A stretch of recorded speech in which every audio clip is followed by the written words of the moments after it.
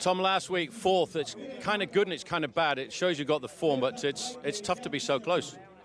Yeah, I know. That was a surprise for me also. I mean, the Sunday before Flanders, I got Wimbledon. Okay, I won. I was really happy with the win because I wasn't expecting to win another Wimbledon in my career the last 2 years. But then I wasn't really happy with my shape already, but it was normal after the sickness. And then on Sunday it was really good actually. Only the last hour, a lot of riders were complaining about cramps and stuff like that, which was normal because it was a pretty warm day and it was hard to get bottles because everybody was racing. The last one on the case, I think I didn't see a car. He just raced all the time. So I was happy with my fourth place. I was there in the final. I was countering the attacks when Sylvain got away again after the Bosberg. And then suddenly, I saw that we had 60 meters and I attacked Fletcher and I was on my own. A difficult thing to do because this week you're not the ideal preparation. You were involved in a crash halfway through the week. Is that going to affect you? Yeah, it's not perfect. Yeah, I was feeling really good. That's like I said after Flanders. I was on the way up, and Wednesday made it a little bit more difficult. It's an extra difficulty to overcome. A lot of people talking in the press about how to beat Cancellara. What's the team tactics going to be for Quick-Step? We still have to talk about it, but I don't think there's a lot of secrets. You have to stay with him. And there's not many tactics you can plan before Paris Roubaix.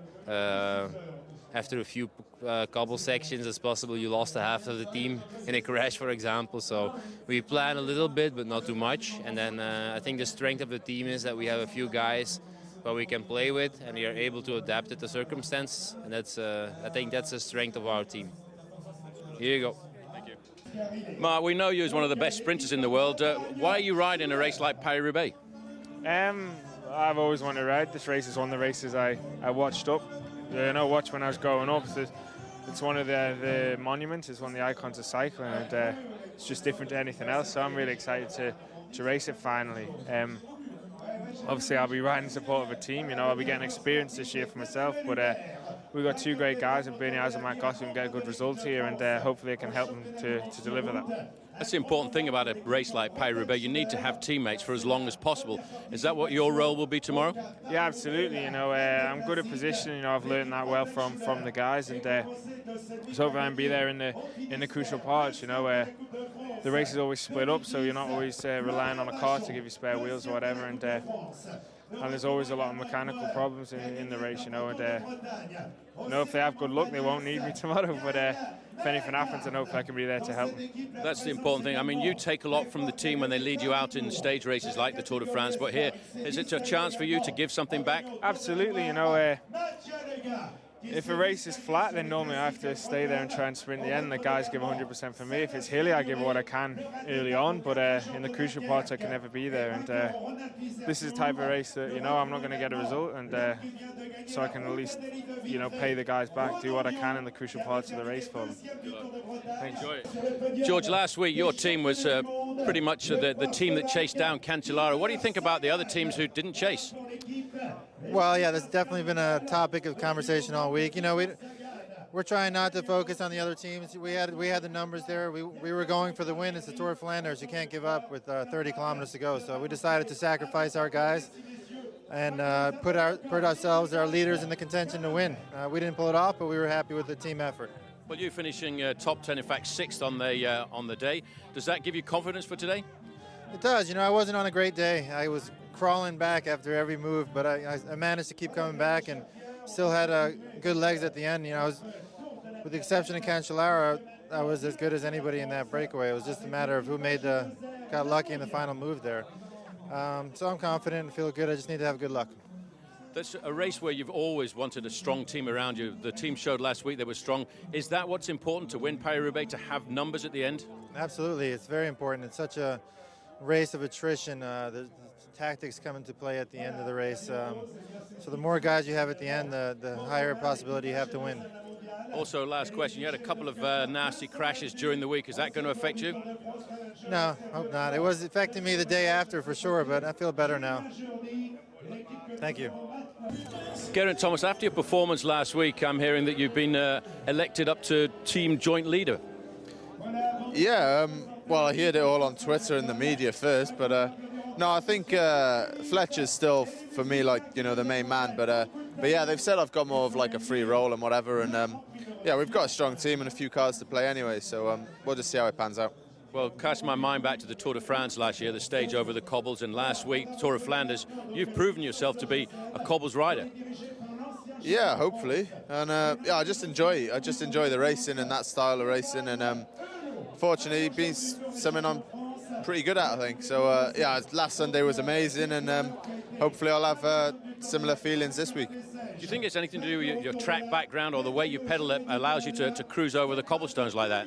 I think so. I think maybe just, they're just like 2-3 minute sort of efforts really, and I think it's just like a pursuit sort of like blast across them, and I think especially tomorrow it's got to have the fitness to recover, but I think I've got the power to get over them, so it just depends how I recover and how I keep going, I guess, but yeah, I think that's the main thing really. I've always said that to do well in Paris Roubaix or the Tour of Flanders, you've got to be specially motivated for these races. They are special races. You've got to keep the motivation there. Can you do it? I think so. I hope so. It's I grew up as a kid watching these races, and always dreamt of being in them. And last week was just I was just so excited to be there in the front, especially at the end like that. And yeah, hopefully I can just be a bit more controlled this time and a bit more of a level head, and hopefully I'll be in a similar sort of position pretty soon. Cheers, thanks a lot. Yeah, bloody fantastic ride last week. Cheers, thanks. Tyler, Garmin-Cervelló's got a lot of riders who've got a very good chance of winning Paris Roubaix. What's the tactic going to be? Is it all for one, or is it all going to be for Thor Hushovd? Yeah, I think going into tomorrow, Thor's our #1 man. He has the Palmares here with second and a third the last 2 years. He has good form. He's the reigning world champion. I think he deserves our support. But you're a rider over the last couple of years. You've become more than a sprinter. You are a one-day classics rider. Have you no burning desire to win Paris-Roubaix as well? Yeah, of course I have that desire. But, there's still a lot of years left for me. And, to ride to help Tour win this year is a very good learning experience. And, we'll see how it goes in the years to come. Coming up to the strategic points of cobblestones, will we see Garmin-Cervelló at the front pacing Thor Hushovd to get him into the right position? Yeah, I mean, Paris-Roubaix is a race that is won a lot on position or lost on position. If you come into the Forest of Arenberg in 50th position, probably not going to be at the front at the end of the day. So, we'll do our best to put him where he needs to be. And what about Heinrich Hausler? Because he's also a pretty phenomenal rider and he's on good form. Yeah, we have a really strong team with Thor, with Heinrich, with myself, with Andreas, with Johan. I mean, the list is long. So. Yeah, but doesn't that make it a bit complicated sometimes to sort out the tactics? Yeah, it can. It has been in a few of the races, but I think we've learned our lesson, and we're not going to try and go into this one with multiple leaders or multiple objectives. We have one overriding goal, and that's to put Thor in the front. Thanks. Well, Fabian, a lot of time to talk and to think during the week, but that's all behind us now. It's Paris-Roubaix. Yeah, definitely. It's Paris-Roubaix. It's the hell of a north. It's just a beautiful bike race. I just want to ride my bike, live the passion from the race, enjoy, but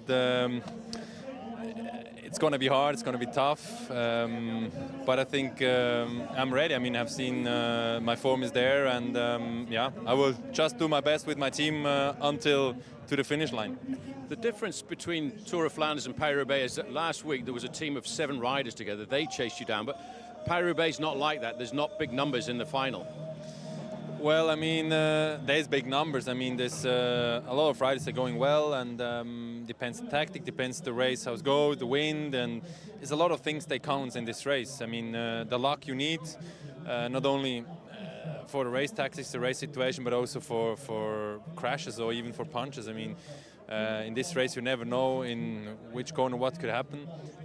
We will be aware for everything. We are ready, and yeah, we just race our race, and we do what we can until we die. There's one thing, do you get concerned about the possibility that some teams might ride to try and just make you lose? I mean, you know, we race our race and hope everyone else will also race their race. I mean, I'm not the only one that wants to win this Paris Roubaix. I think there's a bunch of riders. There's a lot of riders that want to win, and I think only to be on my wheel, I think that's will be not the only solution. I mean, there's other ones, and I'm not looking only for myself. I'm looking what's also going around. But we are ready, and that's what counts. Final question: this weather, it's strange for Paris Roubaix. It's almost like the Tour de France. It's summertime. Will that affect everybody's tactics? Well, I mean, we had already in Flanders really warm weather. We had the whole week warm weather. For sure that it's going to be dusty, it's going to be a tough one, it's going to be a hard one, like yeah, in 07 when Grady won. I'm looking really lovely back on this day when he won, and but now it's 2011 as a new race, is a new day, and we are ready, and we go in and fight like gladiators. Talking to a couple of the guys in the team, they feel tomorrow that they're all going to ride for you. They're going to honour your World Champions jersey, and they want to get you into the position to possibly win Paris Roubaix. Is that right? Yeah, I mean, our goal tomorrow is to ride everything for me, and I think that's now how everything is now. It's our biggest chances. So we will do everything we can to, of course, win the race. And with this team we have, I think we have a chance. This is a race that you have a special motivation for, and wearing the World Champions jersey on your shoulders should make it an even more special day. Yeah, I mean, even with or without this rainbow jersey, for me, it's one of the biggest one-day races out there, and I dreamed for many years to win this race, and I tried many times, and I'm getting closer and closer. So this year, I will just do everything I can to win it and just do the right things during the race, and then I'm quite sure that will be not far. Everybody says Garmin-Cervelo is becoming one of the top one-day race teams, and you brought on board a guy like Peter van Petegem. Is that a big advantage to have him in the car in a race like Paris-Roubaix? For sure, yeah. I mean, Peter van Petegem, he have a big knowledge of these races up here in the north, so he helped us with advices and what to do on important moments. So I'm sure it's a big advantage, but still you need the legs for win races. It's not the boss in the car who decide or your helpers. You need one guy who can make it happen. Yeah, what about the little bit of a battle between Fabian Cancellara and Tom Boonen?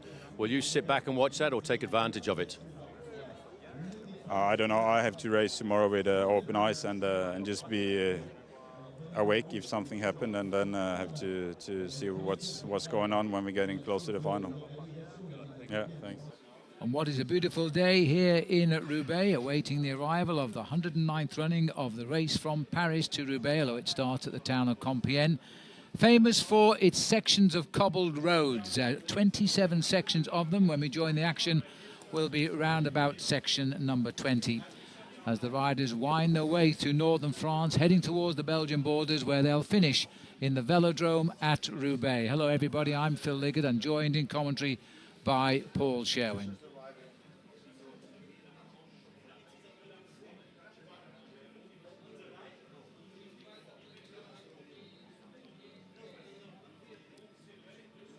That's the route the riders face, and a glorious early summer's day in Europe, as it has been for about a week now, which means the cobblestones will be dry, which will be appreciated by the riders, but also extremely dusty. As we join the peloton down there, preoccupied at the moment by a small group of 8 riders ahead, but only by a few seconds now, and they've never really been out of reach of the peloton. Very unusual, Paul, for a breakaway not to establish early on, but it hasn't today. I think everybody's very nervous because of the weather conditions this afternoon, because they know this is going to be a very fast Paris Roubaix and they don't want to break away to get clear. Well, as we look down at the peloton now, we've joined the riders at the front here, just on the front, setting the pace for Europe cars. The Canadian rider, David Velliot, and the breakaway consisting of David Boucher, Martin Elmiger, the Swiss rider, Jimmy Engelvent, Jean Payani, Mitchell Docker, the Australian, is in here. He's having a good start to the day, as he did in the Tour of Flanders last week. Nelson Oliveira, David Vellieux, and also Timon Sobert of the little-known NetApp team, which has been given a wild-card entry. And I must say, nobody knows quite why. Well, I have to say the probable reason that they've been included is because it's a new German team and they're trying to support German cycling, which over the last couple of years has had a little bit of a difficult time. There's Elmiger displaying his colours as national champion in the Swiss colours with the white cross. Sitting at the back here is Mitchell Docker, the Australian, really warming to the occasion of top-class pro cycling this year. Major sectors of the race, the 27 sectors with the 5-starred sectors still to come. 5 stars are the hardest sections of cobblestones, and the slightly changed route as we exit the Forest of Ardenberg this year, turning to the right instead of to the left. Into Solesmes now, as the peloton aren't going to be too concerned about the names in that front group just yet.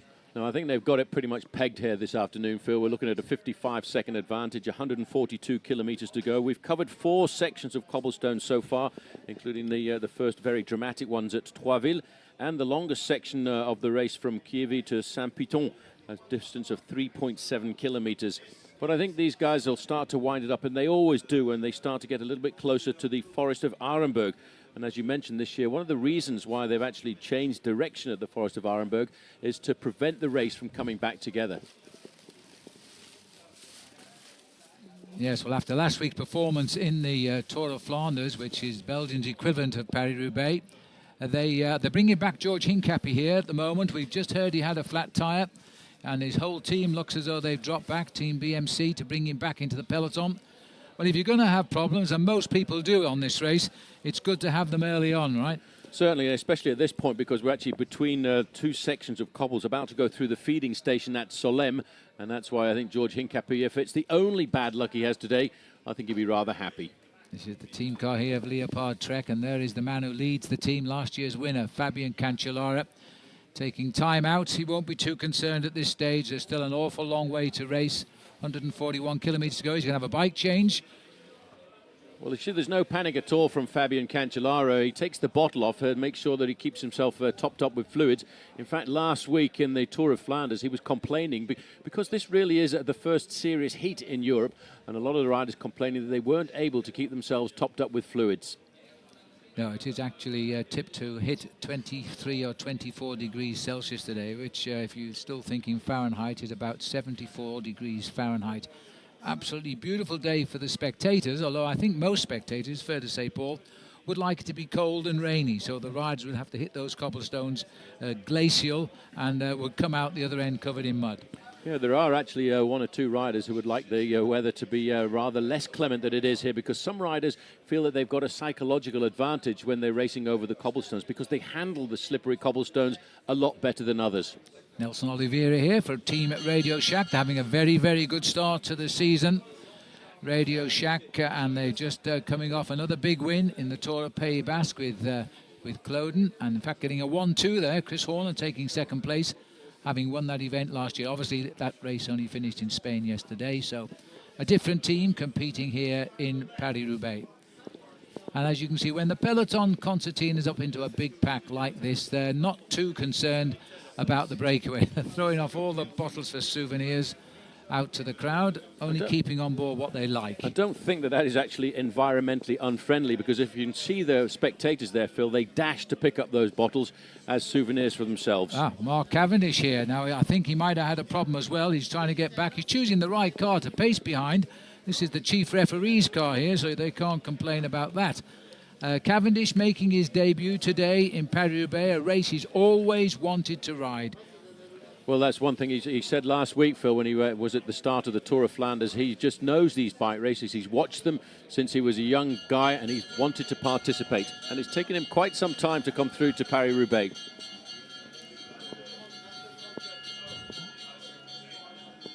So Cavendish will have no problems this time getting back in. He must have had a flat tyre to be that far behind, but he's on the back of the peloton now.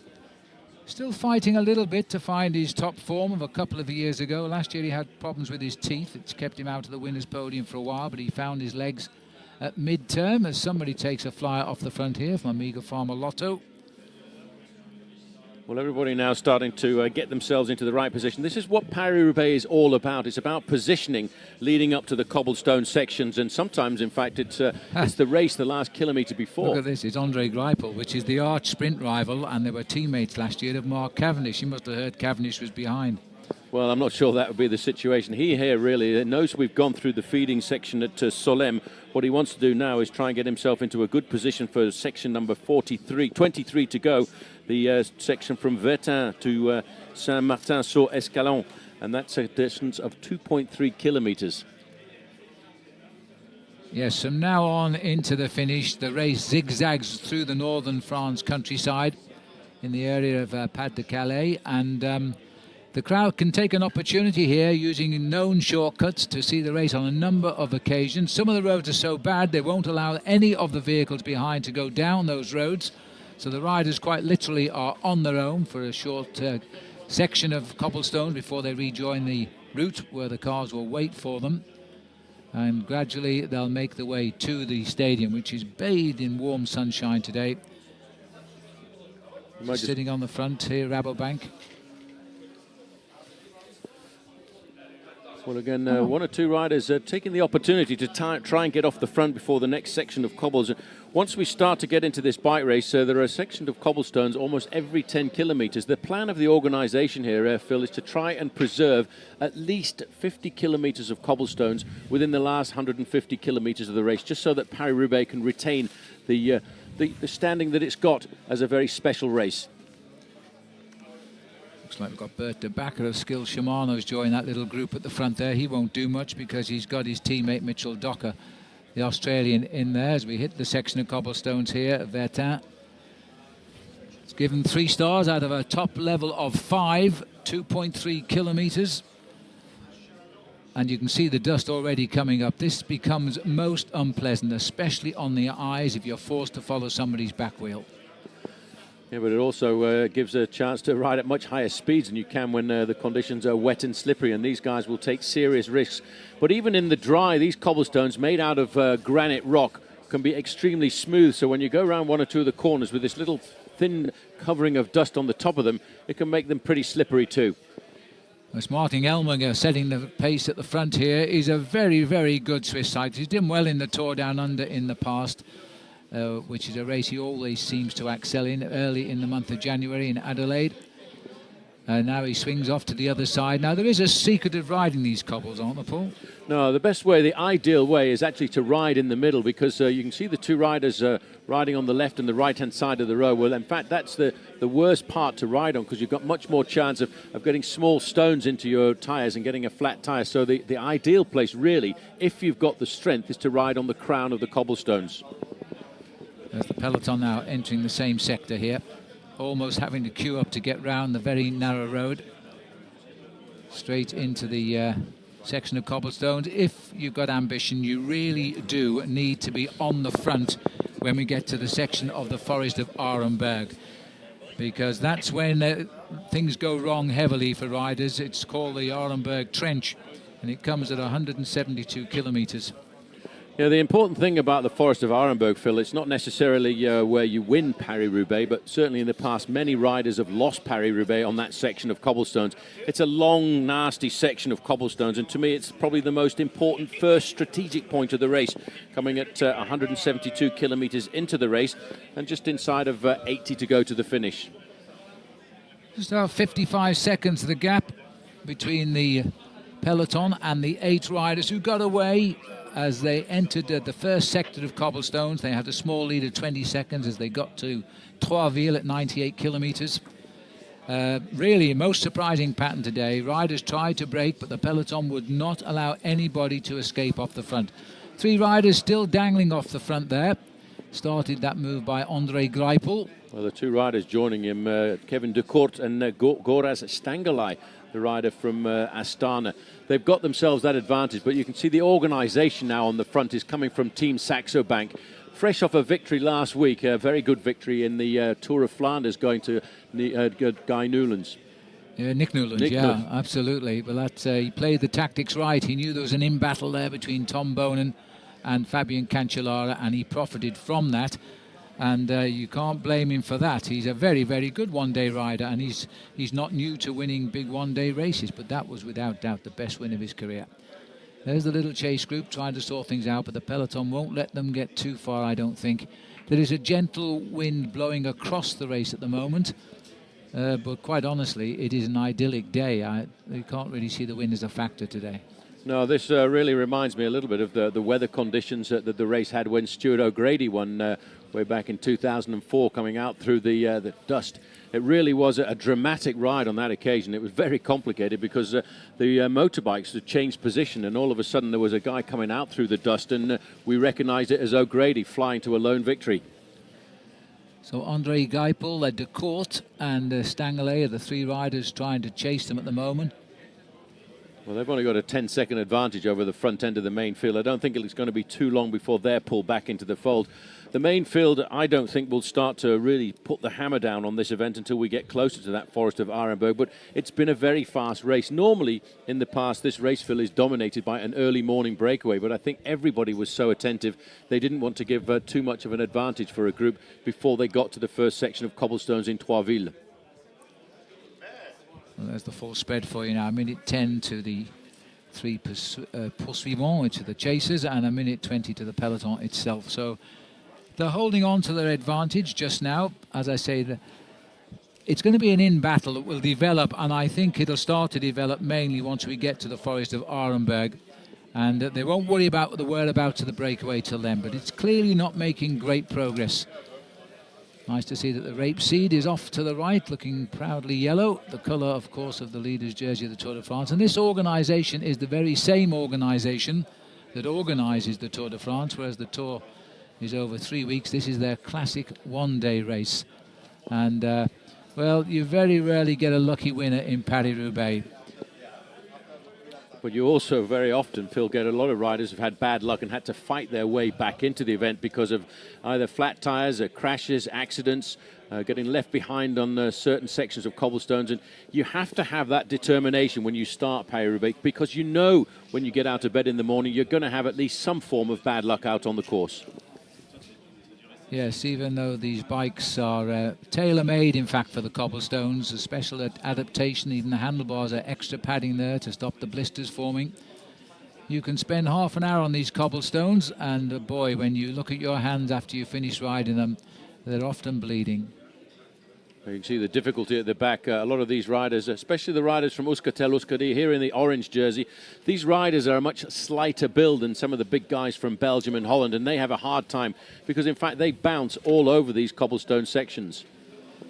Interesting now to see Saxo Bank. They seem to have taken charge of this. Orders have gone out for Saxo Bank, having had the benefit of success. A little bit of a moral victory, I would have thought, last week in the Tour of Flanders for Bjarne Riis, the manager of Saxo Bank, because the riders who have formed Leopard Trek, which include Fabian Cancellara and Stuart O'Grady, were all part of Saxo Bank last year, and Leopard Trek were the favourites to win and in the Tour of Flanders, and it was Saxo who pulled it off with Nick Nguyen. So I would think Bjarne Riis, being a modest man, said nothing, but I would think inwardly he was pretty content. But basically, if you cast your mind back, it was actually set up by the final acceleration of Fabian Cancellara, because Tom Bonen was just about to make the junction in the last 400 or 500 metres, and it was Cancellara who put the hammer down, facilitating that victory for Nick Nguyen. Yes, Nick gambled and it paid. Minute 10 seconds, that's the gap to the peloton at the moment, as we get a rather pleasant view of this area of northern France. The villages come thick and fast in this region. We're heading towards the coal mine, which was the coal mine centre, and now we'll see the pits as we enter into the Forest of Arenberg shortly. But that is a large peloton down there at the moment. We swing back to see Nelson Oliveira from Radio Shack setting the pace. Quickly being relieved here as another rider comes through. I think it's Jimmy Engelvon who's just gone through there now. And sitting at the back for Europe Car is the Canadian Velo. One of the development riders who came through on Steve Bauer's squad and rode exceptionally well in the Tour of Missouri last year. I think Steve Bauer's done an exceptional job in Canada to develop what he hopes will be an international Canadian professional cycling team in the near future. Yes, absolutely right. And Steve Bauer, well, one of his most famous races, which he didn't win. He's had the closest finish to the quick-step rider in trouble here, but it's not Tom Bonan. Or is it?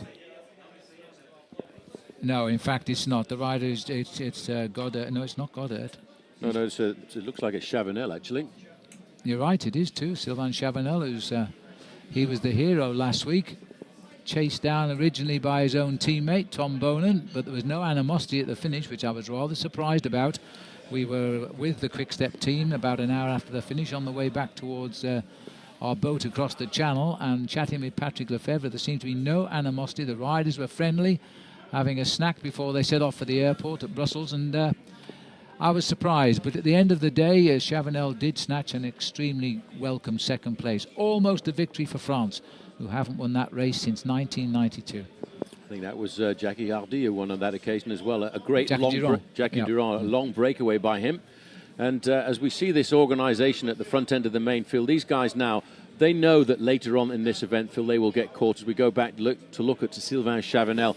Chavanel had a fine pair of legs on him last week and really was an exceptionally strong rider. But these guys at Quick-Step knew that if they wanted to beat Fabian Cancellara, they had to go out and attack him. I think that's why, first of all, they launched Chavanel, and then afterwards, they were hoping that Tom Bonan could ride across to Chavanel and get himself the victory. It didn't work on that occasion, but they have admitted they've got a special plan for today.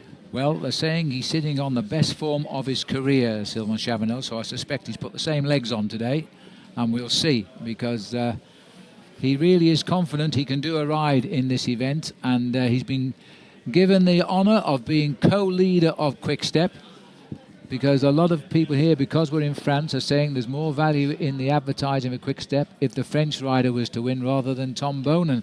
But remember, if Tom Bonan does win today, that'll give him 4 victories in history, and that puts him level with Roger de Vlamingh, with a chance that he could go 5 in the years ahead.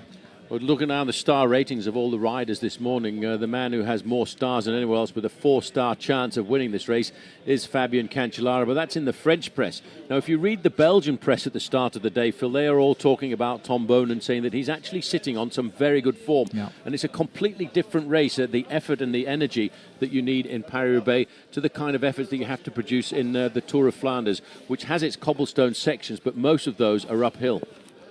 Sector 22 we are on now, which is 1.7 kilometres long. Capelle-sur-Caillon is this stretch of cobblestones. Remember, we're counting down. The last sector is number 1, and it's just on the outskirts of the velodrome. It's a little courtesy farewell sector, very smooth cobblestones, and just outside the velodrome here in Roubaix. Well, Martin Elmer, you see just on the right-hand side in the red jersey there. He's a champion of Switzerland. You can see the white cross on the middle. He's almost riding a cyclocross, riding in the dirt at the side of the road. But it's a big, dangerous thing to do there, because you've got much more chance of having an accident flipping onto the cobbles and off, because there's nearly always a slight difference in height between the side of the cobbles and the actual cobblestone section itself. Well, it's 50 seconds they're saying, but I don't think I was saying 120 to the peloton, but I'm not sure that gap exists now, because they've just swung on to that same sector of cobblestones here. They'll race very hard to get into those narrow entries onto these cobble sections, and then once they're there, they hold their position, because there's not much opportunity for movement in the peloton at this stage, but you've got to be careful. Riders make a mistake. You see 1 or 2 bunny hopping the stones. If they make a mistake there, they'll take out half of the big pack. Yeah, but this is also a very difficult section technically as well, because this is a section with some up and downhill in it as they roll through these fields in the northern part of France, and that's why you have to be very careful, and that's why there's always a big battle to ride in the first 15 to 20 places as you go onto the cobblestone sections, because 9 times out of 10 the crashes are in the back half of the field. Mitchell Docker here, looking very content. with his first venture into hell today. And the cars behind also have to be wary of riders coming up now. This is Greipel leading the second chase group on the road. Well, Greipel's a man to create a bit of a surprise on a day like this, because he's much more regarded as there's a crash that we were waiting for. There's the world champion as well, right in the middle, Thor Hushovd, and that's why all of these guys know this is a very nasty technical section. Exactly what we were talking about. Leopard Trek rider is also stopped on the road there, and I wasn't sure. It might have said number 1 on his back, in which case it was Cancellara. New bike required for AG2R. Now this is when it gets a bit tough, because the front end of the peloton is racing away here now, and this is quite chaotic just at the moment. Well, this is because this is probably the worst part of the cobblestones. Looking over there, you can see Bjorn Lukemans from Vacansoleil, number 91 on the left-hand side, and he's been caught right at the back end of the pack. So that indicates that that wasn't a bad move by Andre Greipel to get clear before this section. Now, this is a section which, as I said, Phil, is extremely nasty, with a combination of cobblestones, a little bit of tarmac to have a smooth surface, and riders jumping and bouncing around to try and get to the smoothest part of the course, and that's probably what provoked that accident. Yes, and you're going to have to use a lot of energy now to rejoin the peloton. And Bjorn Lukemans, he's a man for Paris Roubaix, rode extremely well last week in the Tour of Flanders, top 6 finish for him there, and has finished 4th in this event in the past, so he likes this event. Well, this is the group you can just see slightly off the front end of the main field. This is the group of Andre Greipel. He's joined there by Boucher, who also rides for the same team. He's a Frenchman on Omega Pharma Lotto. Kevin de Court is in there for skill. And just sitting on the back there, of course, Goraz Stangelai of Team Astana. But for them, they avoided the accident that has really lacerated this main field. Well, Boucher was with the leading group, but he got shot off on sector 24, and he's picked up by Greipel's group there. Now there's 7 leaders still in front. Astana playing a very prominent role in those turquoise-coloured jerseys at the moment. 40 seconds is the gap. Peloton doesn't seem to be pushing home any advantage from that crash at the moment. Well, that's Jalingi, the man sitting on the front there from Team Rabobank. He's a member of that early breakaway of 7, what is down to 7 riders. He is a strong bike rider, and this is a good attempt here by the Rabobank riders to create a bit of a surprise here this afternoon. That's Stangelai just swinging off the front there. Oh, there's the spread at minute 25 across the peloton. It's been like this for some kilometres now as far as the peloton's been concerned. Stangelai trying to get Greipel and Koen de Court up there. I don't know whether David Boucher will have the legs once he gets up there now. He's on the way back. And you can see the if it was windy and wet, so the sort of devastation the weather could cause to this race, but at the moment it's just a dust storm, and it's very unpleasant inside the heart of the peloton. You literally can't see where you're going. You might have noticed a team car on the side of the road. Well, normally you are supposed to be serviced from the back of the race in your own team car, but the teams have a strategy in an event like Paris Roubaix, and they put people out on the course with spare bikes and spare machines, because they know that if there's been an accident, as we've just seen, the actual team cars can be as much as 3 and 4 minutes behind. So as they turn right off the course, the last man on this peloton is the British rider Jeremy Hunt, riding for Team Sky. So I suspect that he too has had a little bit of a problem in that delay on the cobbles. But you can see by the speed of the peloton now, these boys are getting down to business. They're all racing towards the Forest of Arneberg. It's not the next cobblestones. That's at Aulnoy, which is near Valenciennes, is next. Quite a long section of 2.6 kilometres. Well, they've actually got a bit of respite now as well, Phil, because they've gone through that section of cobblestones at Capelle-sur-Écaillon. They've got round about 16 kilometres now before the next section, so that's probably why some of these riders at the front end of the main field are trying to take the advantage of what's happened just a little bit further back on the road. So Jangli still, again, another man who rode extremely well in the early stages of the Flanders last week. He's been the workhorse for Rabobank to date. These are the legs of Nelson Oliveira of Radio Shack, and this is the champion of Switzerland, Martin Elmiger, former winner of the Santos Tour Down Under in Australia. Jangli has really flowered since he came across from Skilled Shimano onto a top World Tour team.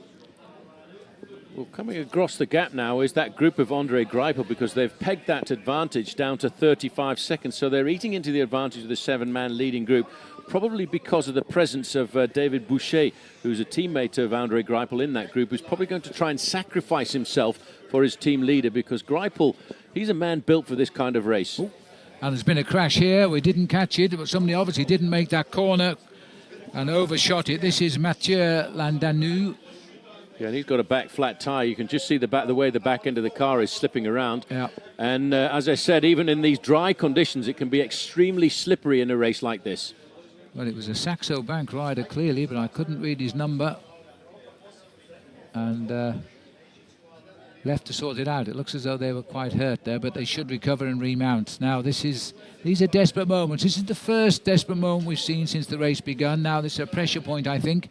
126 kilometres, still a long way to go with all of the real obstacles ahead of the riders. Very anxious to try and get something moving now. Oh, and interesting to see Astana being extremely aggressive. They started today with 2 Australians on the start line, Alan Davis and Simon Clark, but probably the man most likely to give out some pain for this team later on is Thomas Weitkus. Well, this is one terrific turn at the front here. There's the spread of the peloton. We've still got, up the road, we've still got 4 riders chasing a leading group of 7. But you can throw a blanket over them, and the riders know this. They're just waiting for a moment when they might be able to consolidate a move. Well, if this race is going to be tactically similar to that one of last week, the Tour of Flanders, we're about to witness an extremely aggressive race. It was one of the fastest Tour of Flanders I've seen, and there's a lot of riders in this race, Paris Roubaix today, Phil, who want to get some revenge from their performances of a week ago. Well, I guess in the old days this road was also cobbled, but nowadays it's been given a nice topping, and the organisers are very concerned about losing the cobbled roads of northern France. So many of the roads are protected now, and I suppose the ambitions of the organisers to keep at least 50 kilometres of cobblestones in every event. Today we're going to see 51.5 kilometres worth. And that's around about 31.5 miles of cobblestones in the last 3 hours of racing. Now, this is Martin Genglet again on the front. Just over on the left-hand side, that blue and white jersey you might just have caught a glimpse of is that's the Team Net app, a team that was brought in as a wildcard team, and they are actually a new German continental team here at the moment, hoping to break their way into the big time.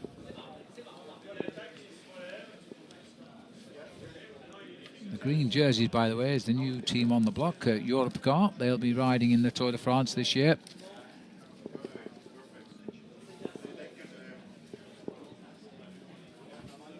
So one of the riders who did slip off in that crash for Saxo Bank, it's been confirmed it was Jonas Jorgensen of Denmark who went down there. That hand up there is an indication that somebody else has got a mechanical incident, slipping back. Yeah, this is an Astana rider. It looks like it's Simon Clark, actually. It is Simon Clark. He stopped at the side of the road. One of the 2 Aussies in Team Astana. So Simon Clark, another rider who is also developing to become one of the elite Australians. He's now finding the other side of Paris Roubaix, which are the punctures, and he really knows that sooner or later it's going to happen. You just want to get him out of the way early on. He's still plenty of chance to recover from this. The biggest problem is not rejoining the field. It's getting back to the front of the race before you enter the next stretch of cobblestones.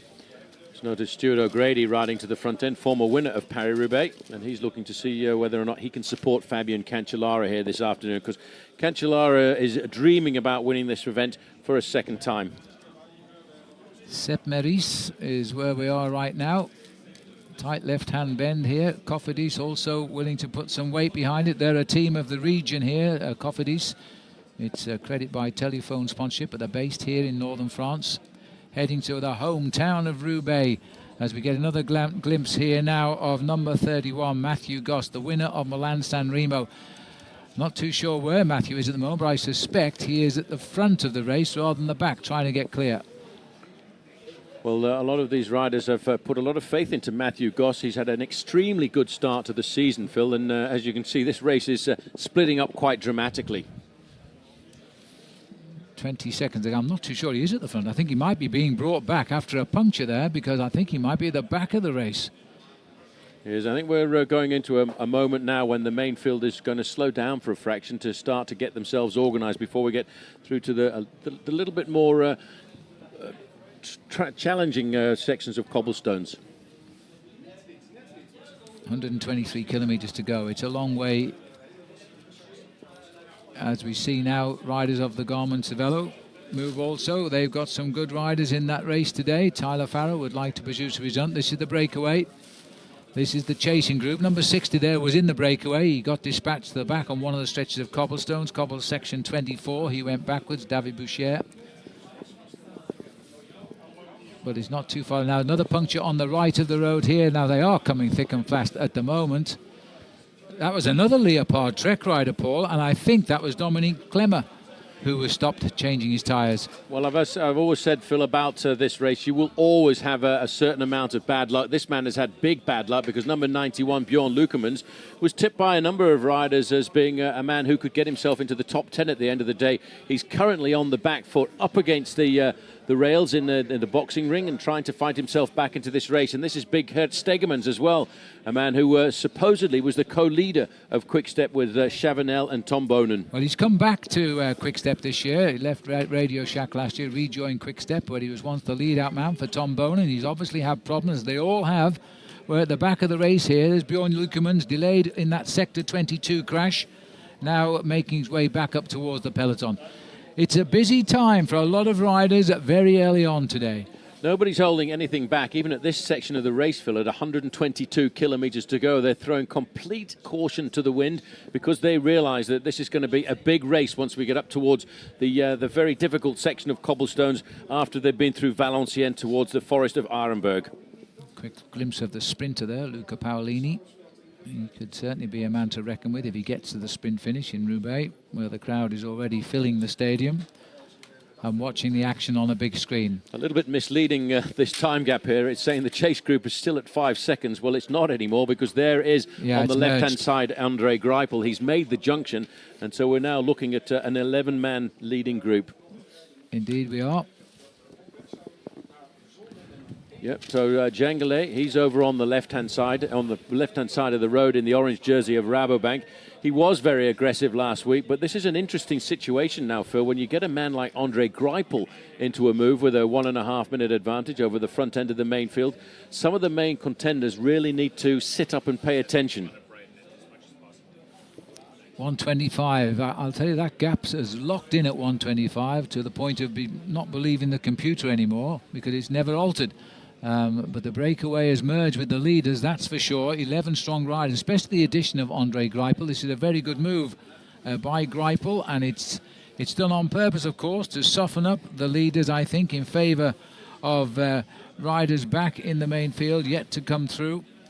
Adam Hansen, the Australian, who was on HTC. Oh, another crash over on the crash, and somebody around the corner as well. These are happening in amazingly strange places. Well, it's a chaos. It's the pressure of the race here this afternoon, Phil. Riders are battling to stay at the front end of the main field. They'll be taking 1 or 2 risks at getting around the corners.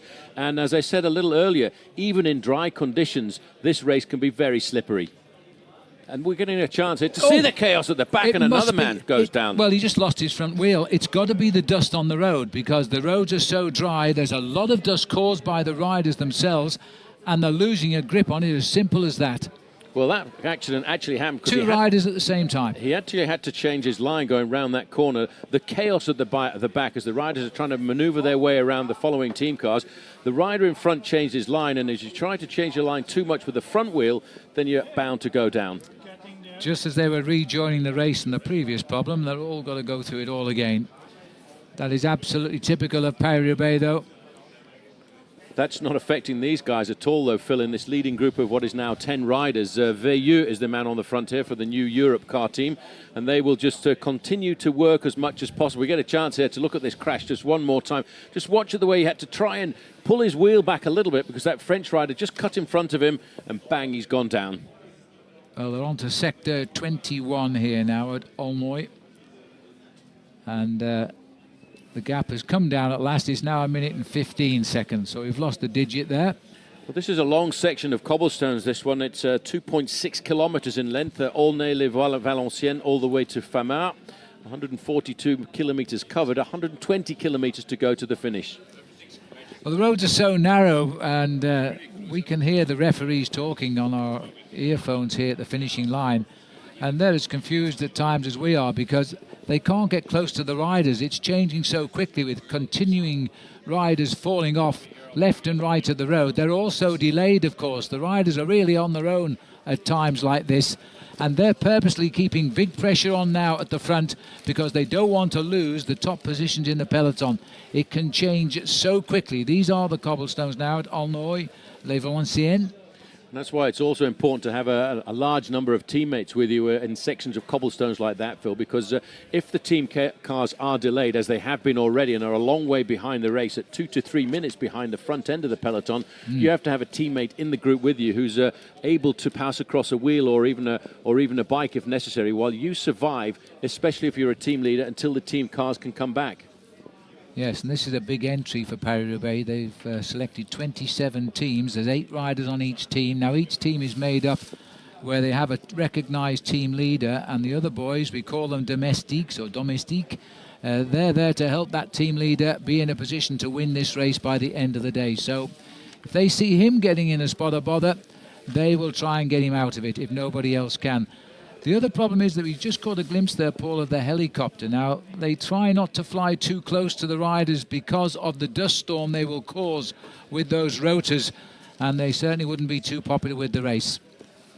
Well, so far, this has been an extremely fast race, in excess of 42 kilometres an hour, the average speed, and nobody yet really wants to slow down at all. As we look here at the Tête de la Course, the front end of the bike race, this is Stangelai, just here in the blue jersey of Team Astana.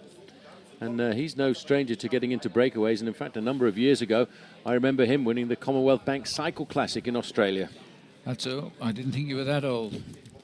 Yes, he's 38 years of age, believe it or not, Stanley now. And he is the current road racing champion. That's why his jersey is slightly different to the rest of his Astana teammates.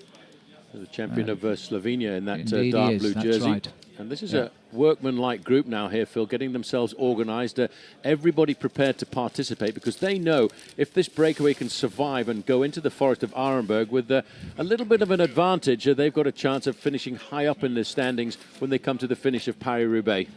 There's the leaders for you now. Greipel having come across with the other riders there. Jangeli, Decourt, Docker, they were always in the break. Oliveira, David Velleur, Stanley came across as well.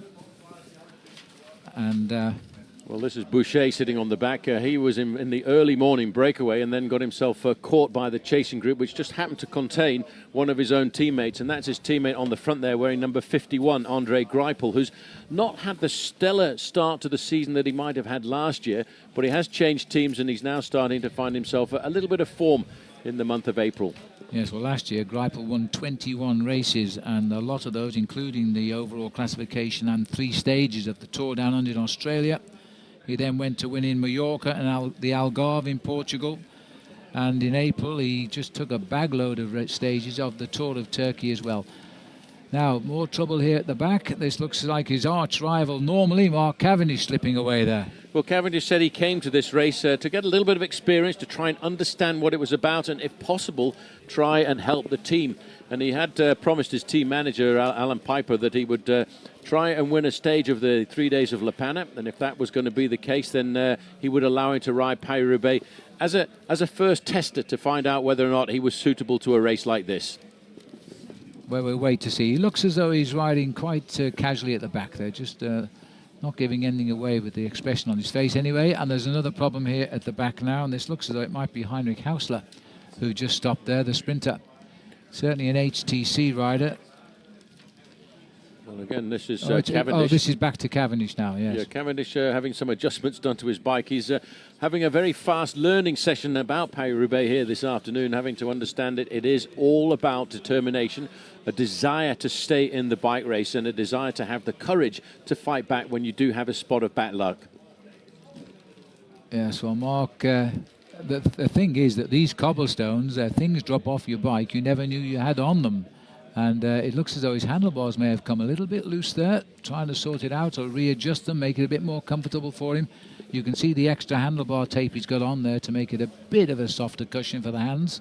Well, I'll tell you one thing, Phil, if you talk about events like the East African Safari Rally being the test bed for cars, Paris Roubaix certainly has to be a test bed for bicycles because it really pushes everything to the extremes. It certainly does, and things like even the whole gear mechanisms tend to drop off on these cobbled roads because the bikes take a tremendous hammering, and nothing has gone by that isn't to come that's even worse, because we're heading towards Famar now, which is another stretch of 1.2 kilometres, and very soon we'll be into the Arenberg Forest. That comes at sector 16, and we're looking at the moment for sector 20. Remember, we count down. This is starting to look a little bit more interesting now because these guys are working extremely well together, and they pushed up that time gap to 1 minute and 45 seconds. So they are on a quest, and their quest is to survive over the next 3 sections of cobblestones to get themselves to the outskirts of the forest of Arenberg, because they know once you've gone through there, then the race starts to get distilled a fraction, and there's not quite so many guys fighting to get into the cobblestone sections first. That's right, and they haven't been disrupted by the little shunts at the back of the race there. Oh, there's Heinrich Hausler, who had a bit of a problem. He's coming up on the outside now. Well, Team Garmin-Cervelo from the United States have got 3 riders probably capable of winning Paris-Roubaix: Hausler, Tyler Farrar, and of course the world champion Thor Hushovd. But talking to them yesterday at the team presentations, they said that we're all for one man, and that one man is Thor Hushovd, the man who finished second last year. Well, we're entering sector 21. I must confess, I thought we'd done sector 21, but we're now back onto it here. 1:45. This is a nasty little section here. You can see the dust. This is Elmiger setting the pace.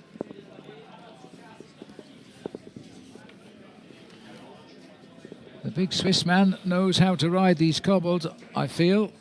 One of his big wins last year was, he had 4 wins, by the way, but I would think he'd count the National Road Race title as his best win. He also won the 4 days of Dunkirk, which is actually more than 4 days of Dunkirk, but that's the title they give it.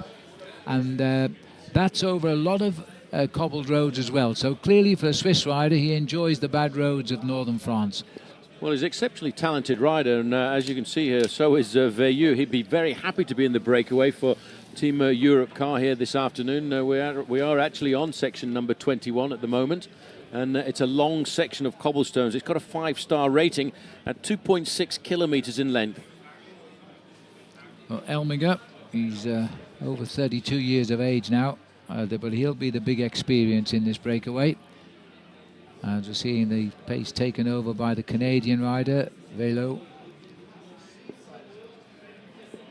Europe car, first season for them in the peloton, and they've got a ride in the Tour de France. The Tour de France actually going to the town of the headquarters of Europe car here in France, so must be a connection there somewhere.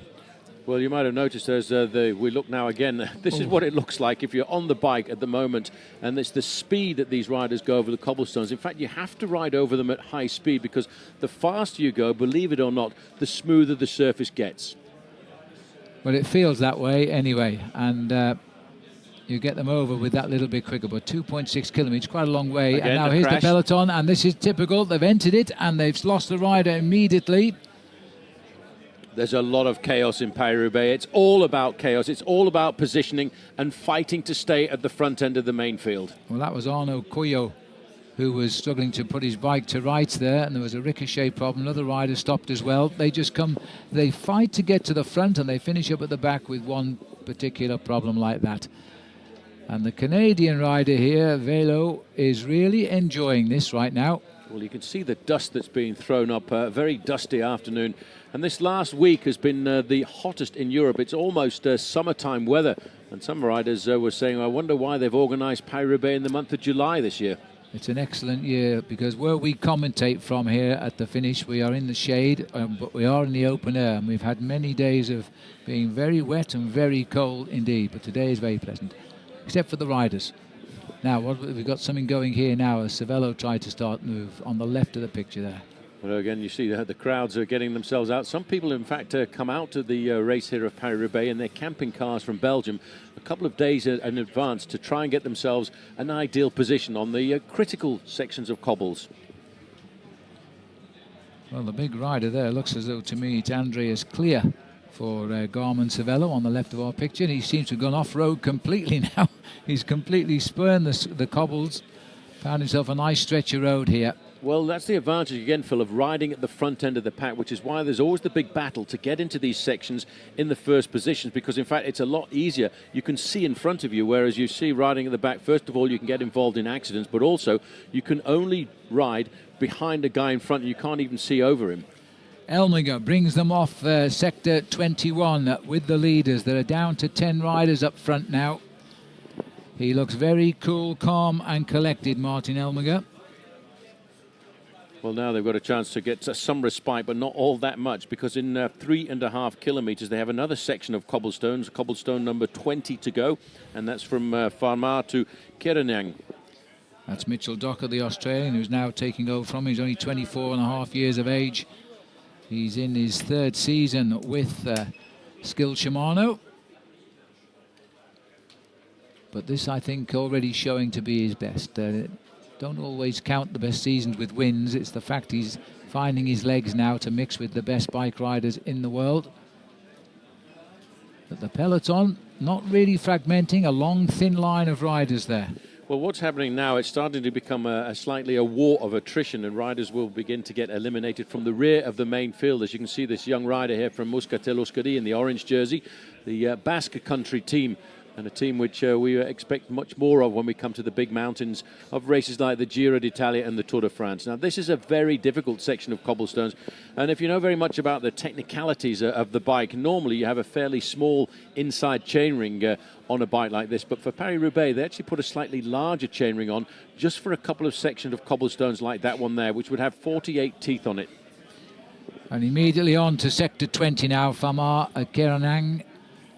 1.2 kilometres, only 2 stars, so basically not terribly technical, but nonetheless to be encountered at high speed very quickly after Aulnoy.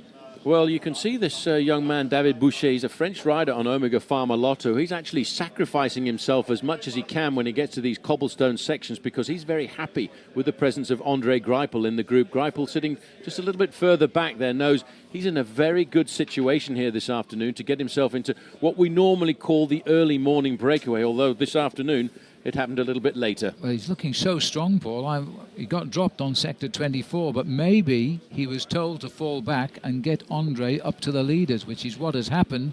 He's not a tired rider if he can set the pace like this. He's got Jangeli on his back wheel there.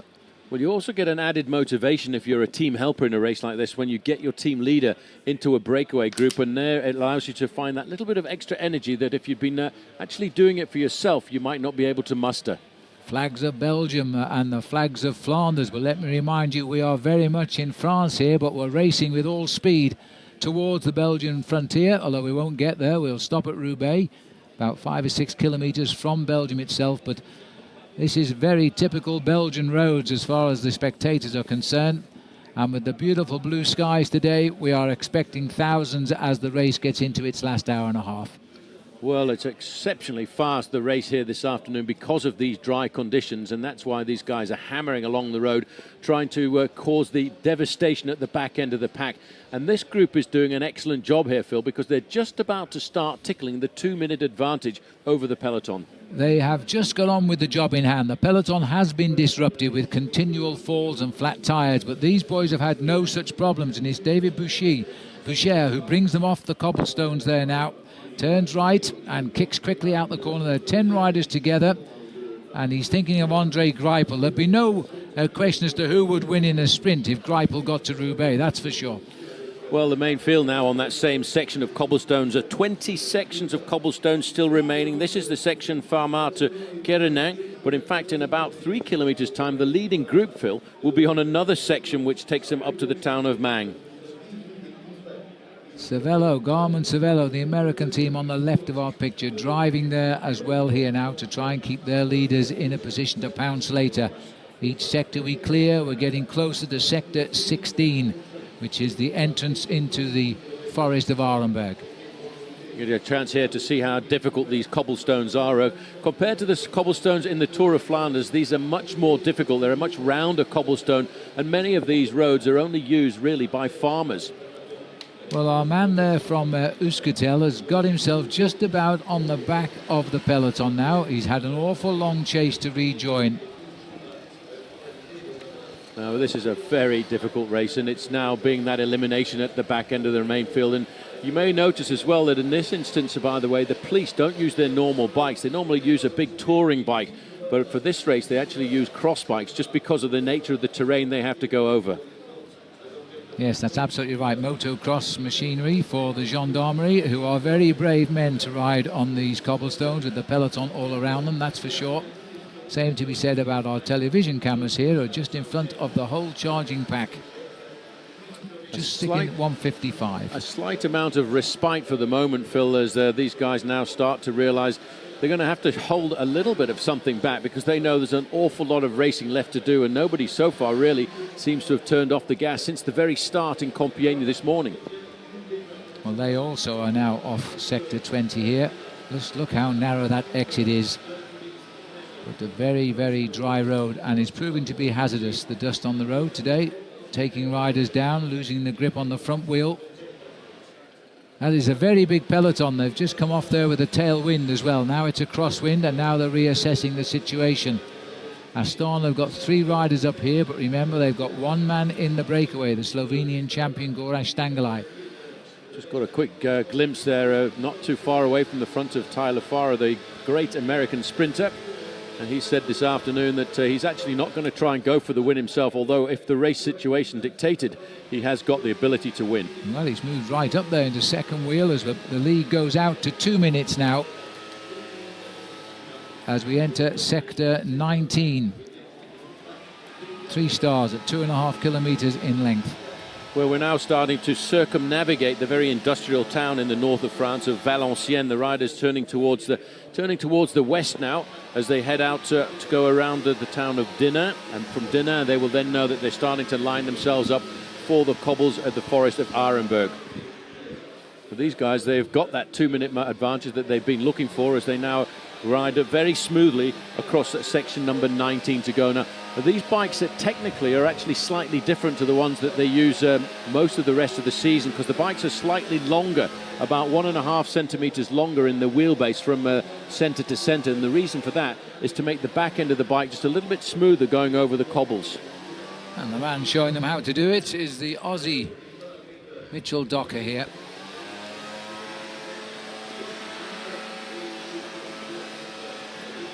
Nice shot of Thor Hushoff there, the world champion, stalking his prey.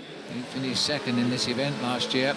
Would like to go 1 better. He's alongside Heinrich Hausler, who is also a very good finisher if he gets a shot at it. And looks as though Hushoff is happy with the way things are going at the moment. So much, can you believe that Norwegian television, and it's not a big sport in Norway, cycling, are showing 7 hours today of Paris Roubaix, not just the race itself, but historical stuff as well. Now that means they're expecting Thor to win. Well, they know that Thor Hushoff has got a very good chance of winning, second in the race last year. This is the leading group now. That gap is continuing to go up, Phil, and I would think very shortly the main field will start to get a little bit concerned about a gap of 2:05 for Andre Greipel. This is Stangelaj now driving on the front, just his eyes dead set ahead here now.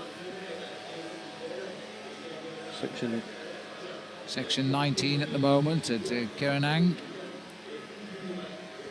I must say, at 38 years of age, I think he's belying youth there. He looks very, very good indeed, Stangelaj. Goodbye to section 19.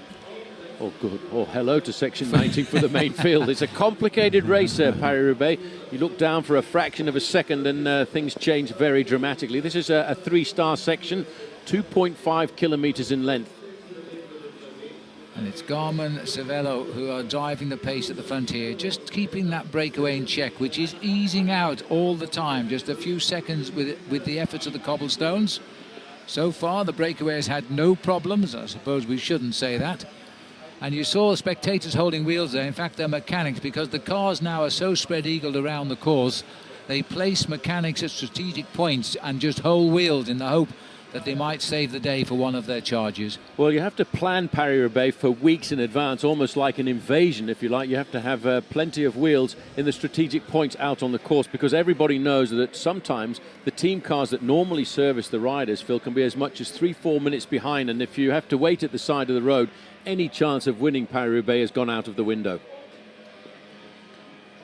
Well, the blue skies reflecting on a very, very dusty peloton now. With 106.8 kilometres to go, the gap has moved on further, 2 minutes 15. That's the biggest that the 10 leaders have had all day. Might have noticed a quick step moving up to the front as well. They've got a very good chance of winning this afternoon. They've got a two-pronged attack with Sylvain Chavanel, who rode so well last week in the Tour of Flanders, and Tom Boonen, who's looking to get himself victory number 4.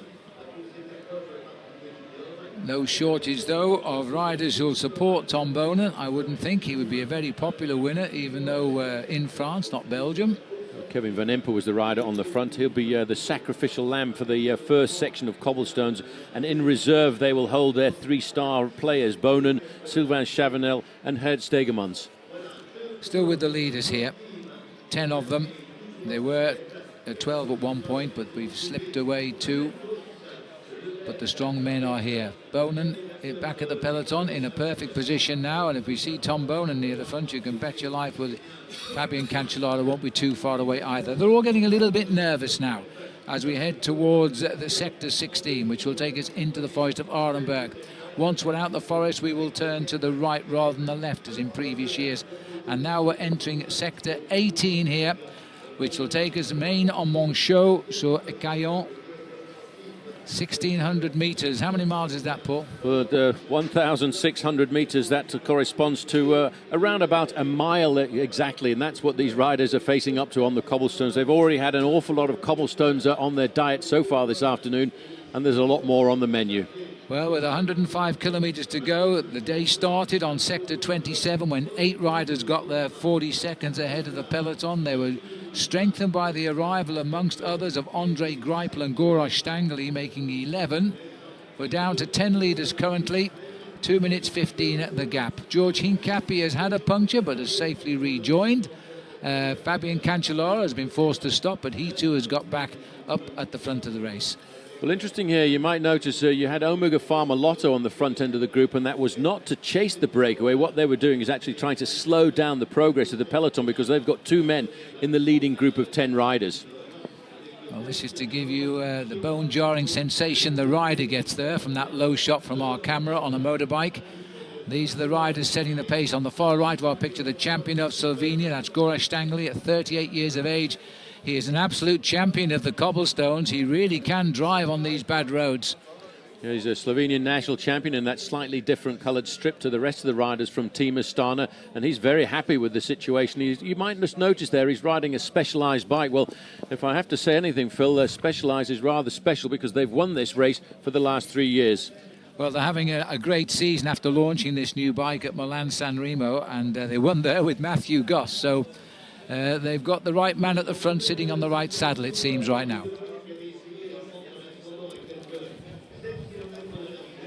Two minutes 20 seconds the gap, 104 kilometres to go, slightly more. Stangeli seems very content to lead over these sections of cobblestones.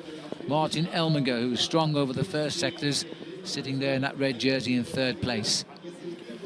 Yeah, that road looks so smooth and welcoming, doesn't it? And then bang. Entering sector 18 now, Amang Monchaux. This is the peloton. They're going on to this section of cobblestones, 2 minutes 20 seconds behind a leading group of 10 riders who came together a couple of sectors ago. Now, none of the race favourites are in the breakaway, but there are certainly strong men up there. Men like Andre Greipel, Gorazd Stangeli and Martin Elminger are in that breakaway. It all started out on the first sector of cobblestones today with 8 riders getting clear, strengthened by the arrival of Greipel and Stangeli a few while ago now. But The big thing today is there's been no early morning breakaway. We often talk about, Paul. The peloton didn't want to let anybody go. Well, for the first 80 or 100 kilometres, the attacks were coming thick and fast all of the time, but nobody was able to break the stranglehold of the front end of the main field, and I think that's because of the weather conditions. Because it's dry, everybody's expecting a very fast Paris-Roubaix here this afternoon, and it's dangerous to allow a breakaway to get clear. It wasn't, in fact, until the first section of cobblestones that the breakaway actually began to form. Well, it hasn't been a trouble-free ride either for some of the anticipated race favourites. George Hincapie's had a flat tyre, but his BMC team brought him right back up. A lot of riders have fallen off, strangely on good roads, but it seems they are losing traction with their front wheels on the corners because of the dust on the roads. And they've been going down like 9 pins, but basically all rejoining at the bunch. Cancellara has been delayed as well, but he's back. Well, this is section number 18 to go, the section from Maing to Montchaux-sur-Écaillon. It's a section which is 1.6 kilometres long, Phil, and that's around about a 1 mile ride. But it is rated as a 3rd star rating. Now, in the star rating, we said before, it goes from 1 star all the way up to 5 stars. And there's a lot more 5-star racing to come. Jimmy Ongle, he was in the breakaway, and it looks as though he's had a spot of bother, and he's lost contact here. And we're midway between the break, and the break is down to 9 riders now, if Angoulême. There's the Longhorn cattle, the Highland cattle, I think they are. They build them rough out in northern France because they get tough winters here. This is Stangley. As we look at him now, he's been setting the pace over all of the bad sections of road. To the left of him now in the skill colours, that is Mitchell Docker, the Australian. Had a very good start to the Tour de Flanders last week as well. He was in the early breakaway there. Well, as we look at the rider here coming off the back, Angoulême, we've got 102 kilometres to go to the finish. That's about 63 miles of racing left in the event here this afternoon.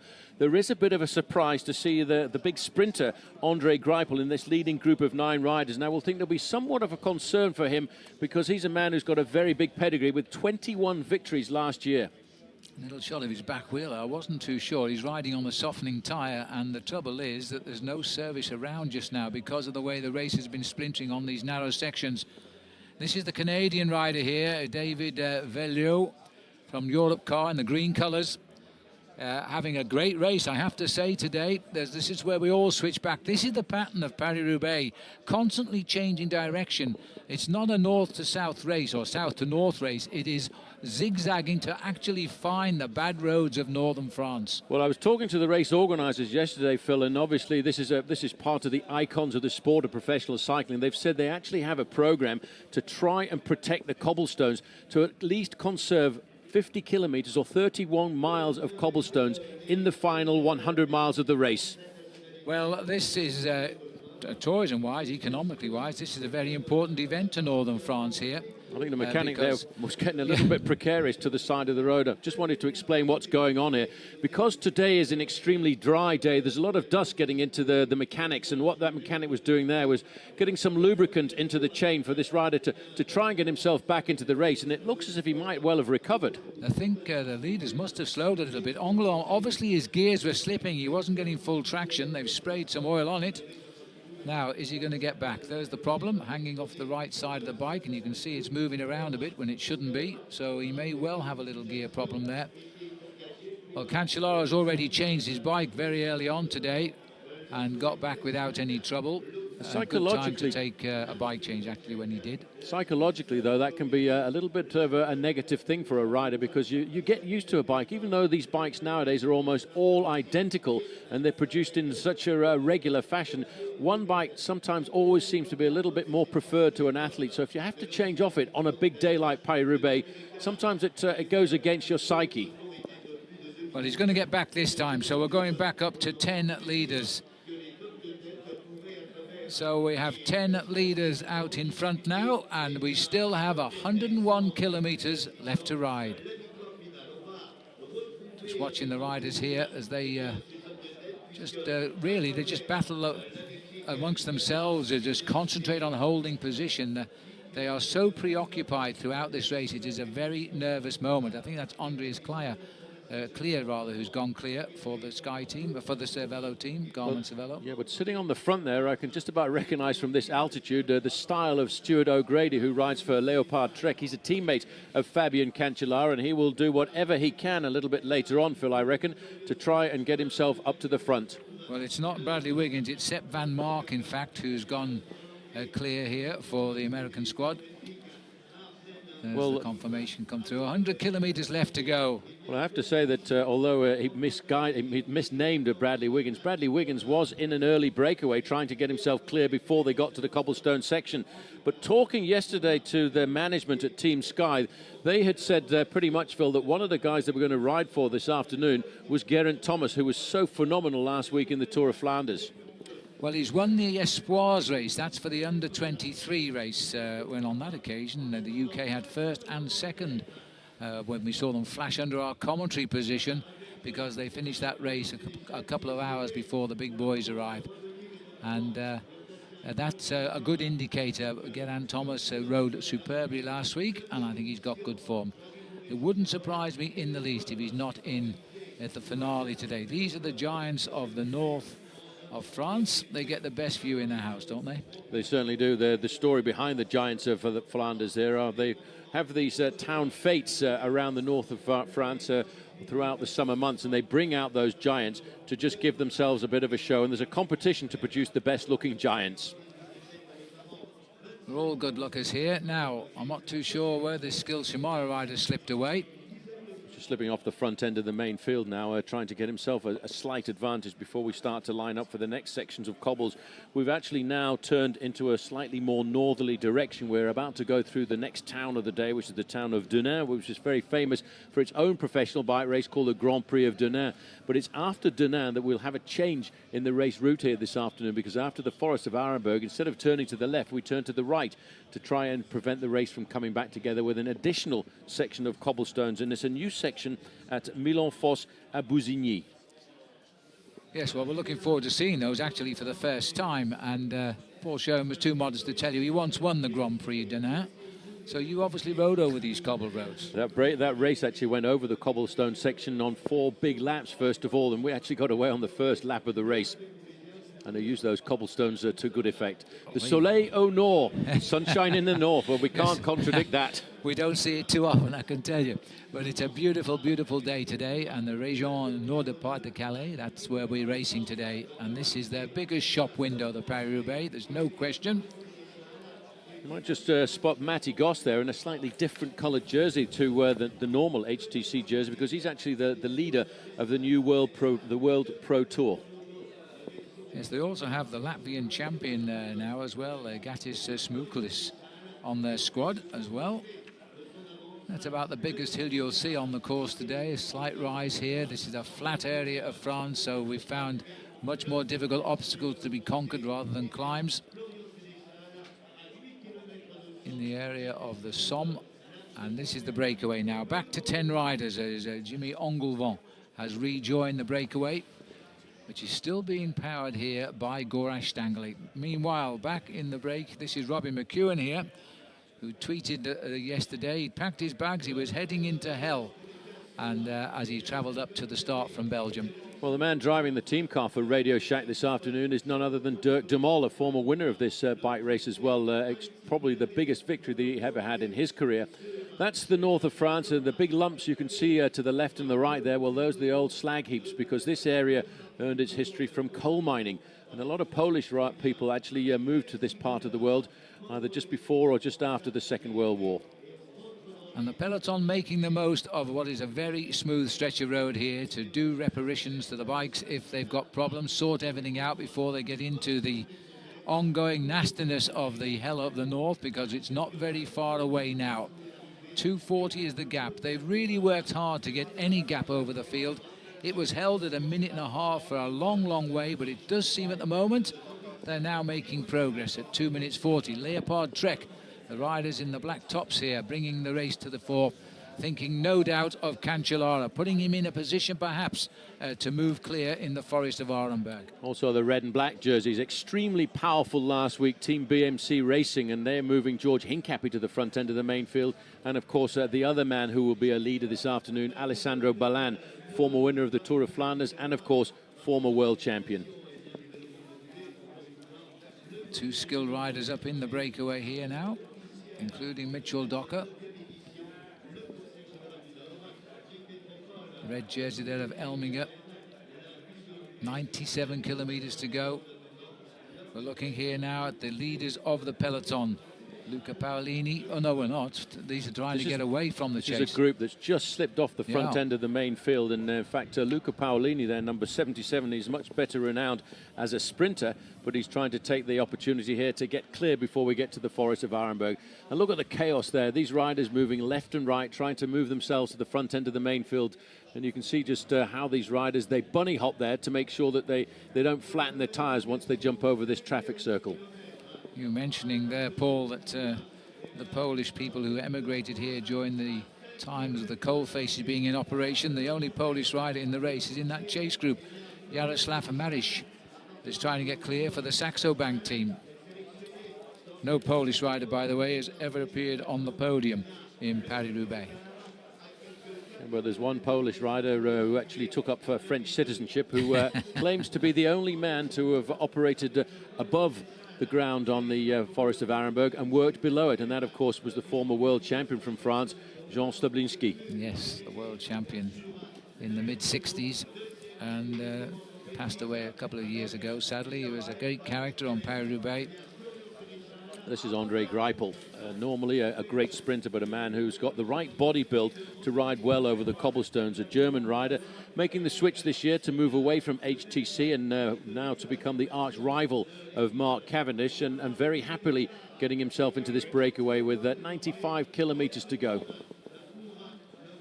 Just looking at these riders, they're all working together, they're all helping each other for the moment. They are rivals, of course, but they're now going to be friends until they get clear of the field for sure.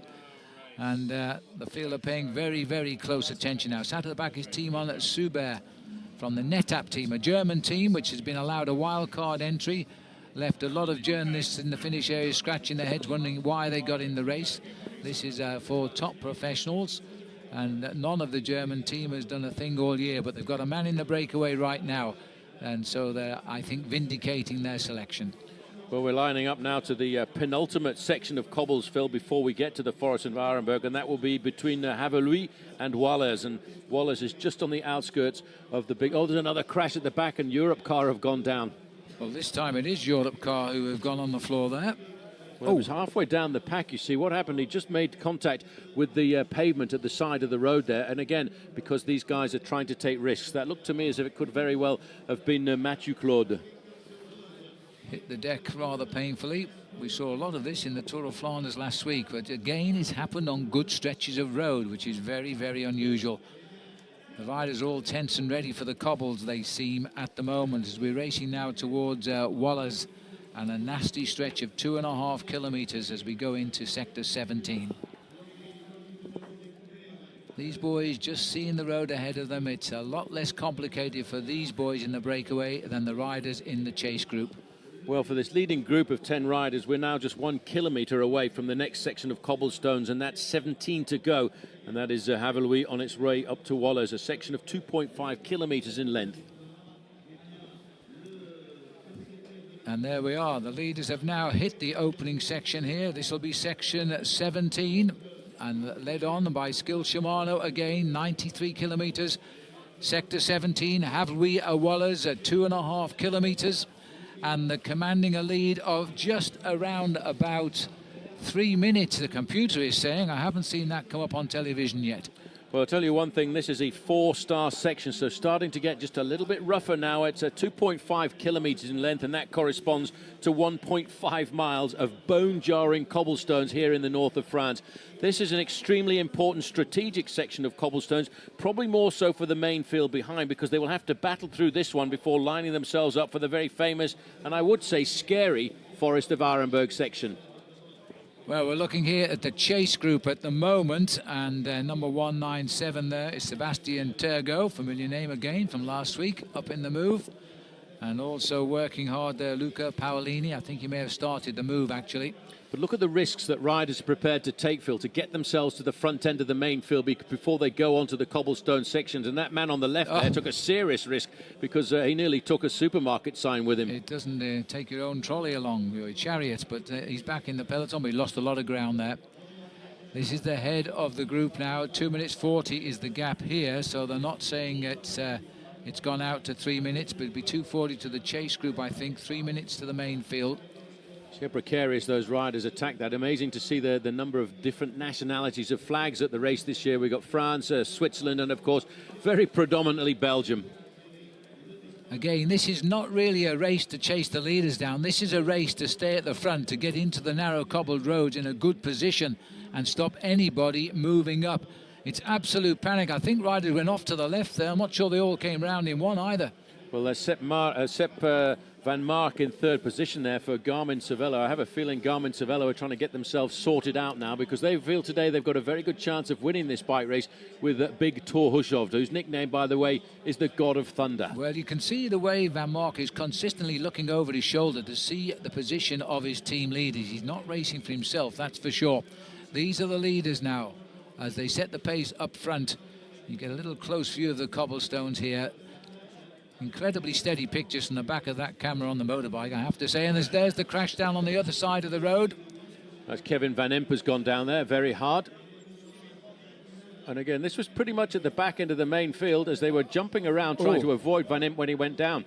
Yeah, a nice little bunny hop there. Did avoid the crash of Van Impe, but the rest were left to sort the bikes out. Well, this is why you have to fight. This is what Paris Roubaix is all about, fighting for position. And you have to fight for position every time you approach a cobblestone section because it really is chaos at the back. Well, you can be the most talented bike rider in the world, but if you get a succession of bad luck, it leaves you in desperate trouble. It's happened to George Hincapie. Remember when George crashed, when he looked as though it might be the year he would win the race. And in the end, a newcomer by the name of Tom Bonen on the same team had to go and show him how to do it. We're looking at the blue skies now here as the riders are onto sector 17. We're heading towards the Forest of Arenberg. No change in the front.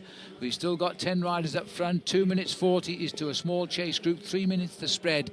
These are the riders who are setting the pace, and they're looking very strong because they're not being delayed by any problems. The peloton constantly seeing the odd rider fall out of the peloton and having to get back into the action.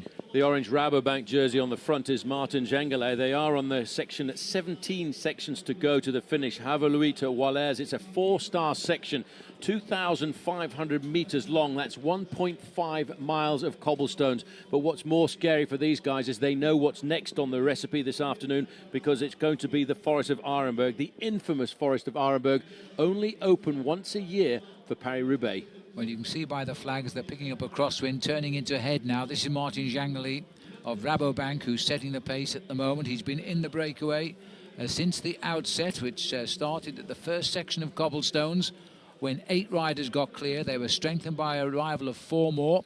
We're now down to just 10 riders on the front.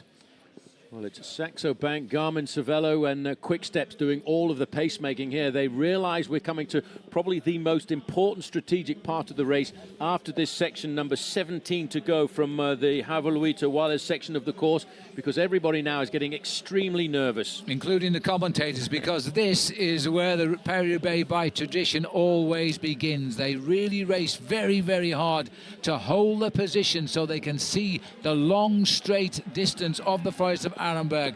It's almost 2 kilometers of a perfectly straight road, and there will be a big crowd, so that's what they're doing now. They're trying to hold position for the entrance into the forest. It's a road that's never used all the year round, by the way. It's a protected road, and no motor vehicles normally are allowed in this forest. But if you just keep looking over to the right-hand side, you'll see a white jersey with rainbow bands around it. Well, that is the world champion riding for the American team, Garmin-Cervelo of Thor Hushovd. So that's the tactics of Garmin-Cervelo now. Keep the pace nice and high. Try and keep their world champion up to the front end of the main field because they believe he's got a very good crack at winning this race this afternoon. That's him just on the left in about 14th position. And yes, just holding his position there. Or we've also seen on the American squad too a lot of Tyler Farrar near the front of the race. So clearly He's looking to go with the moves if he can. The quick-step rider up near the front, number 46, that's Gert Stegemans, and he's a possible outsider. Number 77 is Luca Paolini. Now, these are the riders who were just slightly off the front end of the main field before the start of this cobblestone section. And Gregory Rast just peeping into our picture there on the Radio Shack squad. This is the chase group, but they haven't been closing in on that leading group. That they are staying out of trouble, of course, as they come off the cobblestones. They only have 8 kilometres, 5 miles to go now, Phil, before they start at the Forest of Arenberg, or the Trench of Arenberg, as they call it. And everybody in the sport of professional cycling just knows how infamous that part of the course can be. It can destroy a rider's chances in a mere 1.5 miles. And it has in the past, of course. The terrible crash brought to memory of a former 3-time winner of this event, Johan Museu, fell near the end of the forest on one occasion, completely splintered his kneecap, and it took him a long time to come back. So the riders know what's ahead of them now, and there'll be a big crowd in the forest as well. But it's a question of will they get there first, as the breakaway is making progress, but the forest now is literally just around the corner. 2 minutes, 10 seconds. The gap has come down, a little flurry of activity there. Well, there you can see that's the 10-man leading group. They're keeping themselves nice and organised. They know they've got a big advantage here this afternoon because they will be riding in the first 10 positions into the Forest of Arenberg. They won't be subjected, Phil, to the chaos that the main field is going to be subjected to. No, their project is quite simple. Just keep on the pressure and ride and not worry about the whereabouts of anybody, because they know behind chaos will reign supreme in the forest. As the Omega Farmer Lotto drive on here now. This again is Jimmy Ongelvant setting the pace. Stangley takes over from him, followed by Mitchell Docker, and there's a rider. Is that Hincapie again? Well, that's a BMC rider stopped at the side of the road. A bit of chaos there. Now, if you stop so quickly like that, it's normally because you've got a machine that can be corrected by yourselves. Yeah, it is George again. That's the second time he's had to stop. The first time he had to do something about it, but he's underway again. Well, it's not a good time, one has to say. It's a very unfortunate time. But Hincapie is going to have to recover quickly now, the forest. And if anybody knows this route, it's Big George. Well, Hincapie last week creating a fairly impressive record, 16 participations in the Tour. A crash at the back again there. You've got to be attentive all the time. That looks like Heinrich Hausler over on the left-hand side. It was on the central reservation. Unfortunately, he fell and took a nasty prang there because riders hit him and not his bike, which has stayed on the road. Well, everybody, this is all really, Phil, because people are extremely nervous now. They know how important it is. There's a split in the main field as well, and Hincapie could very well be behind that split, so he's going to have a hard time now getting himself to the front end of this race for the Forest of Arenberg. Well, that is a very nasty fall. It's a pity the rider didn't stay where the bike stayed, because he fell right under the wheels of the advancing riders there. We think it's Heinrich Hausler. It looks like number 14, that's his race number on the American Garmin Cervelo team. And because you see all these crashes that are happening, it makes you understand how important it can be to be in a breakaway like this off the front end of the main field. You don't have any of that chaos. You're not using up all of that nervous energy fighting for position all the time to stay in the first 10 or 15 places. And these boys aren't concerned with what's happening behind. They're pushing on here towards the forest. As we get through the town, then we'll leave the town over the railroad crossing and onto the long straight of Arenberg.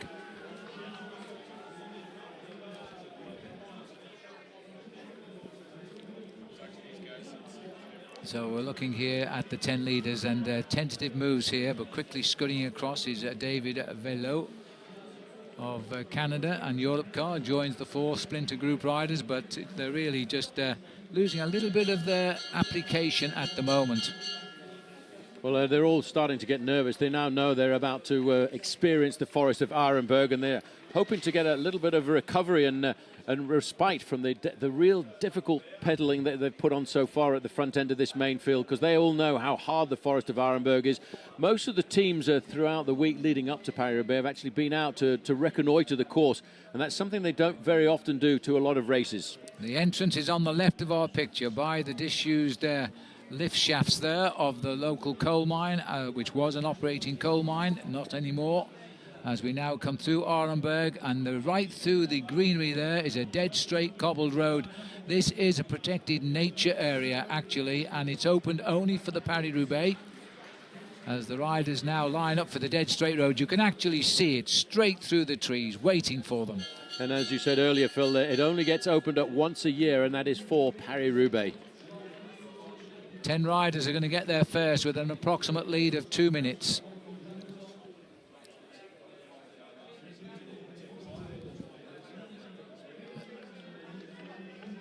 As you see the riders now getting straight. It's and just look at all the campers. Boy, how this race has changed over the years. The spectators are now parking in their overnight vehicles here, just like the Tour de France, waiting for the race to enter Arenberg. It is possible to get to the finish, by the way, after this race has gone through, because you can jump on the nearby freeway and you're straight into Roubaix. The riders go off and they wander around. If you can hear that bell ringing, by the way, at the finishing line, the under-23s are just finishing a much shorter version of their own Paris Roubaix. And one rider has won on his own, but I couldn't see from commentary position where he was. We are now entering the trench of the Arenberg forest here. This is 5 stars, 2.4 kilometres, and it's sector 16, and 10 men have got in there with a lead of about 2 minutes 10. Well, that 2.4 kilometres in length, Phil, corresponds to a very long 1.4 miles of some of the most treacherous cobblestones that the north of France can throw up at a bike race. The 10 men at the front, led here by Gorazd Stangelaj, the Slovenian national champion, have got the chance of getting onto this cobblestone section without the chaos, which we will see in a couple of minutes when the main field attacks it from the back. Well, the British Union flag was flying there, so too was the Australian flag. Well, the Australian have a rider in the breakaway, Mitchell Docker. No British rider in the move yet, but this is where we expect to see some progress now. George Hincapie has had 2 problems so far before the forest. He's recovered from them both. One was a flat tyre, one was a temporary stop, but he's got back into the peloton. And now it really is quite literally in the forest, every man for himself. Pick your own route and hope it's the best one. Well, Martin Elmiger's the rider in the red and white jersey, a champion of Switzerland on the front now, and he's taking advantage of picking a clear way over these cobbles. They are unbelievable cobbles, and you might just see a little hint of green, and that's because the grass is popping up through these cobblestones, which have been around since the 1800s. And if you walk over to the right-hand side, away from this crowd, Phil, you well may walk into a wild boar. Well, there's nothing boring about this race right now. The flag of Flanders obscuring our view, but we're back on front now with Martin Elmiger, the champion of Switzerland, just looking what the damage is being caused to the rider behind. This is the entry approach for the chase and the main field from our motorbike. Look at the crowd here. They have literally camped here overnight. I've never noticed the big camping vehicles before, but they are here in their thousands. Well, this is section 16 to go, the very, very famous Forest of Arenberg, 2.5 kilometres long, 5-star rating, 1.5 miles of cobblestones, and the speed that they're going over here is unbelievable. In fact, it's slightly downhill to begin with, Phil, and you can touch speeds of 50 to 55 kilometres an hour on these cobbles, but don't touch your brakes, my son, because you will go down like a deck of cards. Well, where has Gorazd Stangelaj gone? He's shot off to the right of our picture here. He's through the grass, and he's going to have to get out of that, and he has done all the time. It is the lone Swiss rider on the front doing all of the work, Martin Elmiger, the champion of Switzerland, and now there's somebody trying to get clear of the main field. Well, if you don't know how fast 55 kilometres an hour is, that's just about this, and that's 35 miles an hour. If you need to do it yourself, just divide by 1.6. A minute and 50 seconds. So once the boys started the action for the Forest, they've closed that gap down alarmingly quickly. In more than a spot above the now, Olivier Bonner of the French Française des Jeux team. He's having a problem with the cobblestones. Hincapie has only just got back into the peloton. He had to make a stop, but he got back okay, so he's at a disadvantage.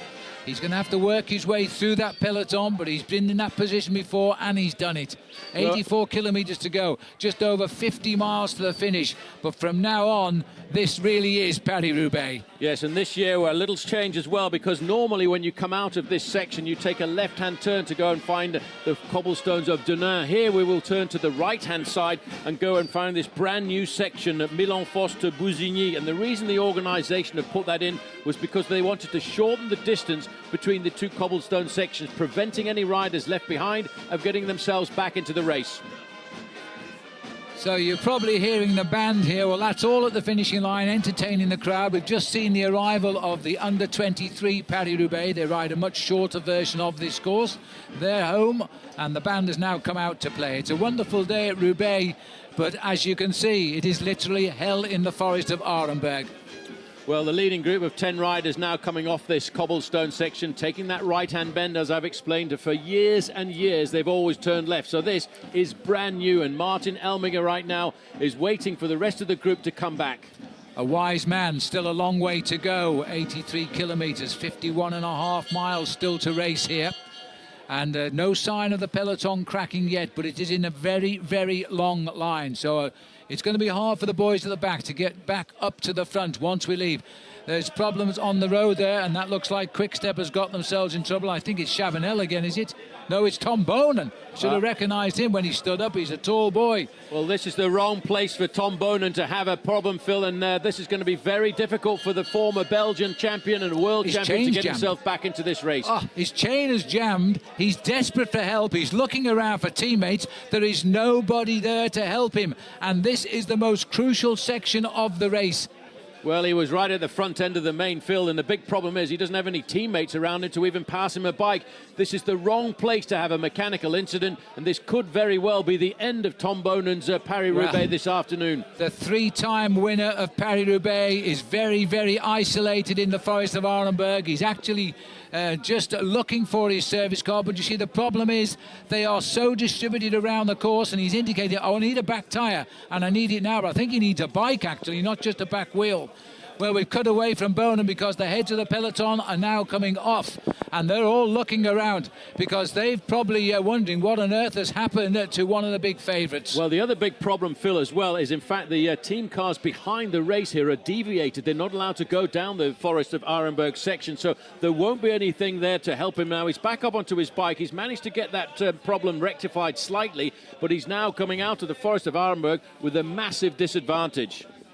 Well, he's got a wheel or a bicycle, and a lot of the official cars are shown not to go on, but this is actually a team car that's here, so he's got through. Well, that's a Team Sky car. There you can see at the front of the main field, sitting in the middle there is the world champion from the American team Garmin-Cervelo, Thor Hushovd, so no problems at all for him.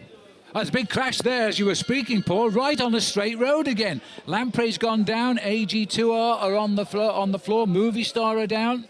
Well, this has been the pattern of the day. They've been falling on the straight roads. I think it's because this race has been so difficult, so hard. Everyone's thrown caution to the wind since the very first kilometres of the race, and they're all extremely tired so far. Well, that is amazing, but again, riders falling, and the Lamprey rider who went down was Dmitry Kriptsov of the Ukraine there. Anyway, 1 minute 50 is the gap, despite all of the chaos left behind. And the biggest man in trouble, Tom Bonan. So for the rest of today, Tom Bonan is going to have his work cut out now to try and win Paris-Roubaix. This is the leading group here. 1 minute 50 seconds the gap, and they'll be blissfully unaware of the chaos in the forest as they continue to push on. Well, they're trying to get themselves organised now at the front end of the main field. They've realised that there is chaos behind, and this is the possibility to put the hammer down or the last nail into the coffin of any of the riders who got left behind on the Forest of Arenberg. And one of those men left behind is the big Belgian champion, Tom Bonan. Now, has he got the courage, has he got the stomach and the guts left in him, Phil, to fight his way back into this race? Yes, that's the big thing. It's okay if you're strong and everything's going right, but have you got the mental approach to recover from these situations? He was quite rightly, I think, looking a little bit upset in the forest because there was nobody able to get to him. He was seeing faces at the back of that bunch he'd never seen in his life before, and going to have to pass them all to get back into the action. Well, this is what Paris-Roubaix is all about. Looks like big Johan van Summeren coming to the front now, trying to whip it up, looking over his shoulder. You see these riders keep looking over their shoulders. They want to make sure they've got the right riders in the group. This is the Movistar rider, I think, here. And number 7 there is Tom Stamschneider from Leopard Trek. These boys recovering from that shunt we've just seen and trying to get back in the action. Well, there's a bit of organisation here from Quick-Step, and that's because Tom Bonen has got himself into this group. There he is, number 41. The team coming up alongside him. He's got Gert Stegemans just in front of him. Yep. He has to now stay calm for the next few kilometres or so to try and ride himself back into this race. He's got his teammates to help him. That's the importance of having strong men at this stage of the race. He's also got Leif Hoster in this group, another Belgian cyclist who must have been delayed. He's going to have to recover.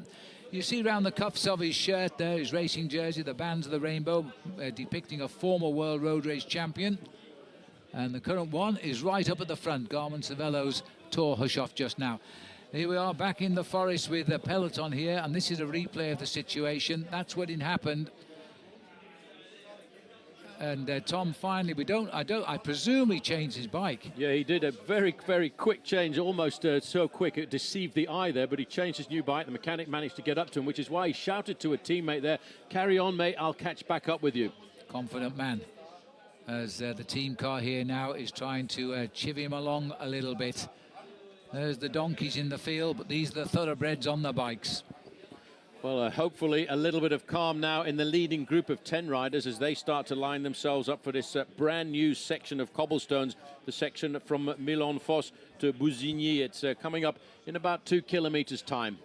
The breakaway containing the Australian Mitchell Docker. He's been out front since they came onto the first section of cobblestones, 27 in a group of 8, and then strengthened by the arrival of Andre Greipel, another well-known rider from Australia, though he's a German, but he's won the Santos Tour Down Under.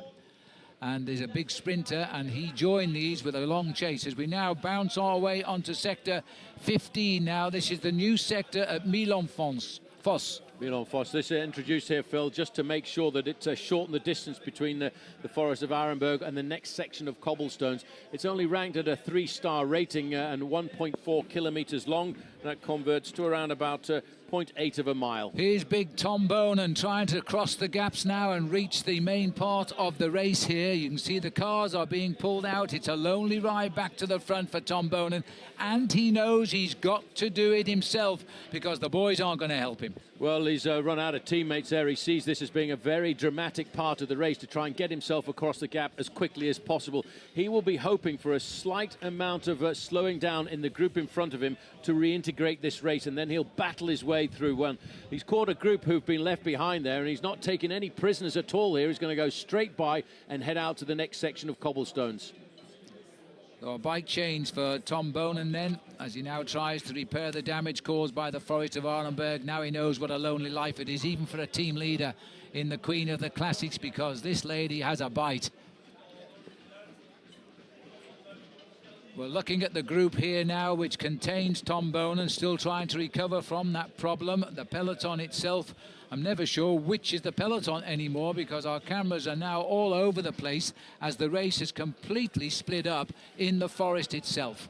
Well, that is what is the front end of the main field, and it's not a very large main field either because there was a decimation of the peloton when they went through the Forest of Arenberg. They have actually slowed down a fraction there, Phil, before they get to the next section of cobblestones, and that might just give Tom Bonen a chance to get himself back into this race. Well, sat here at the back is Lars Bohm. This is the section now. We're now on section 17, section 8, sorry, we're counting down. We're now on section 15 here, which is the new one at the Milon-Fosse, where we've turned right as we came out of the forest, and we're now onto this new section of cobblestones. We saw a little shot there of Lars Bohm. He'll love this because the former world cyclocross champion is on his terrain right now. Goodbye to section 15 at Milon-Fosse for the leaders. Well, the leaders are starting to lose a fair chunk of their advantage. They went into the Forest of Arenberg with an advantage of 2.5 minutes. They're now standing on an advantage of 1 minute and 10 seconds. But it's absolute chaos in the main field behind.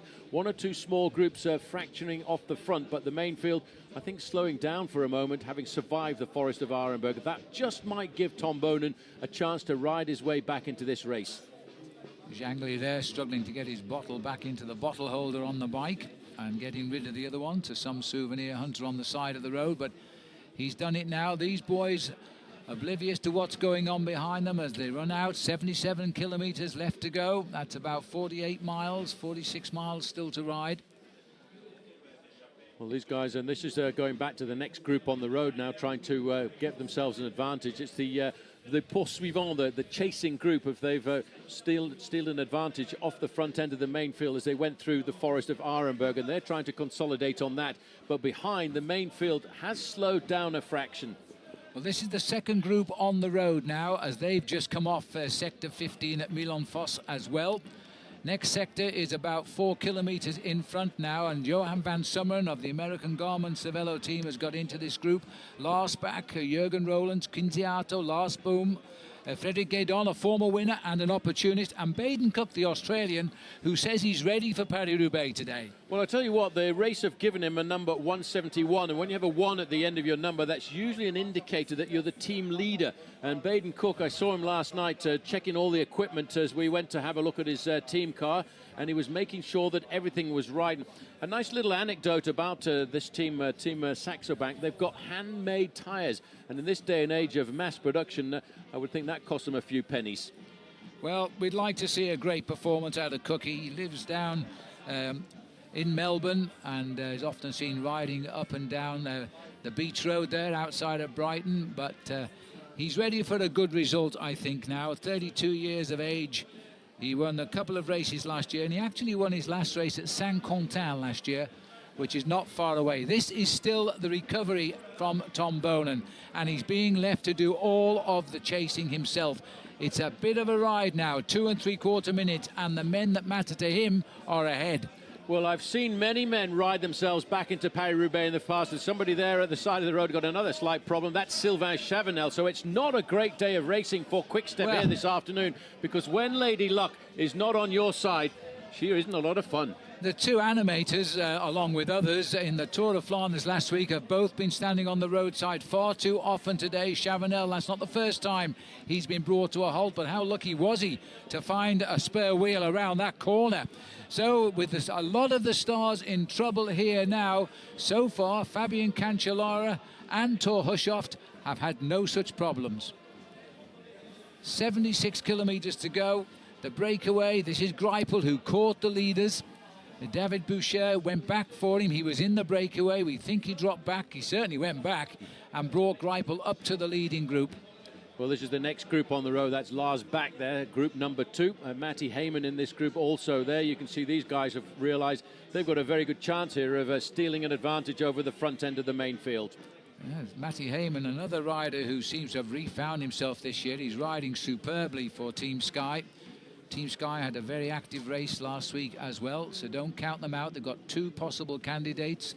Juan Antonio Fletcher, who's tried to become the first Spanish rider ever to win Paris-Roubaix. He's come close, he's had a second, but no win yet.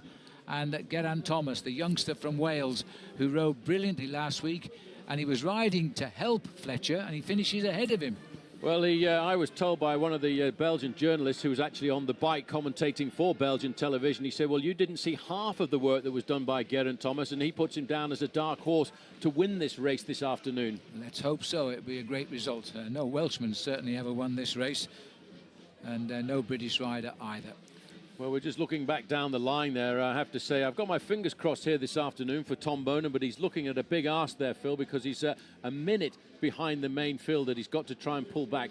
I have seen comebacks like this in Paris-Roubaix in the past, and one of the famous comebacks I remember was a guy by the name of Fons de Wolf.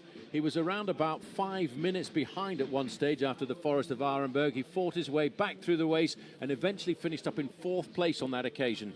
Well, what you have to remember is that the bad luck of Bonan can very quickly befall somebody else like Cancellara or even George Hincapie, and suddenly you're all chasing. We've just entered Sector 14 now at Billon. This is near Tilloy, and this is a 2-star section, so it's a nice little hors d'oeuvre as we head towards Orchy. Yes, just 1,100 metres long, and that corresponds to around about 0.7 of a mile. And it is an easier section, if you can have such a thing as an easy section of cobblestones, because all of these cobblestones, they vibrate and they bounce right the way up through the machine. And you can see the rider's arms and legs shaking because of the cobblestones. This is probably the only race in the world, Phil, where the day afterwards, you've actually got sore hands. Now, this is Chavanel here, the hero of last week, finished 2nd in Flanders. He's now finding himself placed into a select chase group, and he's now, I think, behind the Tom... Oh, he's actually with Bonan now.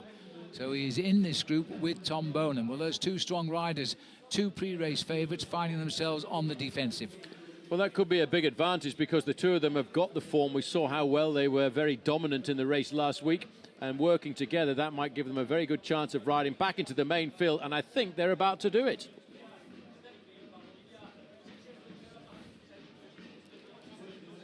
Well, we're looking here at what we'll call the Bonan group now, but he's been joined by Sylvain Chavanel as well.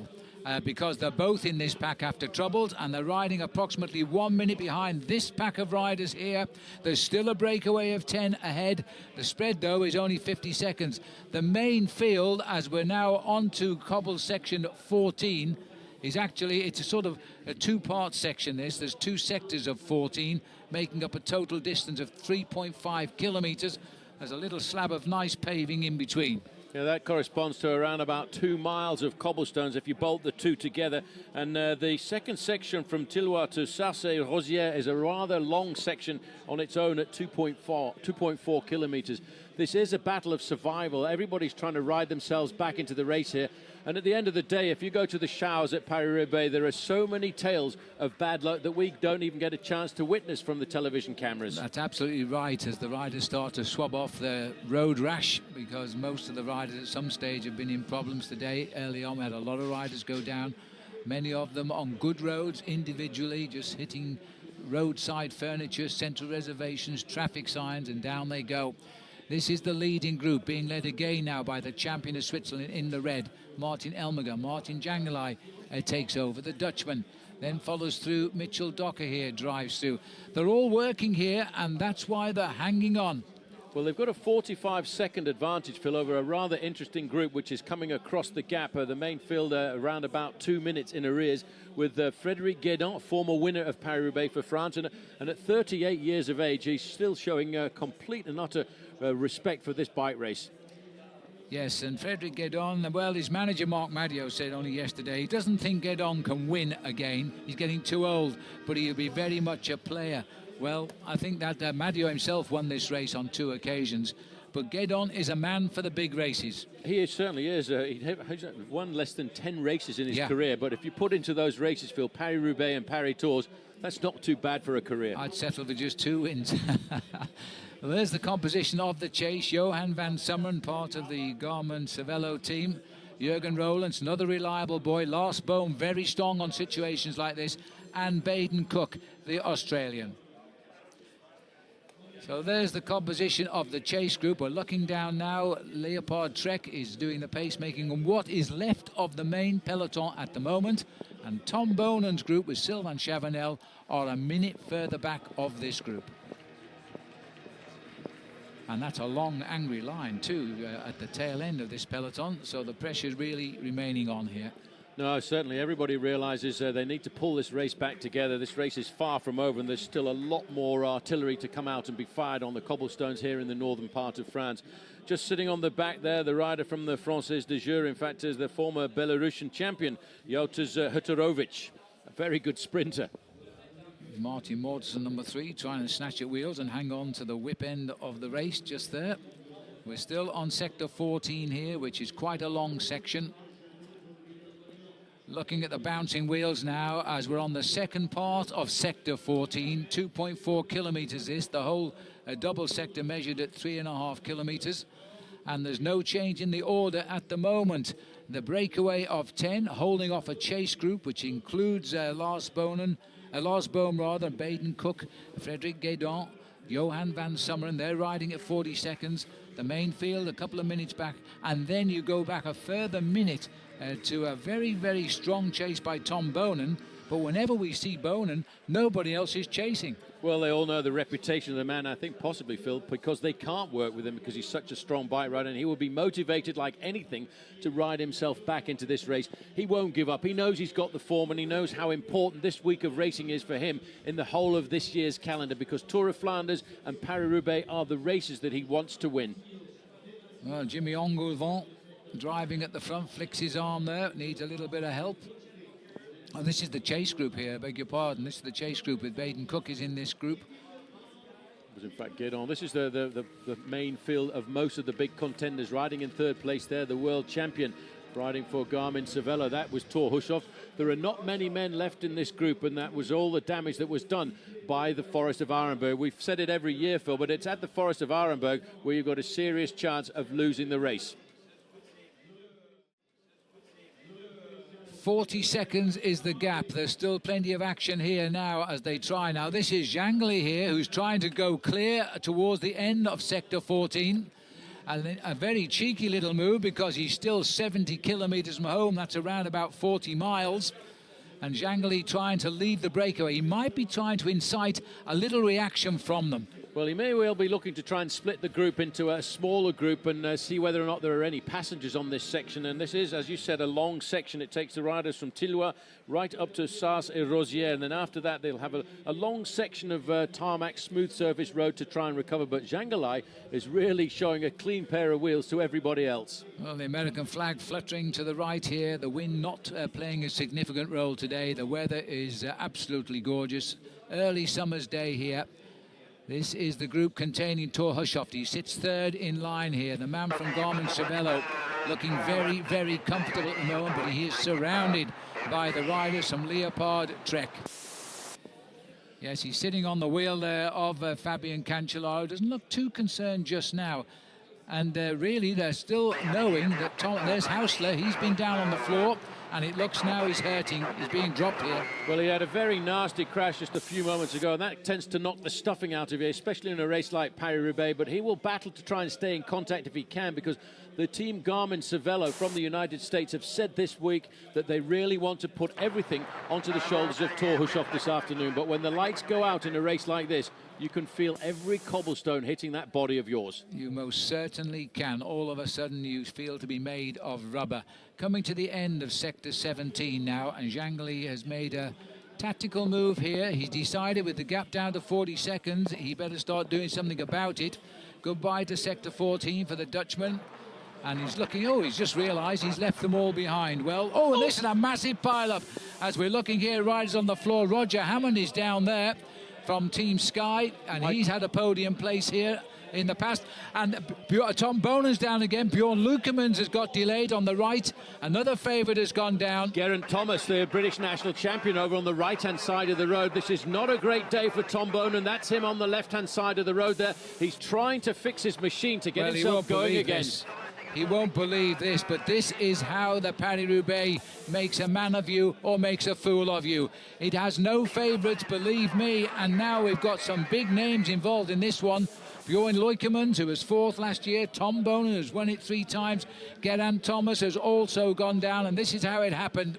Well, it was the Rabobank rider that went down first there. You might just have noticed over to the right was Geraint Thomas, the British national champion. He went down very hard indeed, and I think this may well be one too many strokes against Tom Bonen this afternoon, because he looks a little bit hurt. Well, another big man down there for this event, Roger Hammond, the British rider. He's finished third in this race before.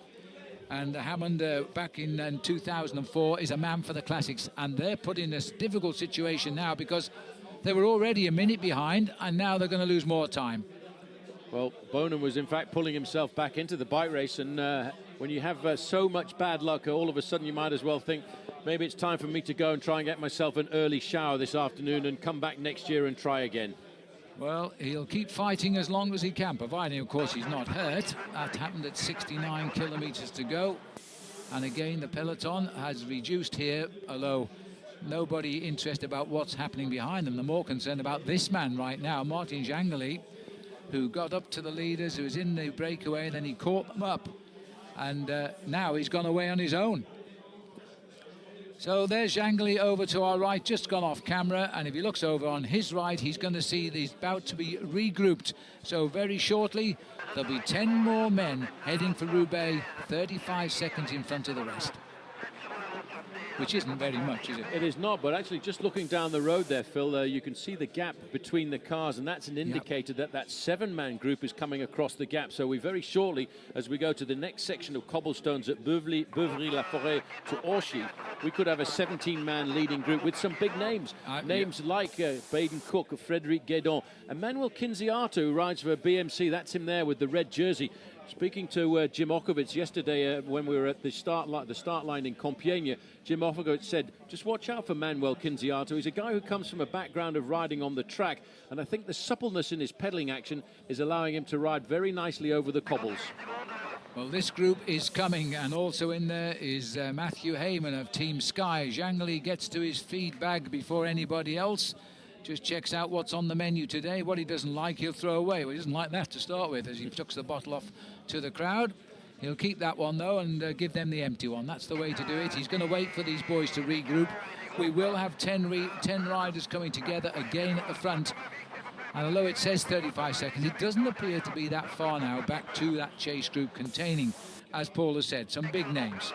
Well, this is a nice, smooth section. This is a section that very often is used for a recovery part of the race. It's about 7 kilometres from the exit of that last section of cobblestones, 14 to go to the next one at 13 kilometres to go in the town of Orchy. And it's a straight, long road in front of the riders. And as you can see, they're taking time here, Phil, to eat and keep themselves topped up with fluids. This is Sylvain Chavanel, number 43. He's about to ride himself back into the race.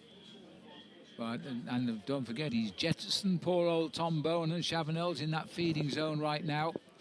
So at least one of the men who's co-leader of Quick Step has got to the fore again. No signs yet of Bonen, which is really bad luck. Marcus Berghardt's just in front of him there on Team BSC. He's got his bag and picked it up okay. A very solid team, Team BMC. In fact, at the end of the Tour of Flanders last week, when the hammer started to go down, they still had 7 riders remaining of the 8 that started. And the only man who was the odd man out was Karsten Kroon. And that poor old guy was in hospital with a broken collarbone. Yes, and hoping to come back quickly. Collarbones seem to be the injury of cyclists. They take a couple of weeks to heal, and then they're back in the action again. With the peloton, this is the chase group we're looking down at the moment on, which is Chavanel trying to get back up to the leaders. He did well to get his feedback on there. No time to check what was in it, because the pressure really on now to quickly rejoin before we get to the next section of cobblestones. Well, everybody at the moment is scrambling for some kind of survival, scrambling to get across the gap or scrambling to get back into the bike race. And it's been because of the incredible number of crashes that we've had out on the course. We do see a lot of crashes when Paris Roubaix is dogged by bad weather and rain. But here, because of the dryness on the race route, it's also made the cobblestones extremely slippery. Meanwhile, back at the front, it looks like Stangley onto the left, Martin Elminger. There's definitely been the 2 strong men in this breakaway, along with Zhang Li, who's also pacing it. This is the junction here, and it's coming at 65 kilometres from the finish. Some big names now crossing the gap, including Matthew Heyman, Baden Cook, Lars Bohm, Johan van Summeren, a previous winner in Frédéric Guédon. Well, Matty Heyman, he's on the front of this group, clawing it all back together. He's a strong bike rider, a former Commonwealth gold medalist, and a man seriously good to have on a team, because he's worth 2 men, I would say, when he starts to fire properly. Lars Bach is the rider who's coming across for the American HTC High Road squad. It's a strange the way tactics work out as we now head on to section number 13 to go, Beuvry-la-Forêt. This is Sector 13 now at Beuvry-la-Forêt, and just as the leaders come onto it, the chasers have joined here, which has now put Frédéric Guédon, a former winner, up in this front group. Matthew Heyman, Lars Bach, Baden Cook, Lars Bohm is here as well, Johan van Summeren.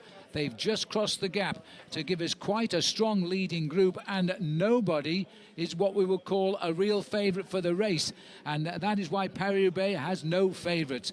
But we've seen Tom Bonen crash, but the better news is that Sylvain Chavanel has rejoined in the peloton, but Bonen is still chasing. Well, Bonen was with Sylvain Chavanel, so he wasn't too far from getting himself back into this bike race. The only question mark now, Phil, is how seriously is he injured, and how badly has his morale been hit by having 2 bits of bad luck go against him on what should normally be his queen stage. Yeah, absolutely right. It is very difficult to stay mentally strong in situations like this. One of the best exponents of that was Sean Kelly, the great Irish cyclist. He never allowed anything to affect his target, which was to win at the end of the day. He won Paris-Roubaix on 2 occasions. This is Gorazd Stangli now, the champion of Slovakia, who is on the front and driving, followed by the champion of Switzerland too, Martin Elmiger. Well, you mentioned Sean Kelly sitting about 6 people away from us here, commentating from another European television network. And yesterday he got his bike out, Phil, and rode over 140 kilometres of these cobblestones in a celebration that the organisation had put together here, where 1,000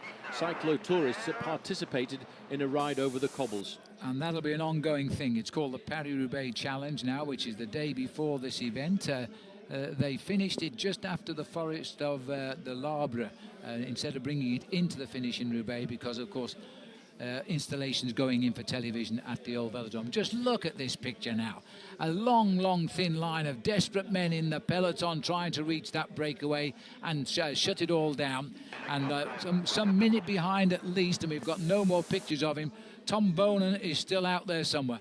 Well, all of a sudden, we're looking at a situation here where the race is about to regroup. 1 moment ago, it was split all over the valleys of the north of France, and now all of a sudden, because some incredible chasing that is being done, it's about to pull itself all back together as we come out of the cobblestone section at Beuvry-la-Forêt. 17 riders up front, and here they are at the moment. Sitting at the back of the group there now is Sebastian Rossler, very strong man to have in the breakaway, being driven on as always by the Rabobank team as they leave sector 13 now. But you might well be right, very shortly we could see a real big peloton of cyclists, and that is not the usual Paris-Roubaix pattern with just 63 kilometres to go, which is just on 40 miles left to race. Well, this is the next feeding station at Beuvry-la-Forêt. These riders are taking on board as many drinks as possible. The white jersey you can see in the middle with the rainbow bands around it, well, of that, of course, is the world champion Thor Hushovd riding for the American team, Garmin Cervelo. And looking extremely useful at the moment, I have to say. This is a man that might be well taking the race to victory day. What an incredible victory that would be for Team Garmin Cervelo as well. Well, they did a good job signing him up before the World Championships in Geelong, Australia last year. Nobody expected him to come up with the victory. They thought it was going to be a very tough race that would be split to pieces. But Hushovd just sat there and waited. When it came to sprint out of the pack, he timed it to perfection. Well, this is the coming togetherness, it seems, at 63 kilometres to go. It looks as though we're going to have a massive peloton at the front, and the only favourite so far out of the hunt, and might yet get back in, is Tom Bonan. 63 kilometres left. Just looking at the riders coming through here. Keep your eye out for number 41. But this is the main heart of the peloton now contacting at the dreaded name of Orkey, because anybody that knows Paris-Roubaix knows that this is the gateway to a horrible set of cobblestones. No, it is. Unfortunately, that section of cobblestone is known as the route of the cemetery, and that could well be the cemetery for 1 or 2 riders here this afternoon. But Paris-Roubaix, Phil, it's all about guts, it's all about determination. Everyone will have some bad luck, and you have to try and bounce back. It's a real archaic competition where you have never to give up in a race like this, because anything can happen. Well, I know that on Belgian television, the Belgian people are going to be just fretting as to where is Tomica, and another rider is on the ground, and it looks as though Quick-Step is down again here. Well, this is... oh, no, it's Chavanel again. I thought it looked like, I didn't want to say it, but this is the 3rd time for Chavanel, and he's come out there, clipped a wheel. Very, very lucky, but he almost got run over there as well by Goric Gardenin of the Vacansoleil team, I think it was. Well, I think if anybody has to actually put together a number of bad luck stories today, it's going to be Team Quick-Step, because he went down very hard. I don't think he's going to get up from that one. Well, he certainly is. Well, this man will not give up. This reminds me of when he had the maillot jaune in the Tour de France in the Hell of the North. He was constantly at the back of the race defending, wasn't he? He was fighting to pull himself back into the race on all occasions, but that time that was a very hard drop that put him down on the ground there. Tough for France, because Sylvain Chavanel has got some of the best form of his racing career over this last week of racing. Well, he's certainly seen all aspects of Paris-Roubaix in the last hour. That's the 3rd time he's had a problem. It's the 1st time we've seen him actually fall. But no, it's the 2nd time he's fallen, isn't it? Well, this is still the leading group of 17 riders. Now, the main field, Phil, is pulling itself together, and they're now only 30 seconds behind the leading group. There's been some serious ammunition thrown out over the last 15 kilometres. And now there's a move again from the front of the group, and this looks like it might be David Velo who's put in a little push from the breakaway. He's very strong today. Well, a lot of ride. One team that has been very noticeable by its absence from the front end of the main field is Leopard Trek. They're playing a waiting game, I think, to try and launch number 1, Fabian Cancellara, into a possible move. Well, at the front of the peloton, you can see the black and the very pale blue, very similar to the blue used in the Luxembourg flag, which is where the team is registered. And they're doing all the work at the front here now. But they're so close to being in contact. Cancellara right on the sharp end now. He's the second man in black to our left of our picture. And BMC, George Hincapie comes forward to dead centre as well. This could become a great battle here between Hincapie and Cancellara, the old firm. Well, they know all about this. This race is also, Phil, a little bit about experience, and Hincapie certainly has the experience of having been to this bike race for many, many years in a row, and he now knows this next section of cobblestones. If you've got the legs, you can split this race to pieces. This is it now. As we enter now the next section of cobblestones, this is Sector 12, Orchy, 1,700 metres now as we start the action. And again, this same group of 17 rather, being led by Gorash Stangley. But the main field are now snapping at the heels and coming up. Well, this is a three-section cobblestone, three-star section here. This section at 12 sections to go, 1.7 kilometres long, 1.1 miles, and this is a very nasty section. This is the main field. A few moments ago, they were about 2 minutes behind the main field, but they know the importance of this subsection here, Phil, and that's why the pressure is on at the front. And look at the dust. This is what hurts the eyes now and causes those wheels to slip. Now, Sylvain Chavanel was in the peloton. He's had a bad fall. He's chasing again. Bonin, we've lost sight of. No information coming. But George Hincapie and Fabian Cancellara and Thor Hushoff are right here now. 40 miles of racing left to go. This group now is looking for 30 seconds to pull them back to a 17-man leading group. And look at the speed they're going over these stones. Now we're looking here at the main group. Hushoff is in the white jersey near the front, the world champion, flying the colours for the American team. Garmin Cervelo. It's only a 30-second gap, but they seem to have slowed down just a little bit again. These are the legs of Stangley, followed by Jangalai. That's a bit of a mouthful, isn't it? Stangalai and Jangalai. I hesitated for a moment, couldn't think what to say. And that's John Declancolb at the front for HTC Columbia. This amazing youngster who was a medalist in the Under-23 World Championships, and HTC Columbia High Road, rather HTC High Road, signed him up. And that's a good move. He's got two strong men here, Greg Rast, nearest camera, and Thomas Lisa. Well, these are strong boys. These guys are halfway across the gap as well. They're looking to try and bridge up if they can. And the other rider in there, well, I thought it was Geraint Thomas, number 27. Geraint Thomas has got a white jersey on for the national Of course he has. The two teams, in fact, are rather strange because Garmin Cervelo and Sky have got almost the same coloured jerseys from the back in all of this dust. And in fact, that was Gregory Rast. Gregory Rast was in there as well for Radio Shack, but Stangalai has been an immense tower of strength in this leading breakaway. He's obviously likes seeing the way on the cobblestone because he's always at the front driving the breakaway. There are 17 of them now, at least there was last time we checked. There are still 17 riders as far as we know. We're not getting too many shots from the back, but I don't think we're unhitching anybody here. This breakaway is strong, and it could be causing one or two problems back in the main field. Well, it's actually rather strange tactics unrolling here because we've got this 17-man leading group, and at just 20 seconds behind them, this group of 4 riders, Rash, Declancolb, Lisa and Gregory Rast, and they are trying to make the contact with the leading group, and yet the main field is only 25 seconds further behind them. And a big spread across the field here right now. End of Sector 12 for the second chase group as well. And this is the second chase group. The camera's got him behind them now. Is he going to carry them up towards the leaders? 4 riders there are chasing. And the peloton a further 20 seconds back of those 4 riders. Now everyone being extremely attentive. You can see sitting every now and again that white jersey with the rainbow bands around it, the world champion Thor Hushoff.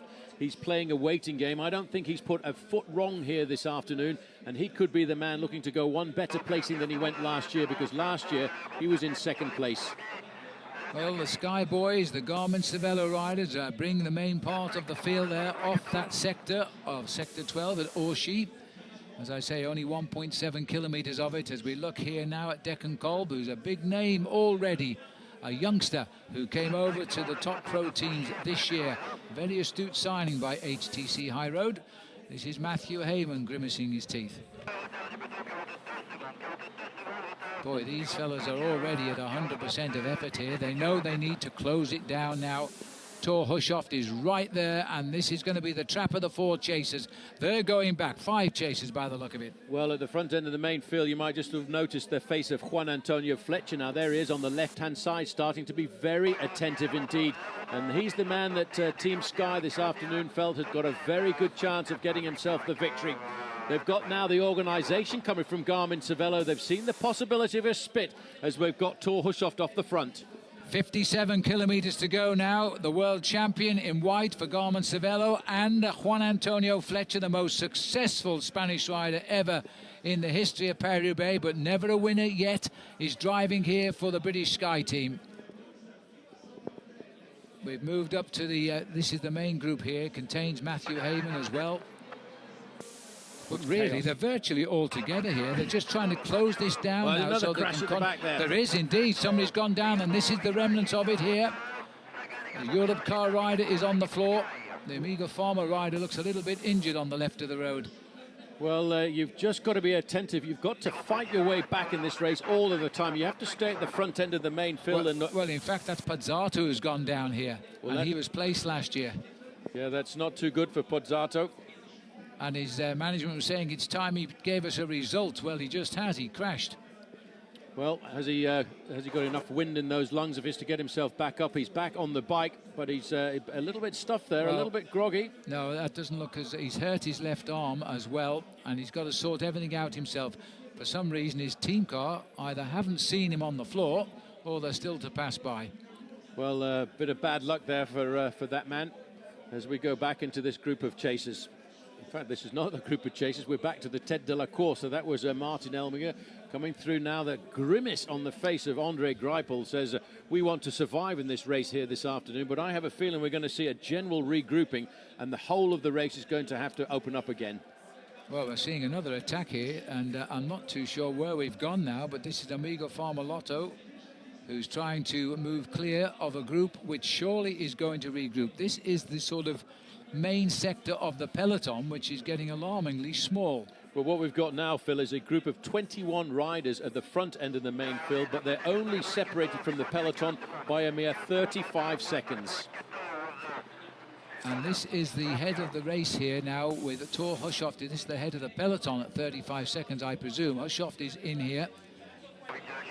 Doing honour to the world champions jersey. George Hincapie is here. He is indeed. George Hincapie is here. So too is Fabian Cancellara. Still out of the race are the 2 big favourites from Quick Step, Bonin and Chavanel. They have not recovered from their problems. Riding over the front too for Team BMC. A lot of riders in that red and black jersey of BMC Racing. Alessandro Ballan, the former world champion. There's 2 very nasty sections about to come up, Phil. The sections from Orchy to Bercé. But the one that I feel could be the start of the changing of the face of this race, Mont-Saint-Pavel. That's coming up in about 8 kilometres' time. And Mont-Saint-Pavel is a very nasty stretch of cobblestones, and I would think that the peloton would like to be up with the breakaway before they get onto that section, because that's where it could all go wrong for some of the riders. And this is still a large peloton here as well. It's regrouping slowly despite the disruptions. This has been a very, very aggressive race today, and a very strange pattern. We've never had, and we had the same situation last week in Flanders. The breakaway has never really got clear of the attention of the peloton. Well, Garmin Cervelo are the riders in the black and white jerseys at the front end of the main field. That's Tyler Farrar right in the middle. And I wonder if today he's going to sacrifice himself for the chances of his Norwegian teammate, Thor Hushovd. But they have got what's important to have at the ends of Paris Roubaix, a lot of riders from the same team in the group to give support. Well, only time will tell that, but for the moment, they are looking to be in a very strong position here. They've got a lot of riders up front at Garmin Cervelo, as they continue to course 35 seconds back of the leaders.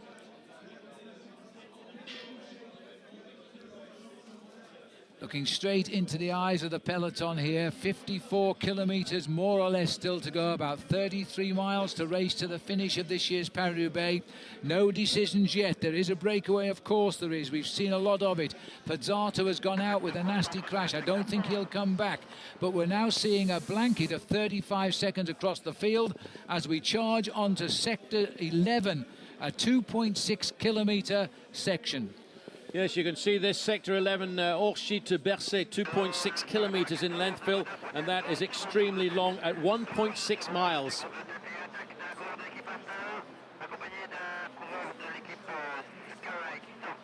I have to say that I think Team Garmin-Cervelo are tactically in a very good position here this afternoon, because they've got two riders in that leading group of 21. Rasch, who is a young rider, Johan van Summeren, and they've got a host of riders in that group behind to support Thor Hushovd.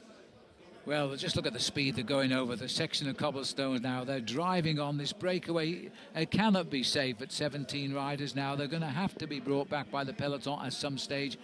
There has been a couple of riders reach them, not too sure who they were. We've seen Filippo Pozzato really look quite hurt with his left arm, although he was getting back on his bike when we did see him. He's got a bit of work now. The peloton are on to the same section now, and it's being driven on by Astana. At 35 seconds the gap, and bouncing over the cobblestones there right at the back of the race is Alex Rasmussen of the HTC High Road team. They're riding those specialized bikes which are having such a great successful season, I have to say, having won Milan-San Remo with Matthew Goss and the 4th Tour de Flanders title last week. So maybe they're going to need every help they can get now to bring back these leaders. Well, now Team Sky looking to take themselves to the front and dominant in this year's Paris-Roubaix. They're looking after their man who is in second position there, Juan Antonio Fletcher. I'm not sure of the position of Geraint Thomas, Phil, because Geraint Thomas went down in a very nasty crash with Tom Bonen and may well not have got himself back into the event. I don't think he's here. Also went down in the same crash was Roger Hammond, and he's a very strong man in Paris-Roubaix. We've certainly seen other riders here from the Sky team who have done quite well. There's Fabian Cancellara on the far side of our picture in the white top to his jersey. He's okay. Hincapie is here, just peeping in behind. Hincapie's kept a pretty close eye on the whereabouts of Fabian Cancellara. To the far left of our picture, the world champion in that rainbow colours, and that is Thor Hushovd. And the Norwegian are broadcasting 7 hours of this race today live into their country, so they clearly are expecting Hushovd to do something special.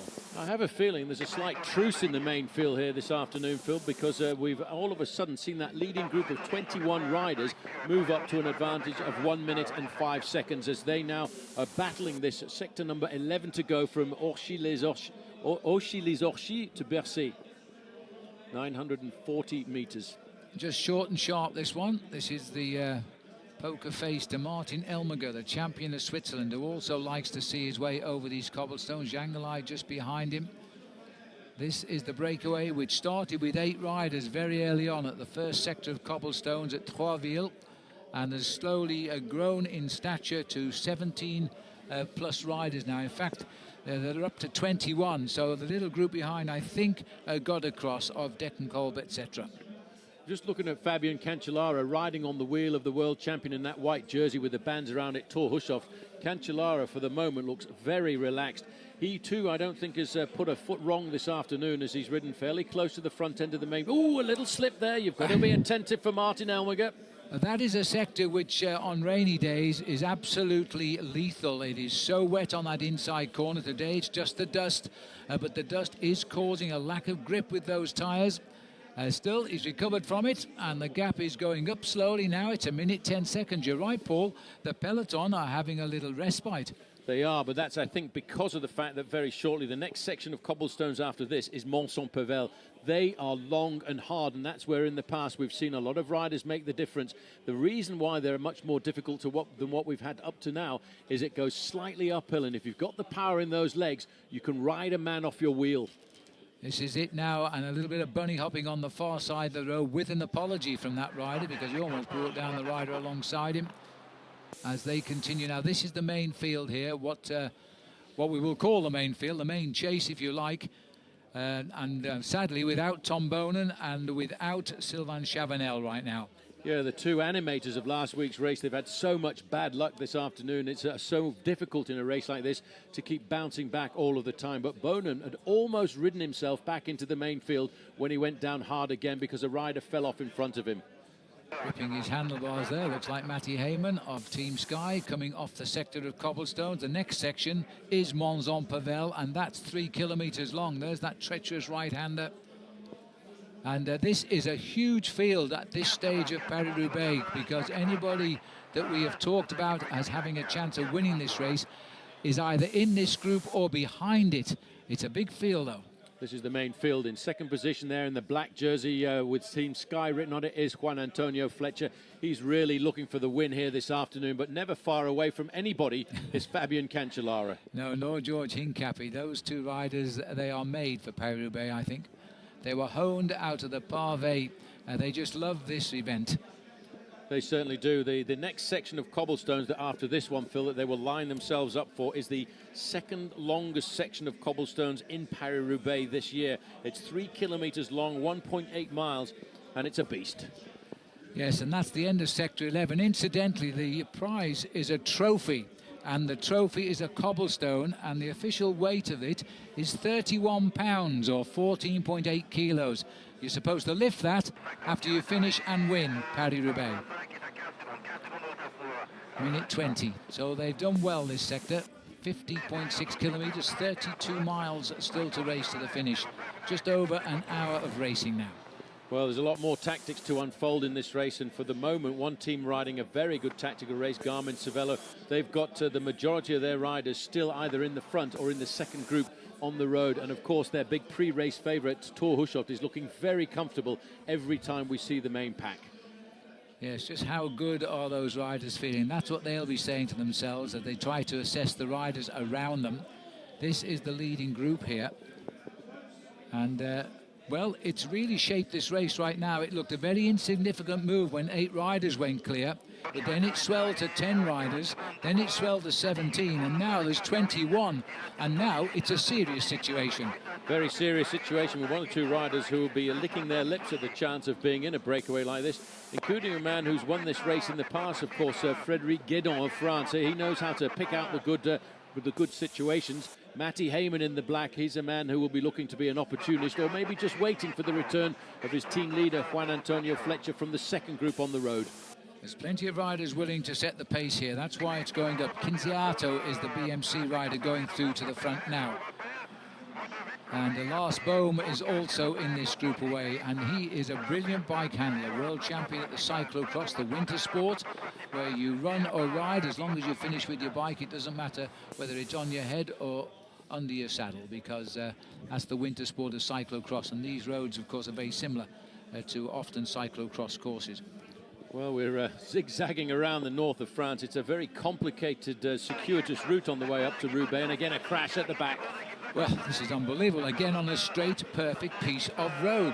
And this is Bjorn Leukemans again. Well, this man's been delayed by just about everything today. Well, I don't think Leukemans will have too many good things to say about this year's Paris-Roubaix. The other guy going down there, the Europcar rider from France, was Zaid Hadou. Man that packs a bit of a sprint finish if he can get there to use it, but they're just dropping onto these cobblestones like flies today. There is Leukemans. I really thought that man would be on the podium today, but at the moment he's spending far too much time on the road. Sector 10 now, Mons-en-Pavel, this is it.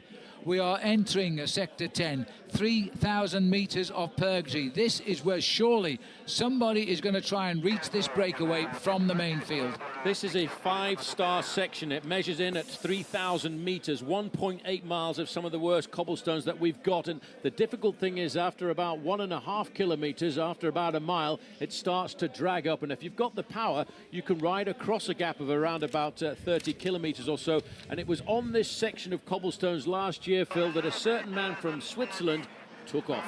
Yes, and boy, did he take off. It led to accusations that he actually had a motor in his bicycle, and would you believe people weren't joking.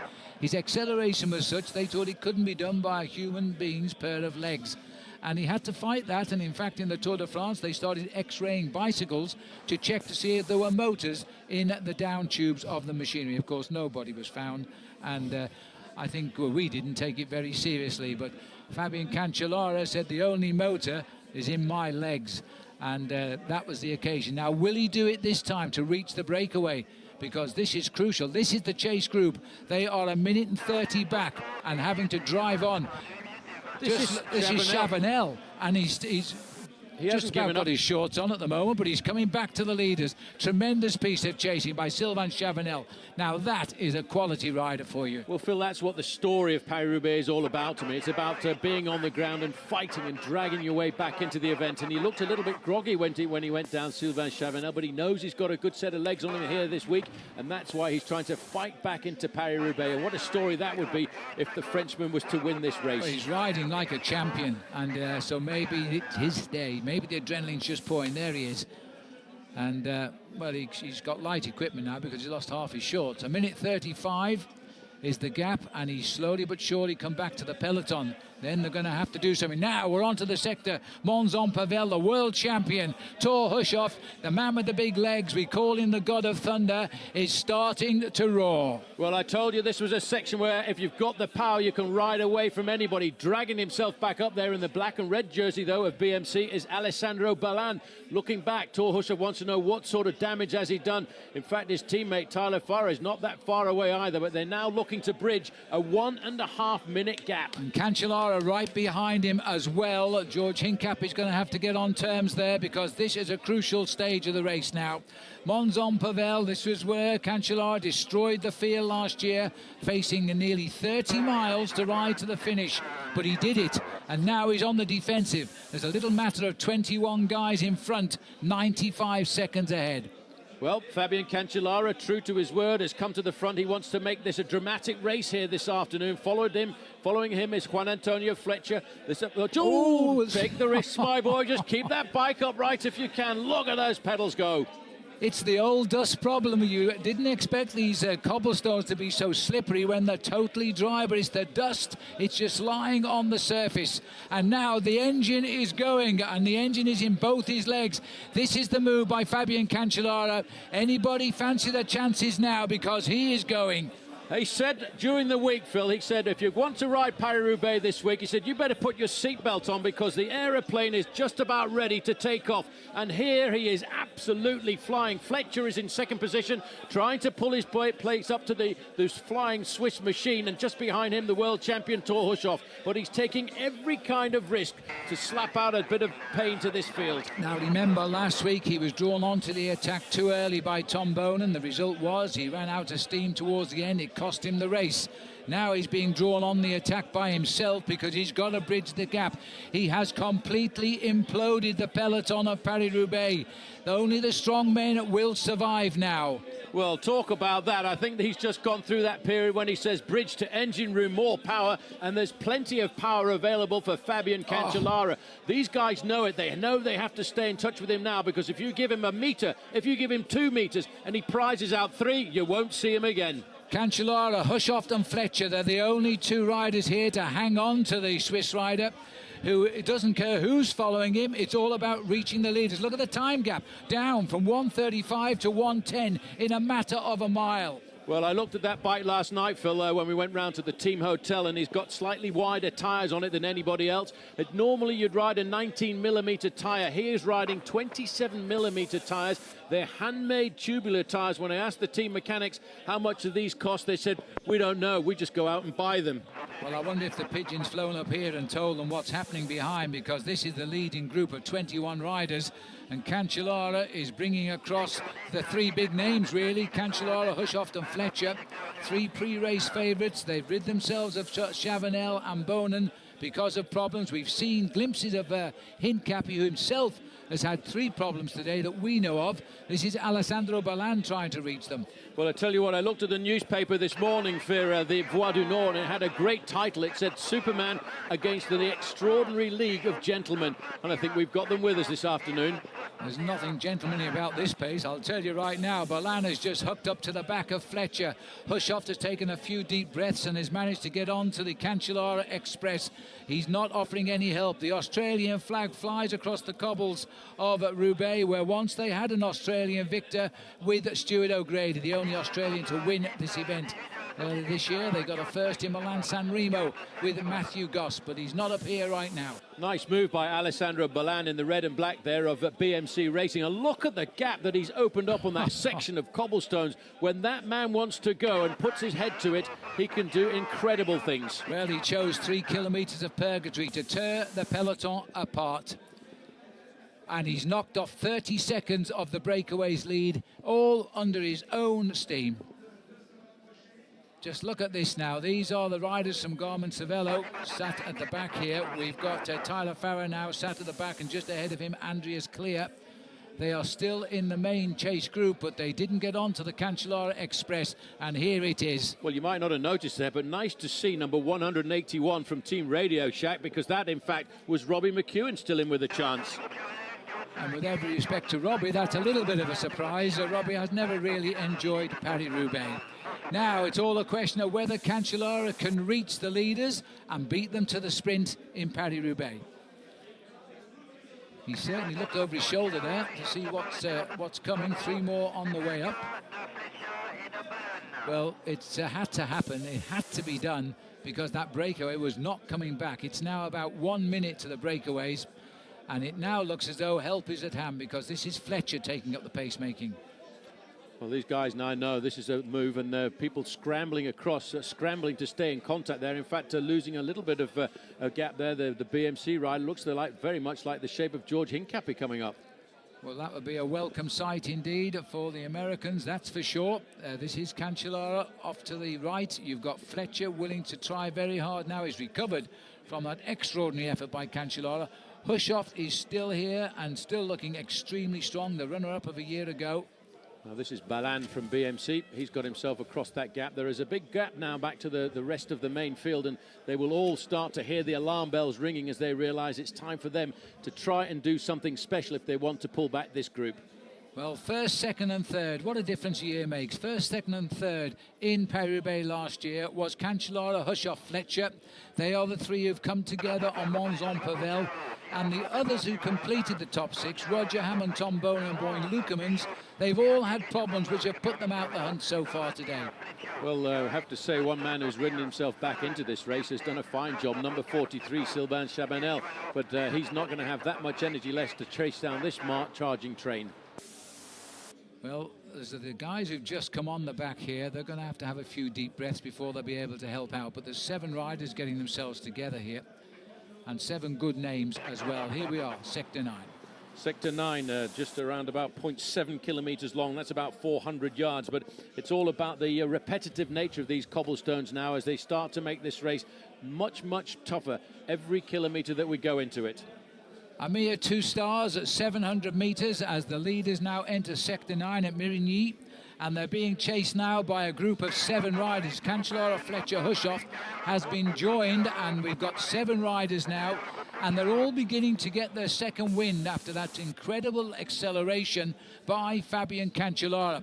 So they're actually starting to help him now. The peloton is at 105. Well, the peloton is halfway across the gap now, and we can see everybody's taking this extremely seriously. Fabian Cancellara has said, right, enough is enough. We're going to start to take this race seriously and keep putting the hammer down and ride across the gap slowly but surely.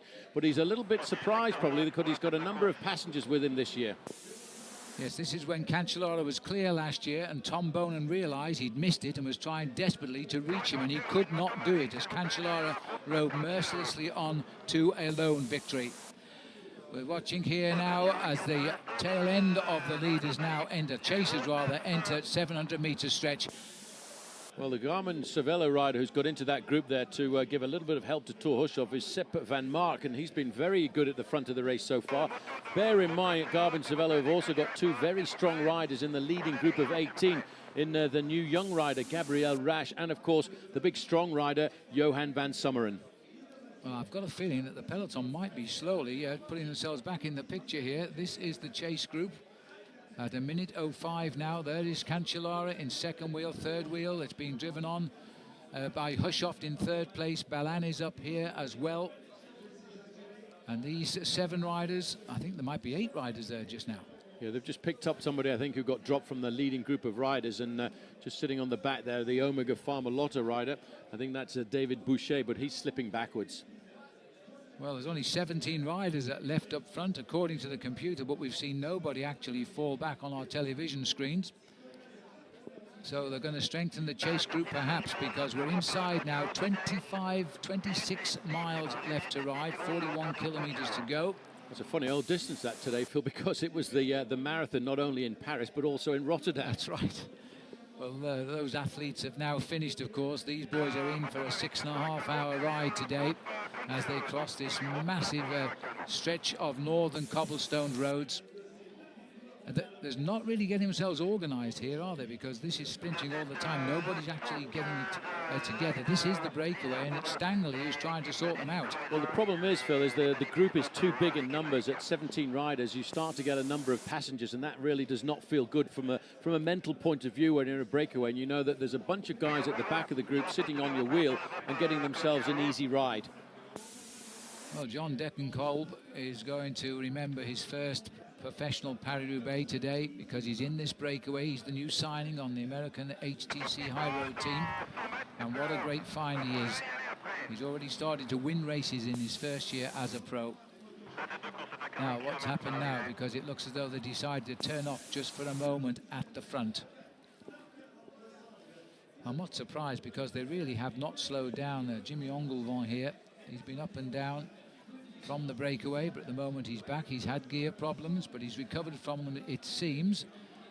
The word has gone out, I think. I think Jimmy's one of the guys who's actually fallen back from the breakaway just now. Andre Greipel sat at the back. He reached the leaders, but he's now back here. So he's been dropped by the leaders because he's in the Hushoff Trace group. Well, I tell you, that section of cobblestones, Phil, at Mont-Saint-Pével, it does not take any prisoners at all. It's a very nasty section of cobblestones, and it once again has stamped its authority all over Paris-Roubaix here this afternoon. But now it's a big chase for those riders at the back because they need to bridge a 1 minute 10-second gap.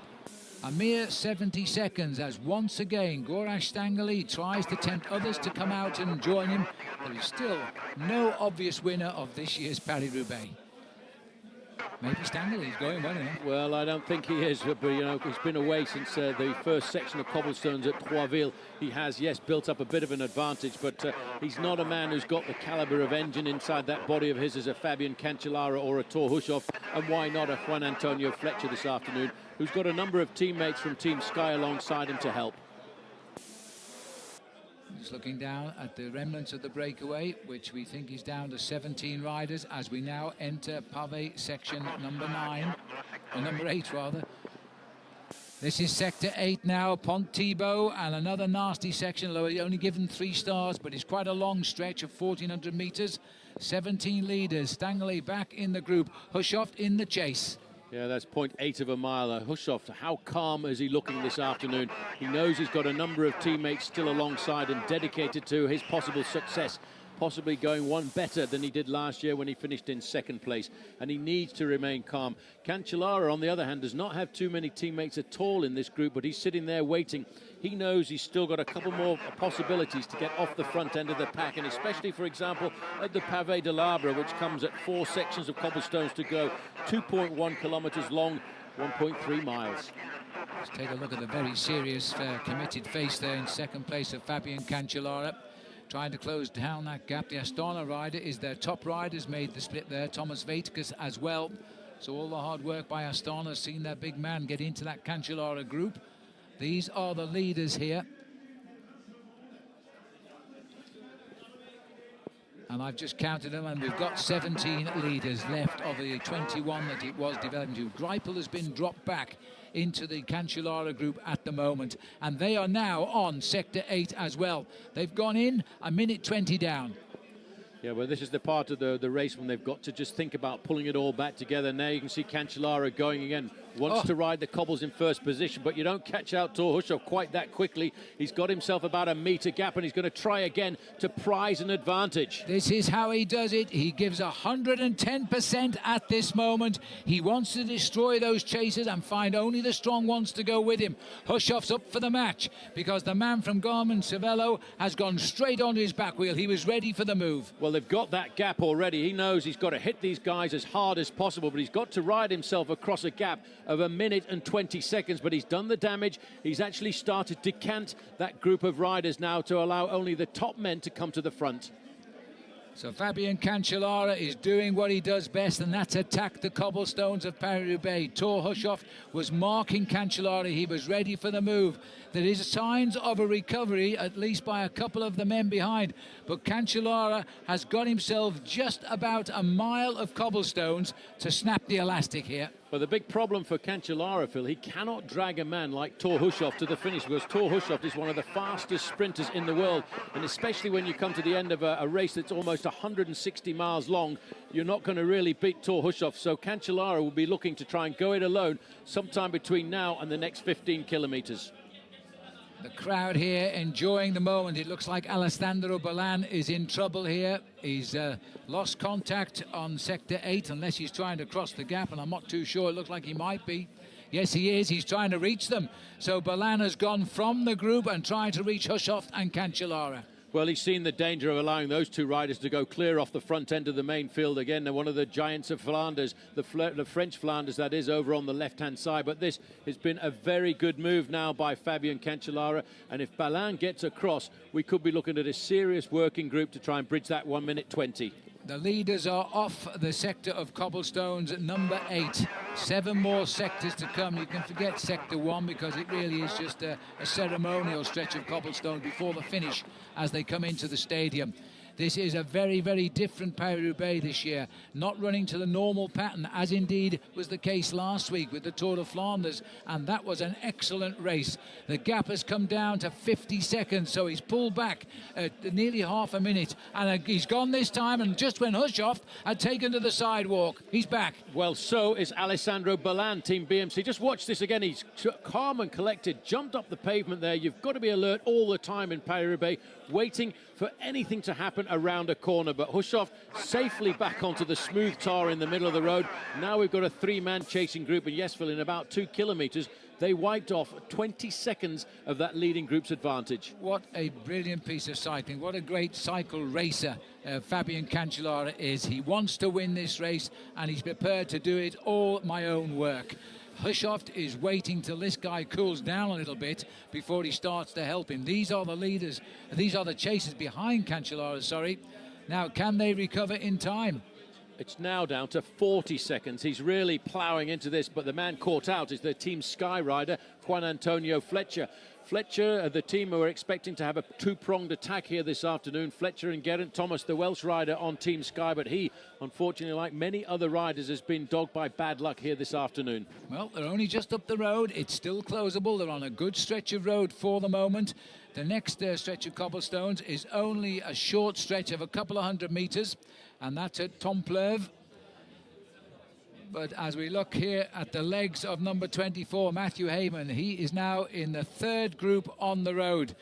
Cancellara, it's a case of will he or won't he, with 36 kilometres to go. There's Martin Elminger. This is the front-running group here. Totally unaware of what an incredibly good race is going on behind them as riders come and literally disappear in that chase. So that's Martin Jangelai in the orange jersey. He's been a big animator of this early breakaway here, which has swelled to incredible numbers. There are 16 survivors of that group, which built itself up to around about 21 men at one stage of the game. But now they all will know. The team managers will have told them they're being chased by a dramatic trio of riders. What a quality trio of riders they are too. Ballan, a former world champion, the current world champion, and the man who holds the record of world championships at the time trial, Fabian Cancellara, which he's won 4 times. There's the remnants of the group they left. They seem to have reformed into a chase of 6. No, they will do everything they can, and Juan Antonio Fletcher will be kicking himself that he missed that move there, because it's shown himself so far that he's been extremely strong in Paris-Roubaix. But now he won't have too many friends in this group either, because they all know he wants to pull himself back to the 3 men just off the front, and the gap now another 10 seconds shaved off it to 30. The hand was up there by Sepp Van Mark, who's done so much for Fletcher to keep him in a win situation, and now seems to have a problem of his own. These are the 3 chasers. The gap is now a scant 30 seconds, and it's all down to that magical man on the front, Cancellara. Well, forget that, Phil. I think it's less than that because they started to pull the cars out behind these riders. The race referees keeping the gap nice and clean because they know that Cancellara will come across. Can you imagine if these riders are told on their little ear radios, there's 3 guys catching up, Fabian Cancellara, Thor Hushovd and Alessandro Balin. I'd try to go quicker. Well, I think that's what Frédéric Guédon has decided here, the man from Française des Jeux in the white jersey, former winner of this bike race, one of the oldest men in the bike race as well, Phil, at 38 years of age. But he knows you have to take advantage every time that you can. He's covered there by Johan van Summeren, who rides for Garmin Cervelo. Yes, Guédon won Paris Roubaix back in 1997. And since then he won Paris Tour, another classic race at the other end of the season in October. But good for him, because this man certainly has done what his team manager Marc Madio said he would do, and that's put himself in front of the television cameras today in this breakaway. Well, 2 small sections are bolted together when the riders come out of this small town of Templeuve. There's only 0.2 and 0.5 of a kilometre, but once they're through there, they'll be lining themselves up for the town of Sisouin, and there's 2 very nasty sections there which could again see a change in the face of this year's Paris-Roubaix. It may be on Sector 7 that Cancellara will try and reduce this down to bringing the breakaway back into the fold. They're going to go in at around 25 seconds, the gap here. As Paula said, it's not very long, bolted together. It's just 3/4 of a kilometre, just over half a mile of cobblestones. We're on it. This is Sector 7 now, the first section, Templeuve to Lapinette. It's only 200 metres, a slight respite. Then we get half a kilometre, just under a mile of cobbles after that, half a mile of cobbles rather. So that's the total of the cobblestones in this sector. And Cancellara and the 2 riders with him, Hushovd and Balin, are going to go in less than half a minute behind the leaders. They will use those 2 little sections of cobblestones to try and close down the final gap, and Cancellara not asking for any help at all. You want to see how fast this man goes over the cobblestones, but now in the back of his mind, he's trying to work out the permutations, and his permutations will probably tell him that the next big move will probably come on Campin en Feuvel or the Carrefour de l'Arbre. Cancellara drives on now. He never looks round for help. He doesn't want any help, although he's carrying 2 men who could well beat him at the end if he gets to the track with them still on his wheel. But at the moment, he's only concerned about bringing back those 17 front runners. He's gone in at 25 seconds. Let's see what it is when he comes out. Well, it will be a lot less, I would hazard a guess, because you know that man Cancellara, when he starts to get the bit between the teeth, he just is like I suppose he's a bit like a Swiss watch. He works to absolute perfection. Tornado Tom, but unfortunately for Tom, he's not come back into the race after that second dumping on the ground unceremoniously. Same has to be said for Sylvain Chavanel. 53 seconds to the group that Cancellara left, don't forget, when he attacked with Hushovd and was then caught by only Alessandro Balin. Well, there you can see that's the group of 3 there. You can just see the yellow motorbike there. That's the neutral service motorbike, which will give a wheel to any of the riders in that group of 3 if they were to have a mechanical incident. Now the cameramen right up behind him. That's the view from being in the working line, sitting behind an express train here. The world champion living up to that rainbow jersey he wears. He won it in Geelong in a magnificent World Championships in October last year. And Thor Hushovd today would love to become the first Norwegian ever to win this event. Well, he's got a very good chance at the moment, because once they catch that leading group, I'm sure we'll see a serious decanting of the number of riders in that group, especially over the next couple of sections of cobblestones, which again are going to be long ones and ones that have got a false flat in. And if you've got the power and you've got the ability to turn your pedals as fast as Fabian Cancellara can do, you will open up the gaps. Well, I have to say that ever since he attacked, Cancellara has asked for no help here. Balin made a huge effort to reach them and has done nothing but stay in the position we call the ticket collector at the back, watching them do everything. That's the pressure they put on the man that's advertised his ability so well over the last 2 years. Well, Cancellara, he knows that he's got to get himself across the gap and rejoin that leading group of riders. And I would say then, Phil, what he will do is take some respite for a couple of kilometres or so and wait for the next couple of big sections to try and make his move again, because he knows he cannot drag Thor Hushovd to the finish. Otherwise, the Norwegian will win Paris-Roubaix. Yes, he's a terrific finisher. He's a big sprinter here. As we just look at the riders here, number 36 there is Bernard Eisel, also riding a strong race, but that's the first time I've actually seen him. 25 seconds, the clock hasn't moved an inch on that, so 31 kilometers. We are now just inside 20 miles from the finish of the 109th edition of Paris Roubaix. And this time last year, we knew the result because Cancellara was just going like a train. But today, he's having to fight into the race rather than ride away with it. Bit of a move there, just coming from the Sky Rider, Matty Heyman. He thought he might just prize a gap over the front end of this group. And now watch out, there's going to be lots of attacks now. Here comes one. And one of them's coming from Martin Elminger, who all of a sudden he's seen the move coming on his left-hand side. In fact, you don't usually see a move like that, Phil. You actually hear it and sense it. Well, I think he did just that because these boys are getting very anxious now. In fact, they've pulled 10 seconds away from the Cancellara group. So the other two riders better start thinking of helping Fabian Cancellara. He may be just running out a little bit of steam. And in fact, that's exactly what's happened. He's pulled off the front. And so Cancellara, now, is he beginning to falter? Are we seeing what is an early morning breakaway established to 17 riders going to spoil the show for Cancellara, Hushoff and Balan? Well, they certainly have slowed down a fraction. You can see all the press motorbikes around. They're all waiting for the next big moment of the day. The gap is 35 seconds. It's actually stretching out. And Cancellara is talking to these guys. You guys had better work with me because I'm not going to drag you to the finish. And this is a very strange tactical situation. They know how strong Cancellara is. They really should get word from the team managers to all work together. Well, Fabian Cancellara is talking to the right, saying, guys, you either help me or we just wait for everybody else. Please yourselves. And it looks like they're going to wait. No, Cancellara, he's not going to have these guys sitting on him. And I would say if I was Thor Hushoff, I'd put a couple of turns in to try and pull the riders across to that leading group. Well, this is when you're at the height of your game, and Cancellara has certainly advertised his great form. Last week he was an angry man. He was outmaneuvered in the end. Nick Noyens was the rider who stole the show, and Cancellara had to be content with third in the Tour of Flanders. Today, according to the way he's been interpreted in print, and he says interpretations often go a bit awry, he was threatening to destroy the field.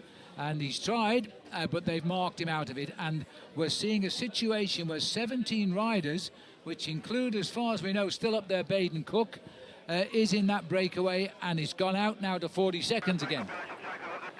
So as the discussion starts here, will that breakaway stay away? And that's a question these riders must now be asking themselves with 19 miles to go. Well, I find this a little bit strange in the sport of professional cycling. You don't sit on the back wheel of a man like Fabian Cancellara. Cancellara, I think, a bit frustrated this last week. We've known how strong he's been.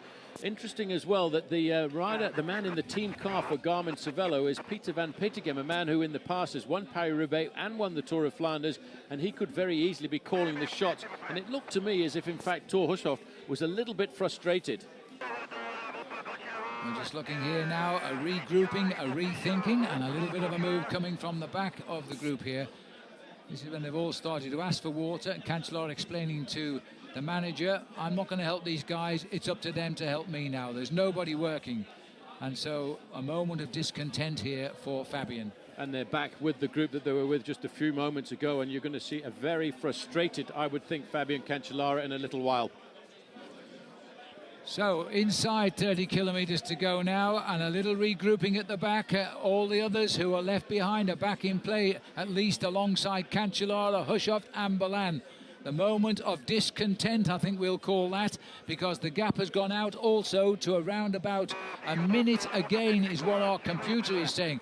But now they're finding the rhythm once more. And look at this here, Paul, because this is the new boy on the block here for Garmin Cervelo, Sepp van Mark, who's actually setting the pace again. Well, he's going to have to set the pace if Thor Hushoff thinks he's going to win this. I think what just happened there a few moments ago was Fabian Cancellara said, I'm not dragging you to a victory this afternoon. If you want to win Paris-Roubaix, you have to do a little bit of work. Well, we can't blame him because they really did sit on him and make him use all his energy. Now he's going to plot another attack, obviously, and next time he'll want to go by himself. And now let's see what's still to come. Let's see what he might make him. I would suspect it's going to have to be around Sector 6 now, Paul, at Seaswang. Well, actually, he might wait a little bit. Depends how his legs are feeling here this afternoon, because the sections at 5 and 4 are very difficult sections, from Confort en Pavella and, of course, the Pavé de l'Arbre. They've both got slight inclines in them, and if Cancellara has got the legs, and I think he's already showed us that he's got the legs here this afternoon, he could use those sections to prize an advantage. But first of all, he has a slight problem, and that's 14 riders in front of him. Yes, absolutely right. Those two sections Paul has mentioned are 4 kilometres in length. That's 2.5 miles.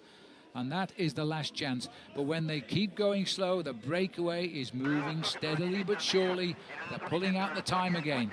Yes, but look at the way the breakaway now is starting to operate. They're attacking and slowing down, and what that will do is it will actually slow down the average speed in this leading group of 14 riders. So theoretically, the group behind containing Cancellara should, just by the natural progression, start to come back. Well, I make it only 14 riders there, so I'm wondering if we've lost anybody. 28 kilometres to go now. It's developing now into a lead bunch and a chase bunch, and all the favourites are in the chase bunch. 28 kilometres to go. There has to be concern on this breakaway now. Early on, they were never chasing this breakaway. It was an in-house fight, but now the breakaway is beginning to look rather dangerous.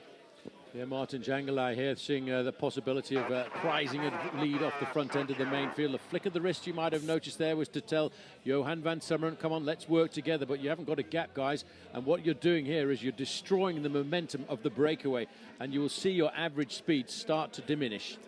I know it's getting late in Australia, but let's not forget that Baden Cook is in this front group as well. We haven't seen too much of him, but he's very definitely still here as we move on to the next sector of Pavé, the first part of Sector 6.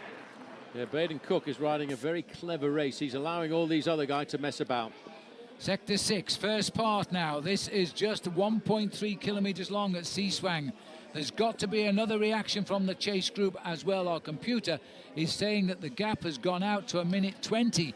But we're not showing you this on television for some reason. If that's true, there's a lot of work to be done from this chase group now. Well, Johan van Summeren, the big man who we see do a lot of work for teams that he's been inducted into over the past, whether it's in the mountains or whether it's in races like Paris Roubaix, is kicking out the pace at the front of this race. Now, he will be wondering, what am I going to do? Because in the group behind, he's got his own team leader, Thor Hushovd, who's got a very young Belgian rider alongside him, with Sepp van Mark, to do the pacemaking. But that's why I think Martin Elmiger here in the red has decided he has to hot up the pace. They cannot start messing around. Otherwise, they're going to lose their advantage. I tell you, Elminger must be seen as a real danger now. This is a rider who can do anything. He can win stage races like the Santos Tour Down Under, and he can win one-day races like the Swiss Road Race Championship. He has got to be seen as a real threat now. 15 riders are left in the breakaway. Slowly but surely we're dropping them off. 9 are in the chase group containing Cancellara, and there is the white jersey of the world champion Thor Hushovd. Hushovd at the moment has only marked Cancellara. He hasn't contributed a lot to the pace, and I'm sure Cancellara has noted that. Well, the man sitting on Cancellara's wheel there in third place is Juan Antonio Fletcher. How dramatic is that? Well, that would make a nice jigsaw puzzle, wouldn't it? As we look down there in the dust, and it's the dust which goes into the eyes of the riders. It causes conjunctivitis. It is the most unpleasant experience, believe me. And these boys are now having to contemplate defeat to 15 riders, opportunists up front, including the Australian Baden Cook. It's 1:10 the gap.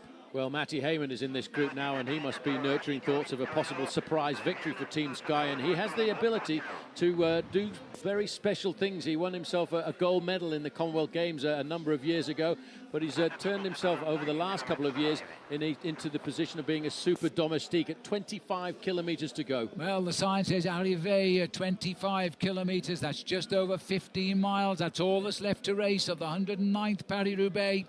Still no decision, and still we've been back to 20 seconds, don't forget, with that breakaway, and we're now out again to 1:10.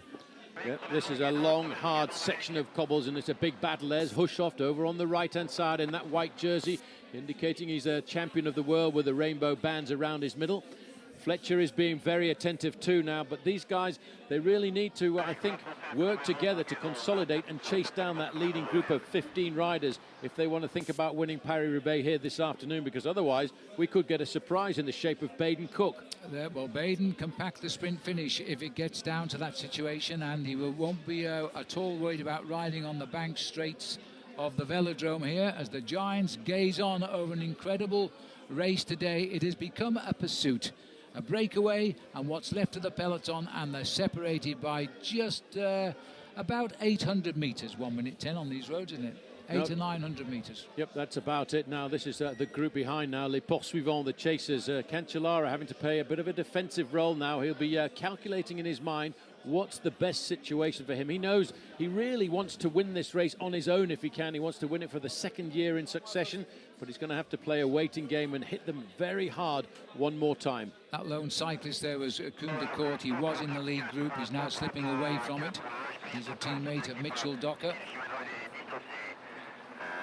So we've still got Gregory Rasch up front, Johan van Summeren, Lars Black, Deccan Kolb is there, Roland is there, Kinziato, Elminger, Lars Boom. Those are the riders up there. Tom Lisa made it. And this is the composition. I think Mitchell Docker is one of the riders who I didn't see him drop, but I'm sorry to tell the Australians he has been dropped from that lead group. Well, this is the second part of section number 6 to go at Bourgel to Wannin. It's just a 3-star rating, 1.1 kilometres in length, and that corresponds to around about 0.7 of a mile. As they bounce their way towards Roubaix, where at least the concrete track will be a bit smoother for the big sprint, if that's what it's going to be. I can't imagine a group this big will arrive on the velodrome. That will call for another type of skill, because many of these road riders aren't used to racing on the velodromes around the world. Minute 5, they're bringing it back yet again. Well, this is still the leading group. That's big Johan van Summeren over there on the left-hand side. Big, strong bike rider. He is very much appreciated in any team that he's been involved with. I remember him doing so much work for Robbie McEwen when they were together at the Lotto squad. Well, it looks like Lars Bak, who's setting the pace there for HTC High Road, and also Deccan Kolb is still up here in this group in his very first Paris-Roubaix as a pro. A chance here to look across the fields, and the reason I'm looking across the fields at the moment is to try and ascertain the gap between this leading group of riders and the front end of the chase behind, and it's still pretty much being controlled by Garmin Cervelo. They really had a plan this afternoon, and that was only to work for one man on the squad, despite the fact they had 3 possibilities of a win with Heinrich Hausler, Tyler Farrar, and of course Thor Hushovd. But I think it is all going to be put onto the shoulders of Hushovd, sitting there in second place. They're waiting for a move. Nobody is making a move here now. They're just continuing to follow wheels, which is not the nature of the game if they're going to close this gap down. They're waiting for Fabulous Fabian to make his move, and I'm not sure now. When you start sitting up and arguing with the rider sitting behind you, it's also a sign that you're feeling the pace as well. Well, that's off that section of cobblestones. The next one will be Confin-en-Pavel. That's a good place to make a move at 1.8 kilometres long. There's also a very nasty incline there too. The leaders are running out of road, or maybe I should say the chasers are running out of the chance of catching the leaders. The race is heading towards the last big moments of this year's Paris-Roubaix, and the gap is 65 seconds, or to put it another way, just over half a mile. There's the fans down there. I can't understand what they're saying because it's all in different colours. A minute is the gap now. They've knocked another 5 seconds off. It looks as though this breakaway now is getting itself organised again. And again, it is this amazing man here, Sepp, what's his name? Sepp Van Mark, who is actually doing all the work. He's doing all the work for the man sitting right behind him, Thor Hushovd, the champion of the world, who is dreaming of going one better than second place in Paris-Roubaix last year. And to do that, he's going to have to use his team to bridge that gap. They're starting to turn the tables a fraction. I think that, Phil, is because in the leading breakaway of 14 riders, there is a little bit of dissension in the ranks, and obviously a lot of riders starting to tire after being away at the front of this race for around about 140 kilometres. Yeah, they must be feeling tired now, because the next section of cobblestones at Seaswang is the 230-kilometre point of the race, and I think they must be feeling tired. Now, this looks like a move by Deccan Kolb here, trying to get away off the front. If it's not, then it's his teammate, Lars Bak, who's stretching them. Heading into Campan for belts. Lars Bak, who's made the move this time for HTC High Road, who are having, we should say, the usual start to the year. They're winning lots of bike races, both with their men's and their women's team. This is the #1 team for my money on the road at the moment, HTC High Road. Well, they had a big win in the middle of the week, of course, in the Grote Prijs, Skelde Prize, and that, of course, was at Mark Cavendish, winning ahead of an unbelievable crash in the last 300 or 400 metres, but that didn't affect Mark Cavendish, who came out to win that bike race for the 3rd year in succession. Yes, big memories for Mark, because that was the very first bike race he won as a professional as well, about 4 or 5 years ago. But Mark is in this race for the first time, and apart from being in trouble at the back, we haven't seen anything of him. He's got 2 teammates up here, though, he'll be cheering for if he's not in the television room somewhere right now, because he may not be riding right now. 45 seconds, desperate moments require desperate minutes, because they've got to push on. That group is coming back. And again, this is Lars Bak of HTC trying to get himself an advantage. He was covered very quickly by Johan van Summeren. Van Summeren has been extremely attentive here this afternoon as Gregory Rast of Team Radio Shack comes across the gap. Yes, now this might be the splitting up of the lead group. 21 kilometres to go. 45 seconds is the gap. The breakaway is in disarray now. It's what strength you've got. It's now time to lay it on the road. Yeah, we'll just look at the gap as well, because that chasing group containing Cancellara and world champion Thor Hushoff is down to 45 seconds.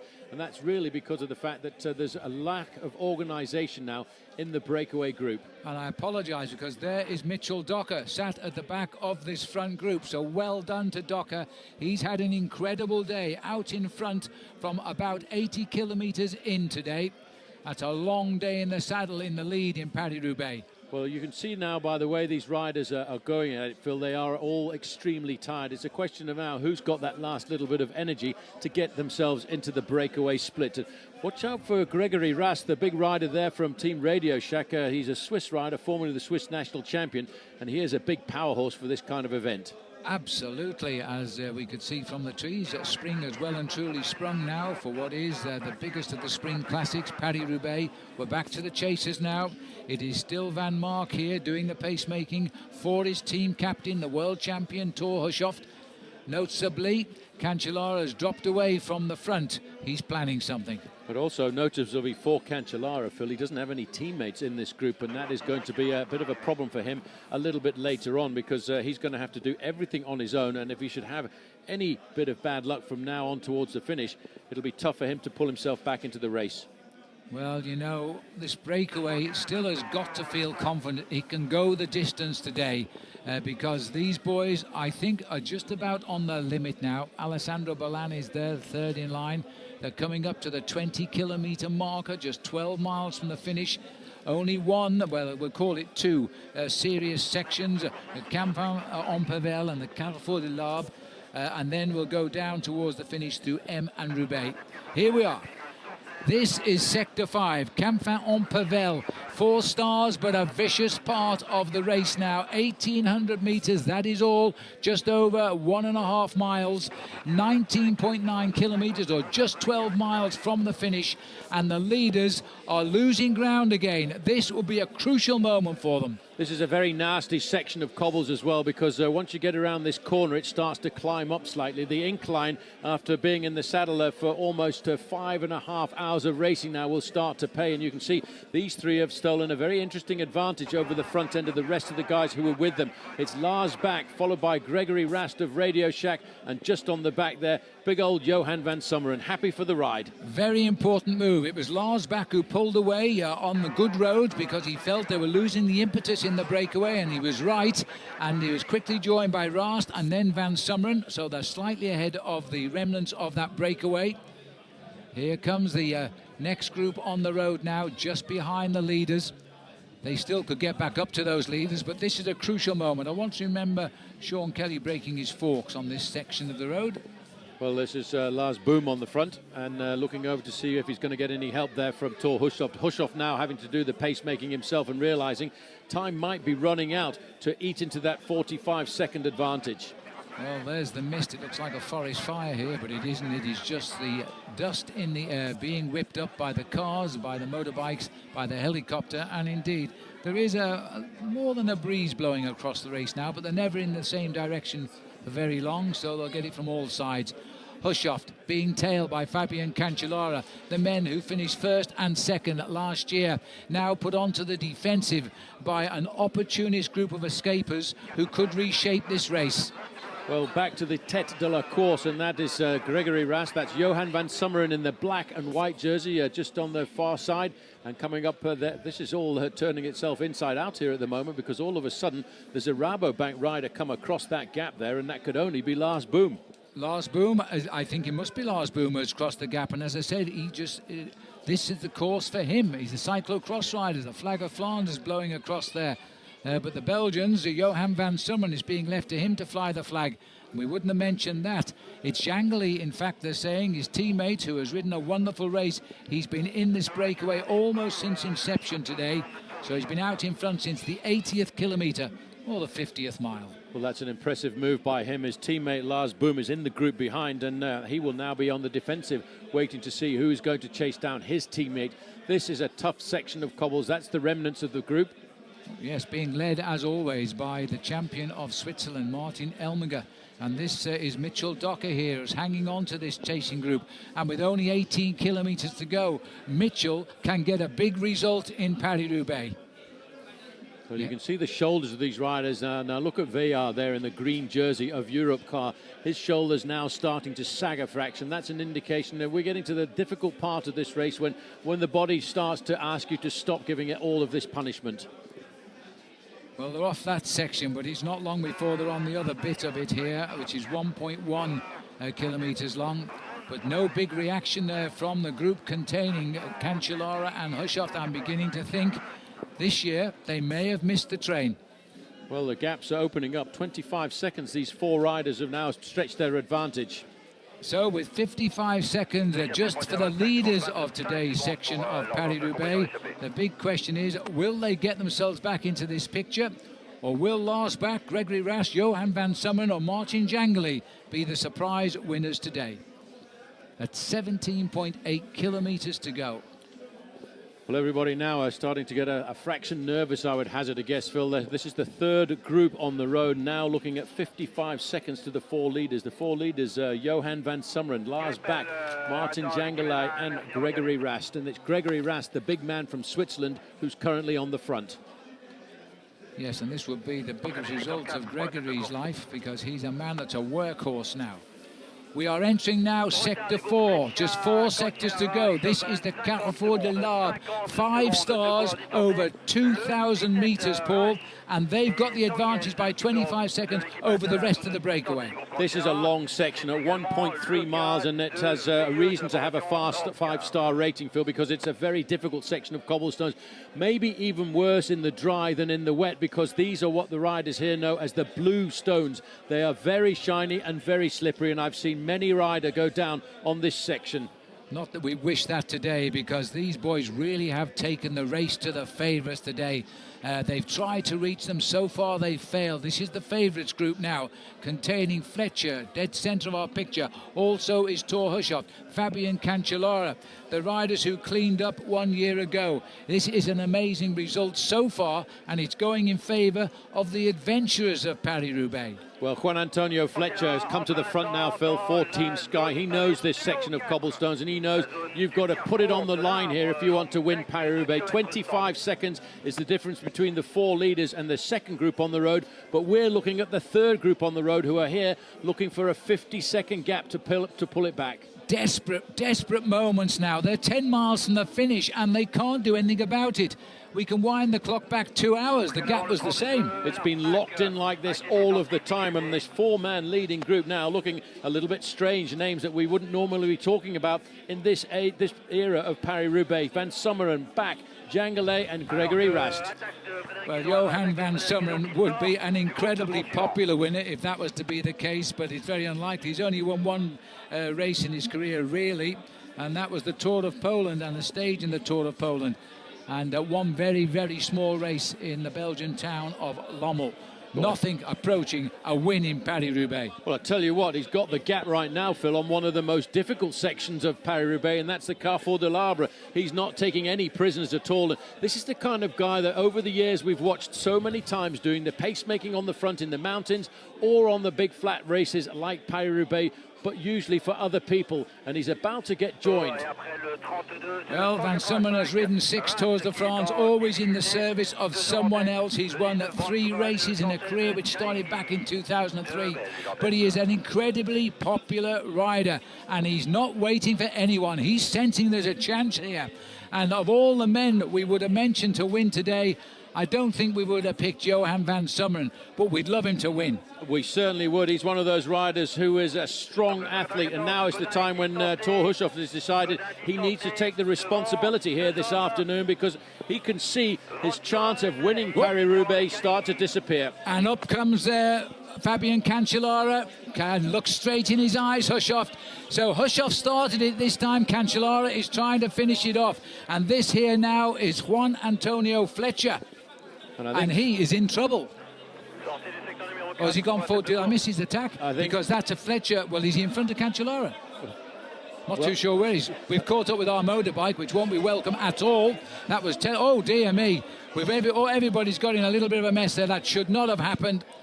I know it's impossible to avoid on these narrow roads, but that may have taken the steam out of the counter-attack.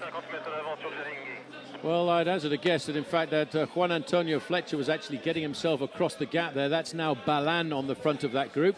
And again, trying to get himself organised after that precarious overtaking of the motorbike there. That is Fabian Cancellara in 3rd position. Well, a little bit unfortunate, and it may well have destroyed for the moment the impetus of that move. But here we go again. 40 seconds is the gap. 15 kilometres to go. Just over 9 miles to the finish now.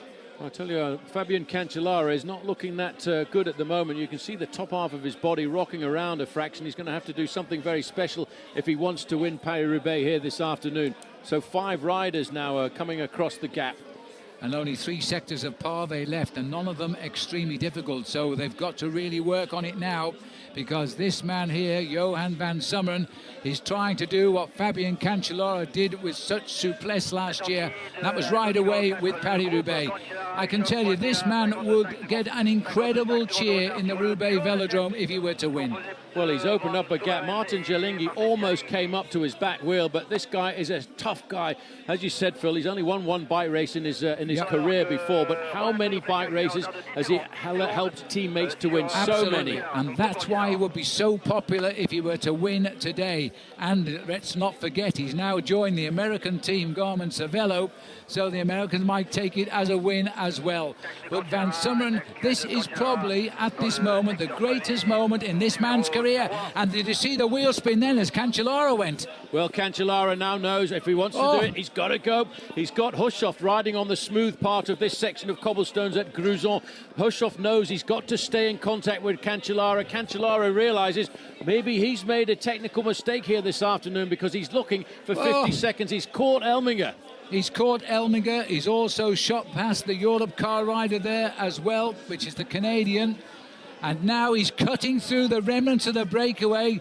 These are desperate moments. They require desperate movement.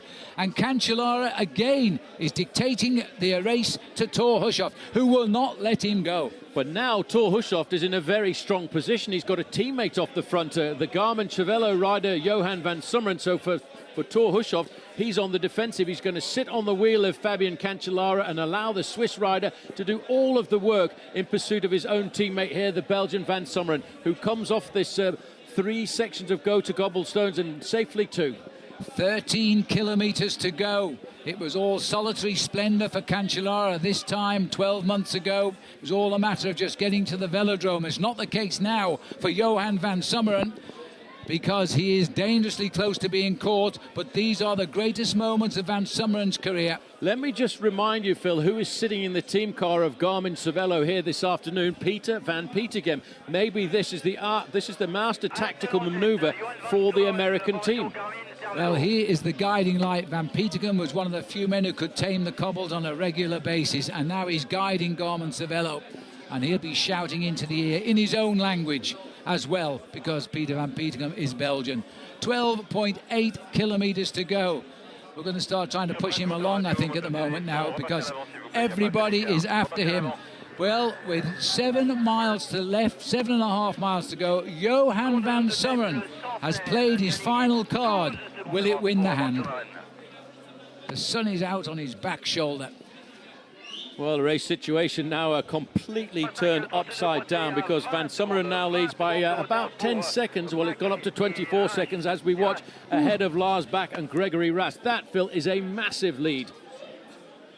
Bak and Rast, sort of back rest, isn't it, really, as the two try to get up here. As long as it's not a back rest, and that's just about what I could do at the moment. And then chasing a little bit further back, you've got that group of Fabian Cancellara, but these are the two chasers. Lars Bak, the rider in front, he's Danish. The rider behind him, Gregory Rast, he's from Switzerland and rides for the American team, Radio Shack.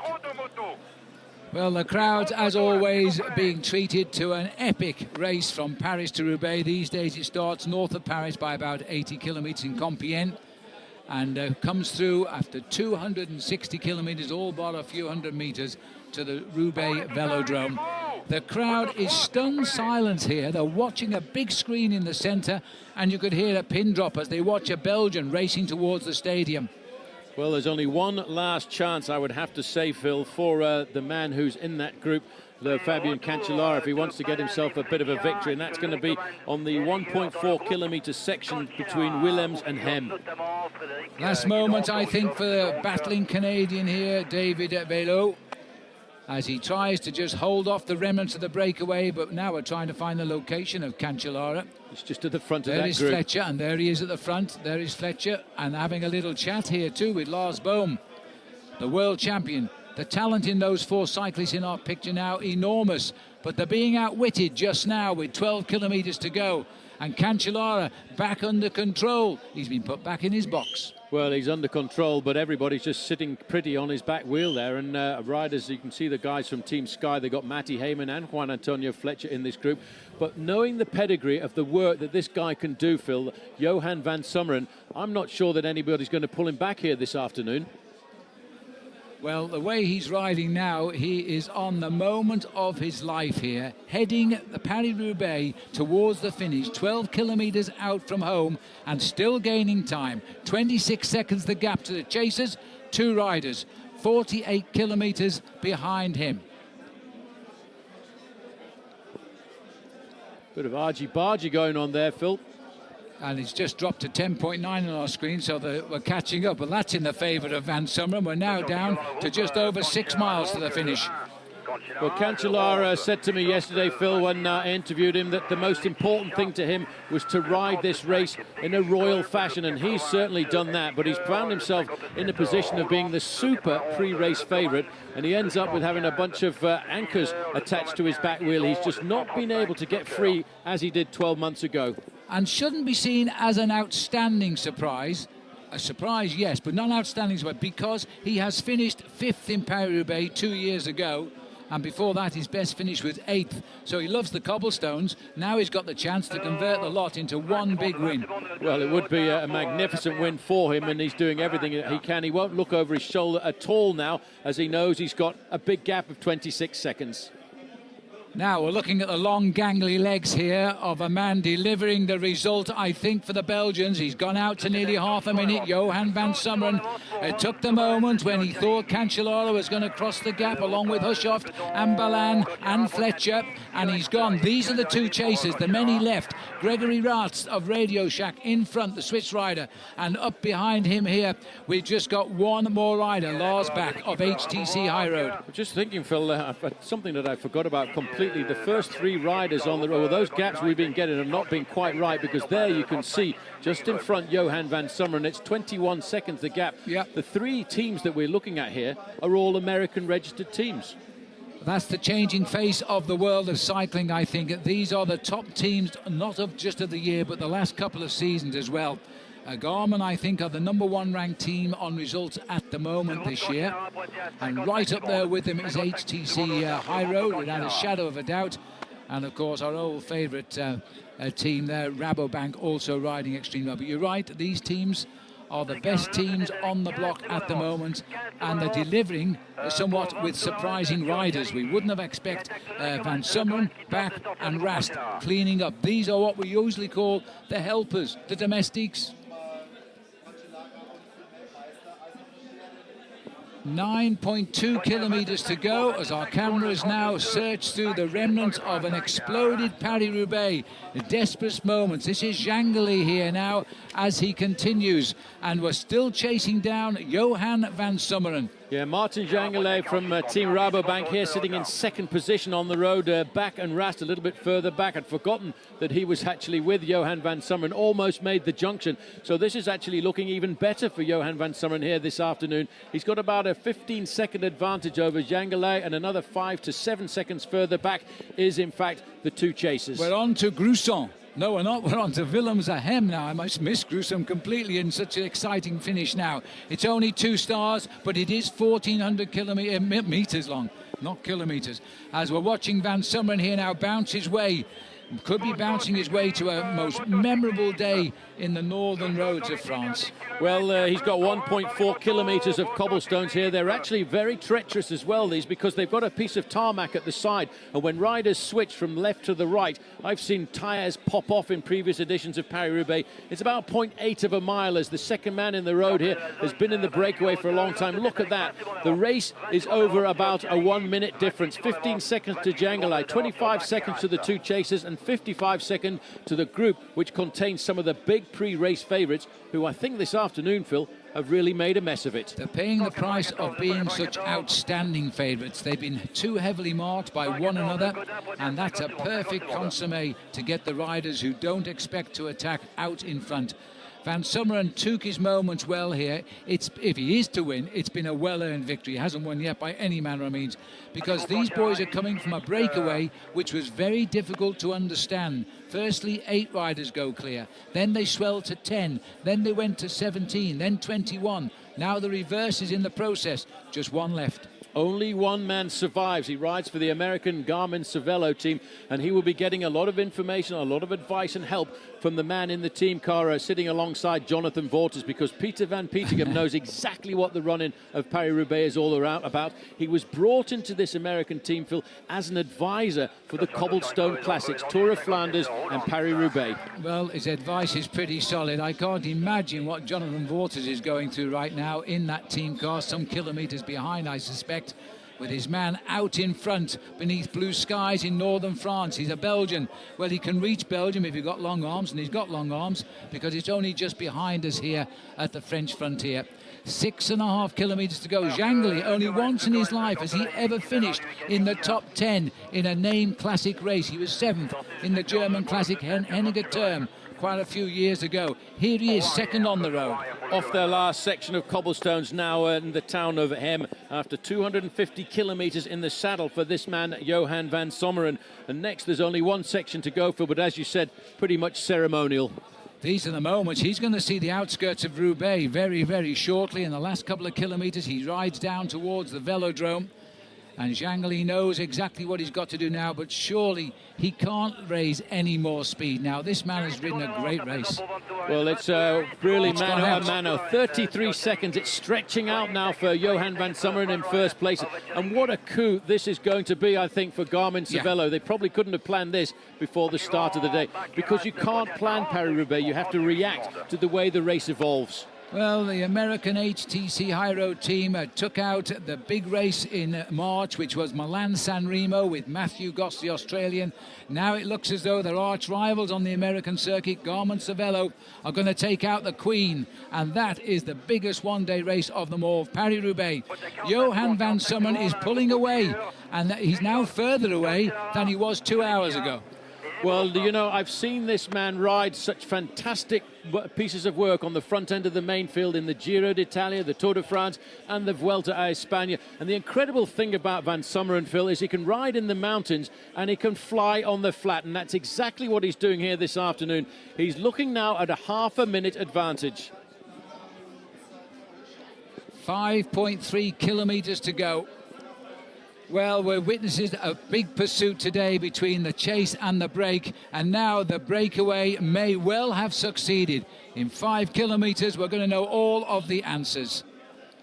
Look at the face here. Alessandro Ballan flicking his arm, wanting Cancellara to come past him. He won't come past him. It's all too little, These too boys late. are beaten. They are beaten. It's all too little, too late for the big favourites here this afternoon, because the clock does not lie in a race like Paris Roubaix, and they are now 1 minute and 10 seconds behind Johan van Summeren. It's all over bar the shouting for these guys, and they'll be racing probably for 5th place once they come onto the velodrome. 7 riders in the group, but up the road ahead of them are 4 riders, so they're not even racing for a podium place right now. 54 seconds, 5 kilometres to go. I don't think it's possible. The only man in with a chance of spoiling the party for this rider, Van Summeren, is Jangeli himself, because he's the closest to him. Yeah, and that's 30 seconds, and that at this speed, Phil, corresponds to around about 500 metres or 500 yards if you prefer it in old money. And he's not the kind of guy who's going to blow up on the run in towards the finish, because this is a man who's got a serious engine. He's got the power, and he's been a big team helper for many, many years. He's looked after Robbie McEwen, he's looked after Cadell Evans, and in recent years he's been brought on board here, Garmin Cervelo, to be a big tough man in the mountains. Well, if only we could see his face. Our motorbike cameramen are not allowed to go in front of the rider for obvious reasons, but it is a mask of pain right now. This rider is just living on the wing and the prayer now. All he wants is to see the Roubaix Velodrome, to hear the traditional roar of the crowd, and he'll be welcomed home for the biggest day in his professional career. Yeah, well, he's looking here, Phil, at a last incline of 1 kilometre to the top of the mountain of Hem, because it probably feels like a mountain to him at the end of 255 kilometres of riding this afternoon. Once he crests the top of this incline, Phil, it's pretty much downhill all the way to the velodrome.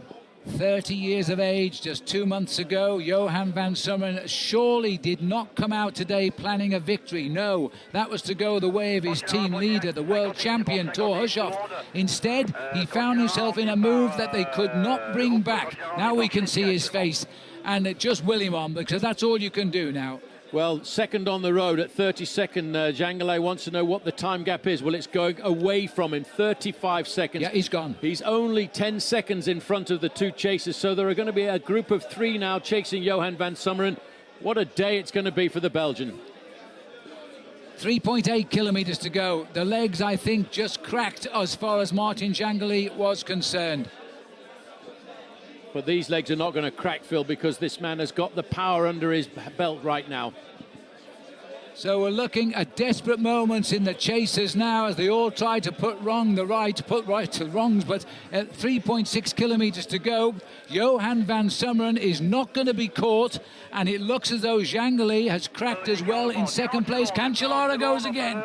He will not give up, this man. He's racing at the moment for 5th place on Paris-Roubaix. Now he's going to try and do something about it. He's gone again. He's gone again, and he's going to hurt himself, and he's going to pedal now, Phil, not only with courage, but he's going to pedal with anger, because he feels that everybody in this race has ridden behind him. They've pulled themselves back to him every time and sat in his slipstream. The man trying to chase him is Thor Hushovd, but I don't think Hushovd has got the power to go. Well, Cancellara is putting everything into this one. Now, he's probably the only man in the world who could cross the gap to the leader, because he is the master of the time trial. 4 times the world champion, the current Olympic and world champion. And now these are very, very desperate moments.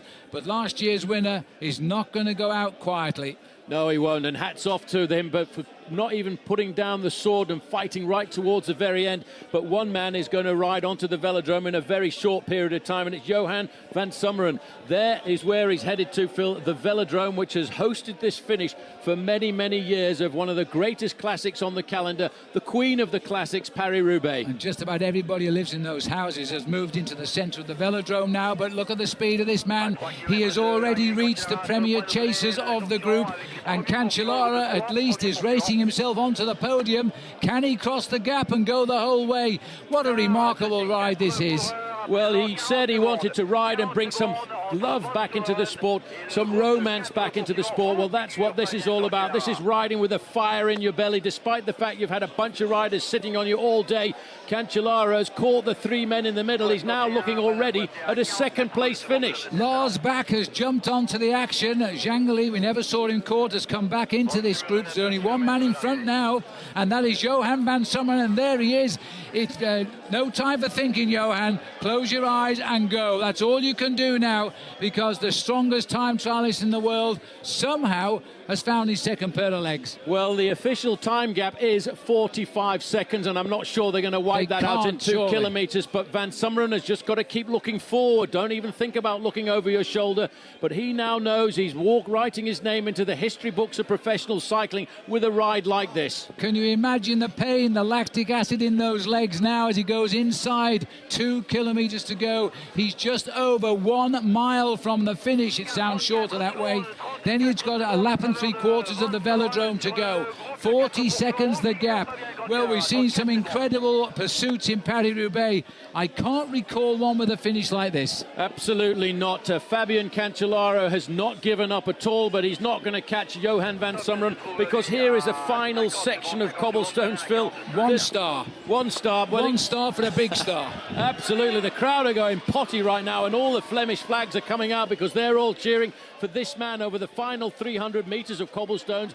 Johan van Summeren has turned the books completely upside down, and nobody would want to take the glory away from him. This man's life will never be the same again as a professional now. He's just turned 30 years of age.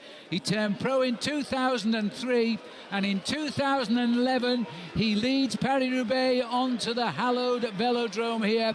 Little look over his shoulder, he won't see back 40 seconds. He's going to get an enormous cheer as he comes onto the track. Well, all of these riders have been through this before. They've dreamed about this. This is the right-hand bend. He's got one more, but I tell you what, you wait and listen to the crowd. It is truly incredible, and the goosebumps must come onto his arms there. He can't believe it. He's in first place in Paris-Roubaix from a breakaway, and he's held off all the stars of the race. He's now a star himself. Just over, it's a very fast time, 6 hours, 6 minutes. He looks across the track. He won't see anybody come in. They're just coming in now as he goes through with a lap to go. It's impossible to lose Paris-Roubaix. The long, lanky man from the American team, Garmin Cervelo, is riding it out. Well, he's just looked across. He now knows he's secure, Phil. He knows he's got it in the bag now. All he's got to do is cruise for the last 250 metres. When he got into that breakaway very early on, he probably never thought it was going to survive all the way to the finish. But it's all about a team here this afternoon, because his team, Garmin Cervelo, have been extremely dominant as the next group is on the road. They've just gone through the finishing line. They will be sprinting it out for second place, but not this man. He's going to come off the bank at 150 metres to go, and he's going to salute the crowd. This will be a big emotional moment. The winner of Paris-Roubaix, Johan van Summeren. It's his 4th victory in his career, but the others are so small beer compared to this one. As he stops now, that's a little group coming in, but this is the race for second. And Cancellara is on the tight wheel here of Gregory Rast, but this could be a very tight sprint indeed, with Zhangli going for it. Rast and Cancellara won't be outdone. He gets second place. You can't have much better a defensive title than that. Well, you can't say he didn't go down without a fight. He had a difficult day with everybody riding up against him, but he never worried too much about that. He continued to battle all the way down to the finishing line. And I don't think he'd be happy with second, but at least he'll be happy he's given it to the guys who held him back. Well, as with Tour de Flanders last week, you have to say he's put up a champion defence. This is a mass sprint, I think, for 6th place, but I'm not even sure anymore what we're sprinting for, as it was Fletcher who led them over the line. So he produced a very good sprint, all things considered. But there is the winner. All smiles. Johan van Summeren of Belgium. He cannot believe it, and the sun's still shining. Yeah, well, it's like a July afternoon here on the Velodrome Stadium, but this man, I think, Phil, now will be a completely changed athlete. It's taken a long time for him to come to fruition, but what clever tactics by Team Garmin Cervelo. Everybody knew that pre-race favourites were going to be these Garmin Cervelo riders with Thor Hushovd, but they never expected it to be Johan van Summeren. Absolutely tremendous result. And Van Summeren here He got into the breakaway, which swelled up to a total of 21 riders. He took his moment to break clear when he thought that the breakaway was going to end, and he had to gamble on going alone. He went at about 12 kilometres, 15 kilometres out to the finish, I think he attacked. There's the sprint for second. Jangeli will have got third, and Rast finished in fourth. And Fletcher has swept up the group sprint, and I think that will give him a sixth place finish. But this man, well, he won't get away with that trick next year. His name is now Johan van Summeren, winner of the 2011 Paris Roubaix. He won't be allowed to go in that early breakaway anymore. But I don't think he minds either. That is a tremendous result. We're looking down from the helicopter here at a massive crowd. Take my word for it, because there's the result. Van Summeren, Cancelon, Jangeli, Greg Rast. Then Lars Bak got fifth. Alessandro Balan was in sixth place. Seventh with Eisel. So, in fact, that sprint I saw was behind the field a little bit. But Balan also getting another good result in Paris-Roubaix, but not what he was out for today. He was on good form. Now, the big moment as he's escorted away. I hope he's got some strength left to pick up the cobblestone which goes to the winner. It weighs 14.8 kilograms, which is about 31 pounds. For me, another hero of the day. Tremendous ride by Fabian Cancellara as he now cleans up just round the back of the presentation zone. He's on the podium with a second place to marry up with the 2 wins he's had in this event. And he certainly didn't let the team down with his fine riding either. Celebrations for the first place, not his on this occasion, but as with the Tour de Flanders where he finished third, he really was the man to beat, and not too many beat him. Be a while yet before they all continue to finish in. By the way, you may not know there's a 5% time limit, and riders who finish with a time 5% slower than Johan van Summeren will not be classified in the race. They ride all the way to Roubaix and they don't put them on the result sheet. So it is a very tight event to do well in. Welcomed into the finish enclosure. It might be out on course. They're showing us the moment he went here, I think. This is at 15 kilometres or so to go to the finish. And there he goes.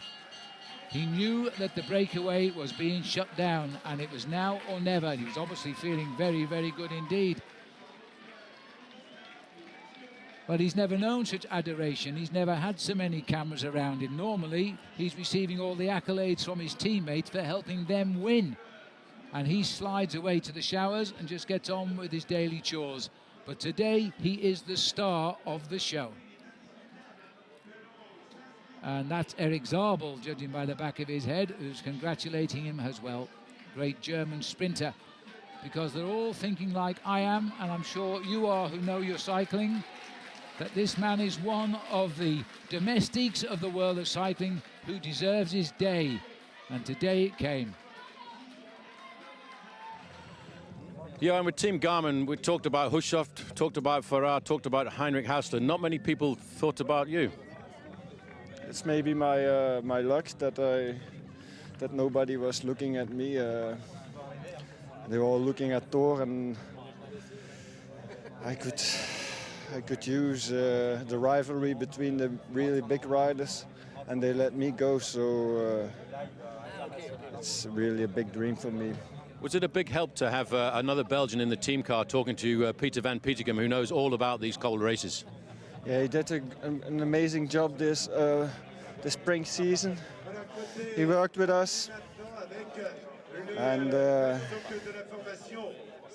but now the last 10 kilometers, I didn't hear anything. I was so suffering and pushing on the pedals and hoping that nobody could come back. I was giving it all, and now here I'm glad to see him. And a little while ago in the Tour de France, you said to us that a man who's won Paris-Roubaix is the happiest man in the world. Is that the case tonight? I think you're gonna, if you come to my village tonight, you're gonna see something. Eh? And we're hearing on Belgian radio that maybe after the finish you might just have made a special announcement or a special question to somebody. Yeah, I did. Well, would you like to tell us about the new engagement? Yeah, I asked my girlfriend to marry me. Just it was we are now 6-7 years together, and I think this is maybe it doesn't look romantic, but it's the most.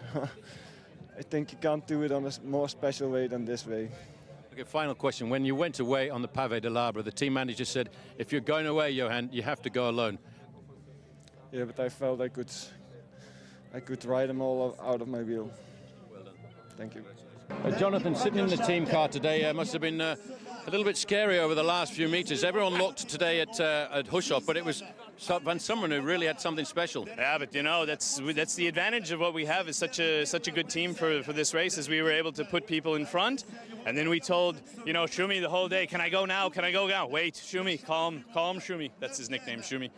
And you know, finally, when we couldn't quite know whether it was going to come back or not, I said, okay, Schumi, you can go on the Carrefour de l'Arbre, but when you go alone. You can't have anyone with you. When Cancellara came up along the team car, was there any big frustration that Hushoff couldn't work? Well, Hushoff could work. It's just that we had Sepp van Maka 200 meters behind. So I just simply said, hey, listen, Fabian, wait, and then we'll have Sepp work, and we're also going to have Gabriel Rask come back from the front group, and we did that, which was the perfect tactic because we put pressure on the front, allowing Johan to rest and the others to work hard, and we kept Thor in a good position. So it worked out just right. But man, you know, it's 1 day in 100 that you're able to execute that perfectly. One other thing, though, you had a very special man in the team car today as well, Peter van Petegem. Yeah, and I should go talk to him. Yeah, Peter's incredible. I mean, he knows the weather, he knows the sectors, he knows the turns, he knows.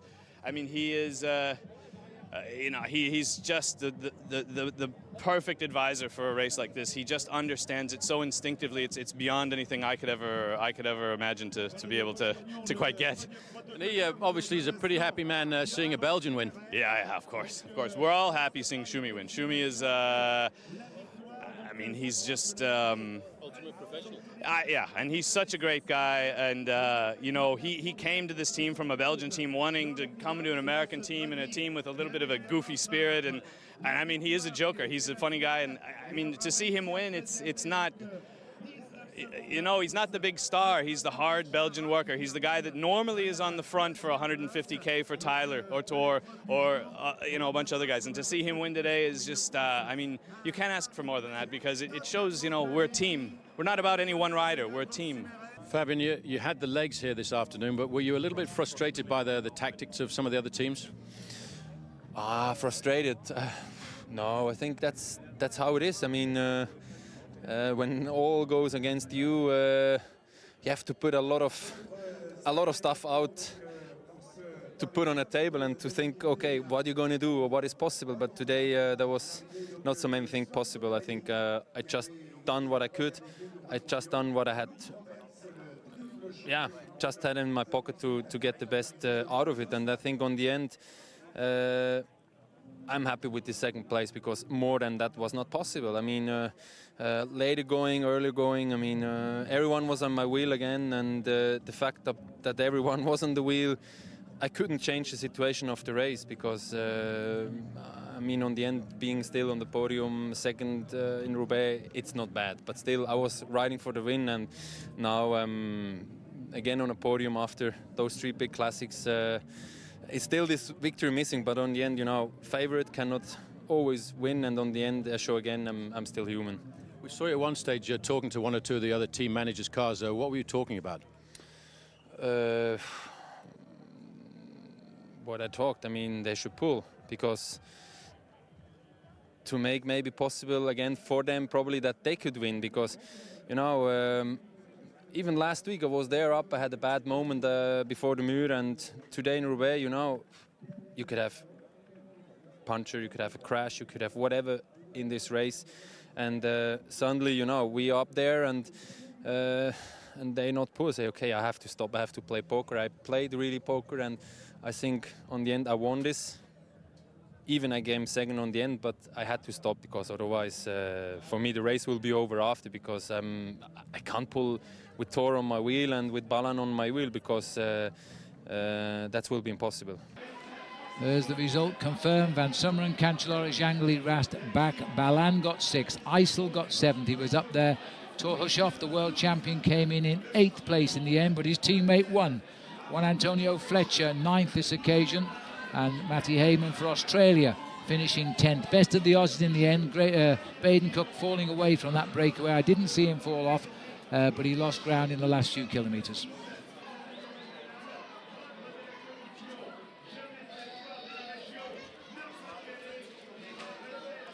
He just doesn't know what to do on the podium. He's never been there of any major event, really.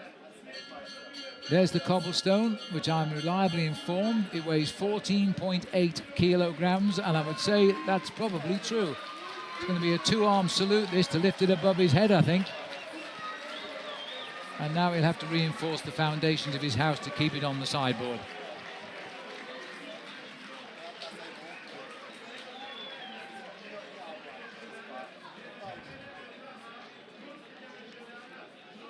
Well, Jonathan Vaughters will be beside himself now, having had the winner on his team on today's Paris Roubaix, and from a most unexpected corner. Now he says, what do I do next? Oh, I'll put it up in the air again. It's very heavy. I think it is 14.8 kilos. 31.5 pounds, something like that, converted. I prefer the flowers now, I would think, and he can put that down.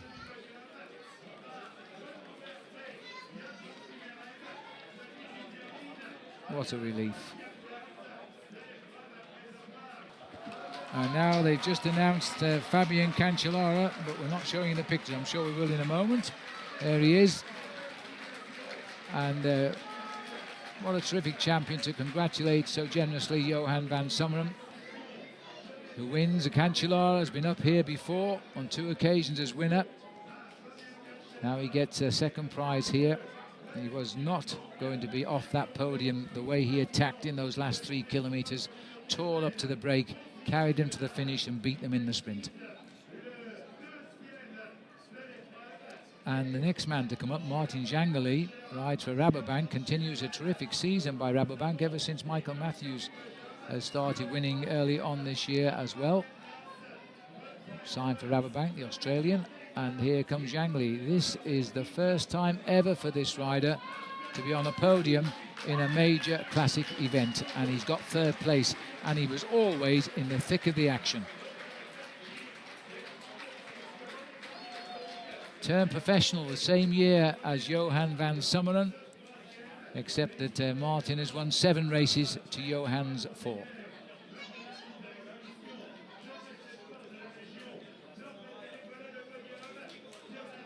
A Belgian, a Swissman and a Dutchman completing the lineup here.